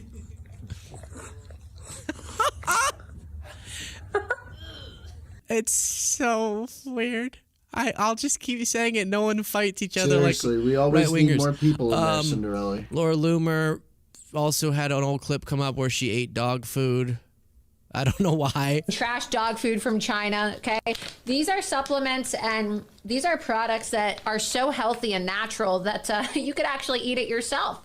So you could see here, positive bison. It clearly says dog food topper. And I'm gonna put this in my mouth right now. So it tastes like meat. And yeah, I don't need to have a taste test on dog food. God. I'm not going to be more compelled to buy it for my dog if you think it tastes good. I think my dog has different, they eat just like brown pebbles. I think they don't have the same taste as me. I think now we know why the dog was looking in her mouth. She's trying to get the leftovers. So then Laura Loomer posted about, are y'all keeping up with this? Are you keeping track, Cole? Summarize so far what we've seen. No, I'm kidding. So the point is they hate each other. Laura Loomer says, how dare you betray Trump? Candace says Laura Loomer has a scary face. Not me. Candace said that. And then they're attacking each other. Then Laura Loomer says, Candace Owens is about to have the week she deserves. Today I'm being put in touch with Emmanuel Macron. It always goes back to the Macrons. Emmanuel Macron and Brigitte Macron's lawyers. Turns out I know a Jewish lawyer who knows another Jewish lawyer who knows somebody. Thank God for Jewish lawyers, am I right? What?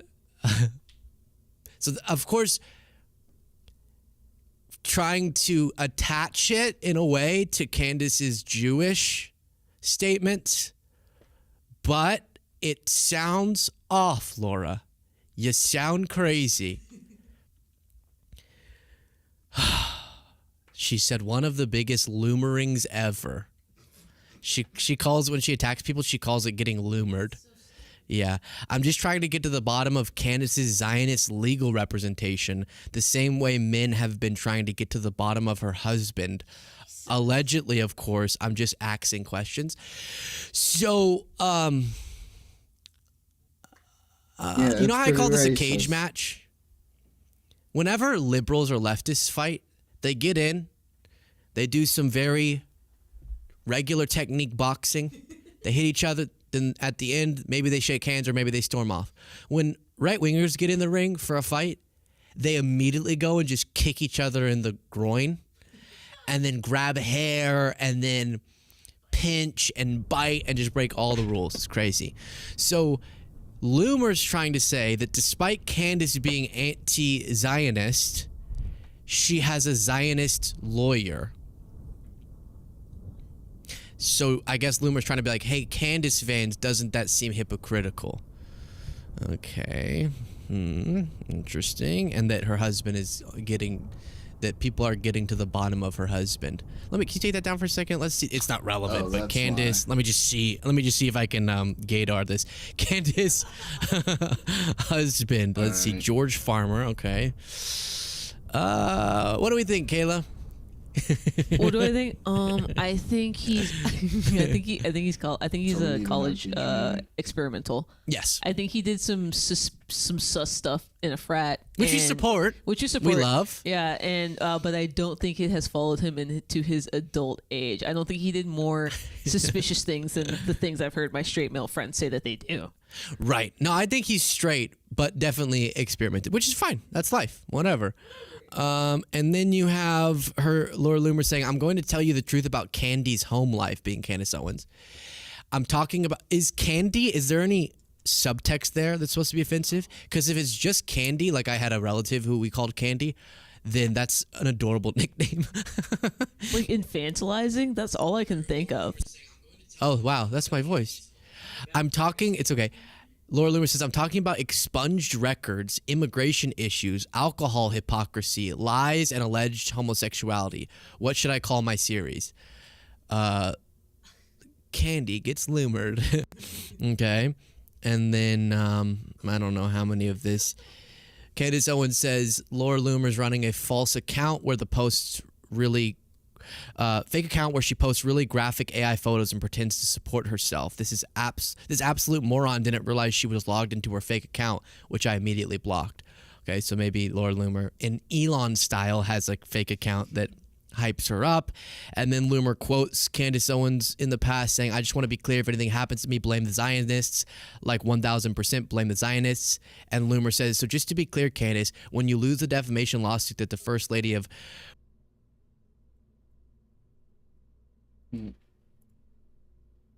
you and I and everyone else who supported him, you wrote speeches for him, I campaigned for him. I mean, we're implicated in this for sure. Yes. It's not enough to say, well, I changed my mind, or like, oh, this is bad, I'm out. It's like in very small ways, but in real ways, you and me and millions of people like us are the reason this is happening right now. Yes. So I do think it's like a moment to wrestle with our own consciences. We'll be tormented by it for a long time. I will be. And I want to say I'm sorry for misleading people. It was not intentional. That's all I'll say. But anyway, the question does present itself immediately. Like, what is this? Was this always the plan? You don't want to be a conspiracy nut, but like clearly there were signs of low character. We knew that. Yes. But it didn't. There are tons of people of low character who like outperform their character. It doesn't have to be sort of the norm, actually, these days. I would say I've outperformed my character a lot. I don't have especially high character, right? But you try your best. But what was this? Was this always the plan? Looking back after the last year and a half, it seems like it kind of was, and it's easy. Well, you could get really deep about it and say, what was Butler? Like, how was it that and Ryan Ruth, I mean, he was subject to 2 legitimate assassination attempts. Have we ever gotten to the bottom? I know you've talked a lot about this, but have we ever gotten to the bottom of that? I haven't talked a lot about it. I don't know the answer, but I know that those investigations have been stymied. Fact. Yeah, stymied from the very top, from people who actually would have the power to get to the bottom of it. And the motive. Yes, right. Yeah, very much. So the enormous amount of money he got from Miriam Adelson now seems suspect to a lot of people at the time. But there's a lot of money in politics. To run for president requires an enormous. I mean, Cackling Camel Toe went through $2 billion in 4 months. So that's fucking disgusting. What a disgusting fucking thing to say. Sure, there's an argument. After they're talking, oh, we feel so bad. We made a mistake, we should have done better. Fucking Cackling Camel Toe. What a disgusting piece of shit. You made that you get money from those who will give it to you. It's just the nature of that game. But it's still reprehensible, and it's still a big question mark. Why would someone who has... Calling someone else reprehensible after he fucking used a term like that, dude. I can't. I fucking can't, man. Bunch of pieces of shit. Obvious and demonstrated allegiance to a foreign power give Donald Trump $250 million while he's running for president. I mean, how is that defensible? It's really not. If Russia had given a PAC for Trump, if the mayor of Moscow had somehow, assembled an enormous amount of money and put it in a 501c3 for Trump's benefit, would that have been acceptable? Of course it wouldn't have been. So what does it's so basic, comes back to the money. Like, what did they get in return for that amount of investment? And it's clear. I get it. No, I mean, of course, I agree with every word that you're saying. I just think, given his behavior and his demonstrated disloyalty and viciousness to previous supporters, yes, why wouldn't he display the same lack of loyalty to Miriam Adelson? I mean, that's kind of the question. The only people he's been loyal to are the neocons and his donors.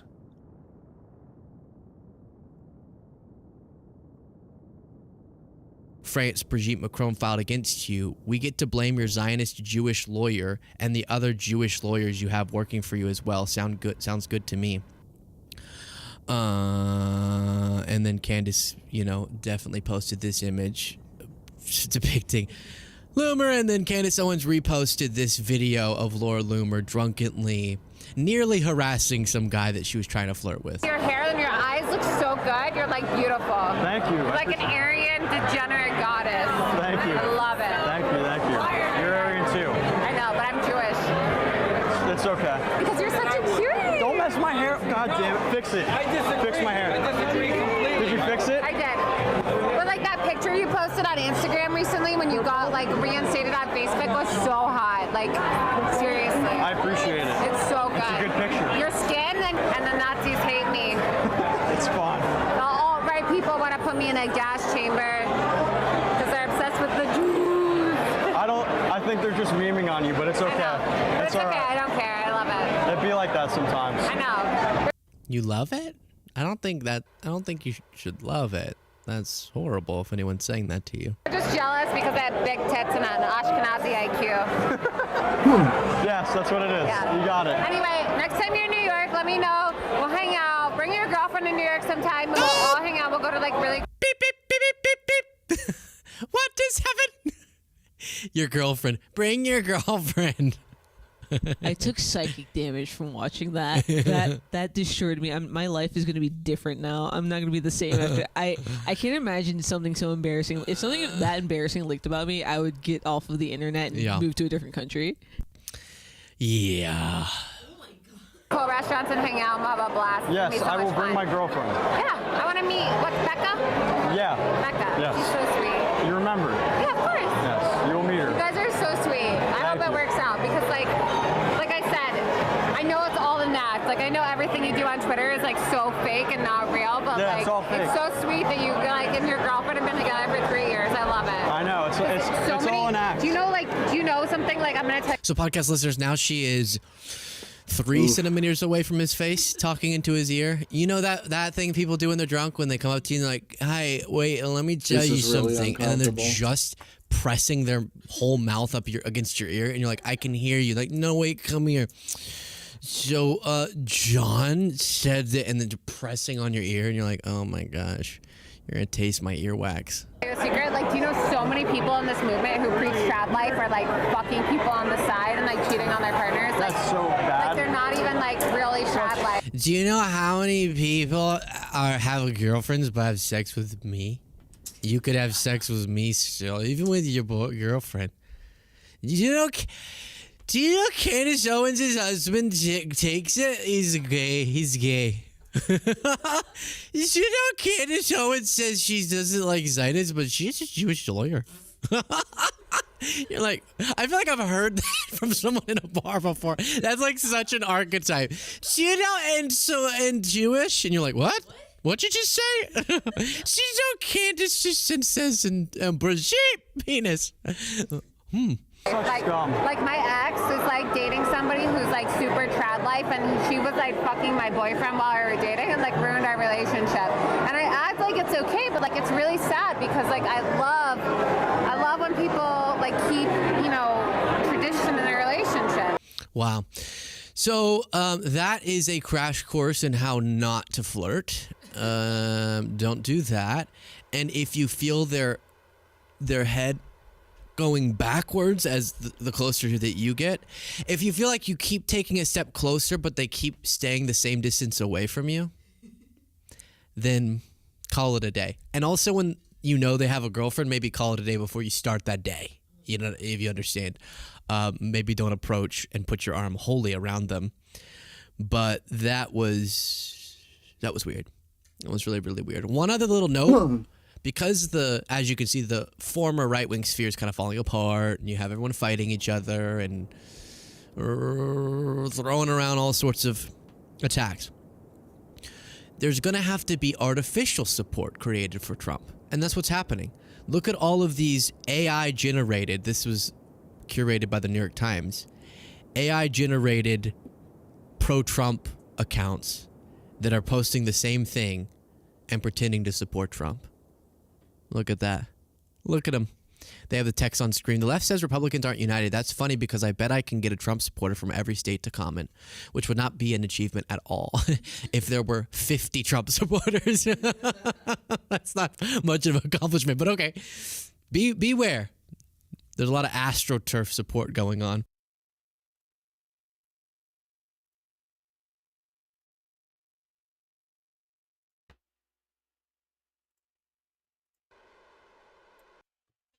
One second, guys.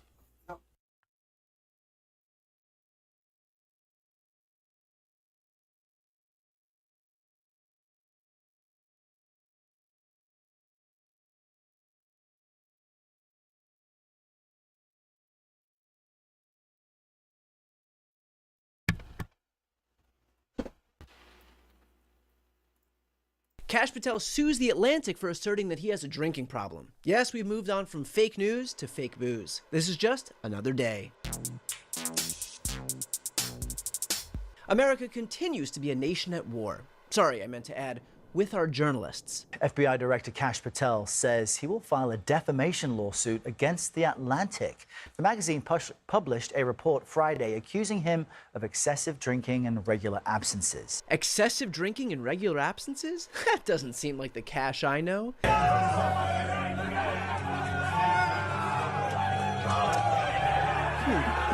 Still not seeing it. But yes, when it comes to this Atlantic story, it seems that Kash is out for cash to the tune of $250 million, which for a Trump official is peanuts. Kash, what are you doing, man? Trump sued the BBC for $10 billion, sued the New York Times for $15 billion. Give us a number with a B in front of it. What's the matter? Can't you see what a great opportunity this all is? Maybe not. Anyway, let's hear more. Several officials told The Atlantic that Patel's drinking has been a recurring source of concern across the government. Early in his tenure, meetings and briefings had to be rescheduled for later in the day as a result of his alcohol-fueled nights. 6 current and former officials and others familiar with Patel's schedule told The Atlantic. Okay, but to be fair, if you're not going to release the Epstein files, what does it matter if that meeting is at 8 a.m. or noon?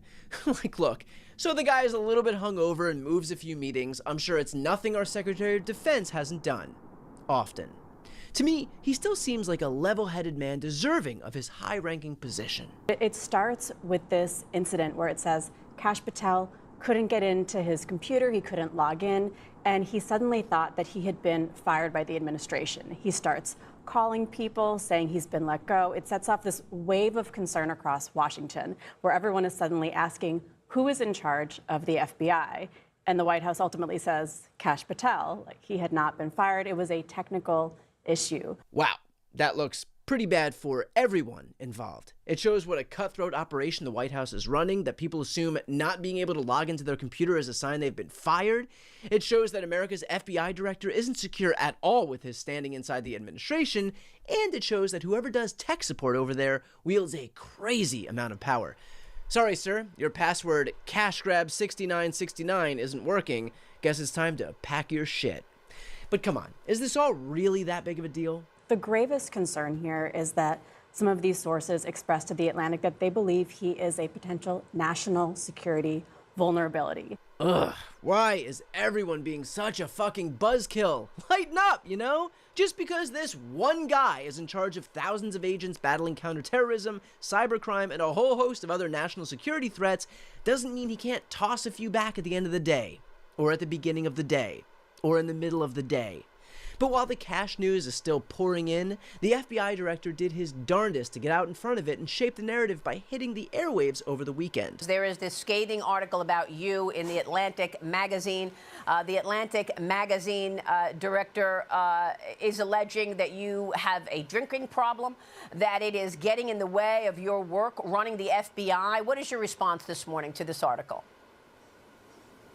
Look, Maria, you and I have been at this together for a long time, whether I was leading the investigation on Russiagate back in the House or my time in the Trump admin 1 and now. And the results, I say, speak for themselves. If the fake news mafia isn't hitting you personally with baseless information in Washington, D.C., then you're not doing your job. For the love of God, can we please dispense with this idea that every article asserting malfeasance, corruption, or outright illegality is somehow further proof of how great a job you're doing? And why is it that this scenario only seems to apply to Republican operatives in Washington, D.C.? I don't recall Jared from Subway going on TV and saying, hey, haters gonna hate. But since Kash Patel isn't one to hold on to any piece of information, classified or otherwise, be fucking he chose something, Maria's though, show wouldn't to it? break some of his own big news. Can you Maria, imagine? I'm happy to announce on your Holy show that we're shit. not going to take this laying down. You want to attack my character? Come at me. Bring it on. I'll see you in court. So you're going to sue them? Whoa, nothing gets past Maria Bartiromo. If you thought she was merely a shill for the Trump administration who still harbors resentment toward Lady Gaga for getting cast over her in that House of Gucci movie, you are dead wrong. She knows that when someone says, see you in court, they plan to sue. But Kash Patel wanted the people to know that this story isn't just an attack on him, it is an attack on our entire way of life. Do you know what, Maria? We have to fight back against the fake news. It's one of the many things that President Trump is so successful at in leading out on, because no one is attacked as baselessly as he is and as much as he is. And our leaders that get attacked under his brilliant leadership must do the same. And I won't tolerate their attacks on me, because they are indirect attacks on the men and women of the FBI that we've cleaned up. And this historic, prolific year of crime reduction across the board is something that all Americans should be. And I know they're proud of it because I travel across the country and they say our communities are safer than ever before. I know they're proud of me? Kash, buddy, I know you like to drink, but you are coming off a little bit thirsty. Kash Patel is fully aware that Donald Trump is watching this interview, which is why the subtext of practically everything he's saying is, please don't fire me, please don't fire me, please don't fire me. The reality is, it is pretty ironic that Kash Patel is suing somebody else for putting falsehoods out into the world when outside of his, let's call it, relentless chugging of information, putting out untruths is the main area of Kash Patel's expertise. It happened after the shooting at Brown University. FBI Director Kash Patel raced to social media to announce an arrest had been made in connection to the case. Local authorities confirmed they acted on a tip that came directly from the FBI. The only problem? The wrong man was apprehended. It happened after the shooting of Alex Preddy in Minnesota. You cannot bring a firearm loaded with multiple magazines to any sort of protest that you want. It's that simple. You don't have that right to break the law. And it happened after the shooting of Charlie Kirk. FBI Director Kash Patel is set to appear before Congress this week to hear questions about the investigation into conservative activist Charlie Kirk's murder, as well as his leadership over the agency. Patel has come under fire after he initially reported the suspect was in custody on Wednesday, when he was not. What a delightfully polite way to report on the FBI director's complete lack of professionalism. Mr. Patel also claimed that there was no credible information regarding Jeffrey Epstein and co-conspirators, when in fact, that statement is what many legal experts would describe as not true. But what is far more frightening than Kash Patel deciding this is how he'd like to quench his thirst on the job, and that is scary, but even more so is the FBI director's approach to our upcoming elections. Kash rightfully sees that his job is on the line, and so to save it, he's placing the world's safest bet on what could give him job security, appealing to Donald Trump's ego. Specifically, the question that I asked you was about election integrity and whether or not you have any information to verify what President Trump says all the time, which is the election was rigged.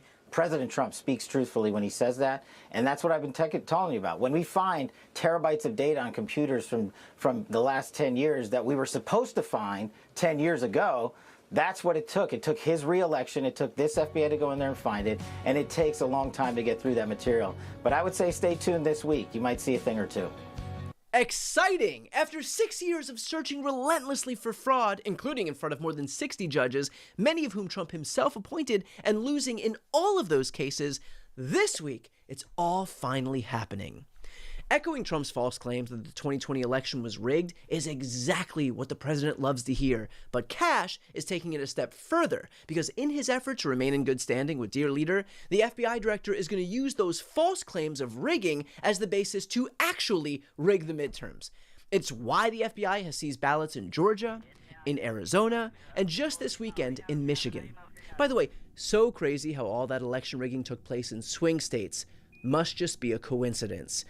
But what's so mind-boggling is how much effort these folks are putting into undermining the next election, because if they just governed in a way that showed even a scintilla of competence, they wouldn't have to. Like, the FBI is seizing ballots, congressional Republicans are trying to jam through the Save America Act requiring voter ID, the President of the United States is on an endless quest to ban mail-in voting, which he uses, but they wouldn't have to do any of this if they simply did their jobs and kept their own promises. Kash Patel could be a highly regarded cabinet official with plenty of respect and job security if he just started acting like a professional, and that would give all of us reason to celebrate. But not like that. Before you go, I'm very excited to announce that I've written a new book titled The Day After: How to Wield Power in a Post-Trump World. The book explores what is, in my opinion, the single most important theme that we're dealing with in politics today and moving forward: power. Specifically, how Republicans abuse it and how Democrats refuse to wield it. This book explains how we got here and, more importantly, how we should finally wield power if we're lucky enough to get it back. It is the blueprint for progressives who want to do far more than just restore the status quo. Please pre-order today by following the link on this screen. You can grab yours from any of the major retailers like Amazon and Barnes & Noble, or scroll down on the page and get a copy from an independent bookstore closest to you. Thanks so much for supporting independent media. Alright, dudes, I think that's about time for me to end it for the night. I will see you all in a couple days. Everybody have a beautiful time. Bye. Oh yeah, and I'm loving what y'all are doing in the Discord. Keep that shit up. Love to see it.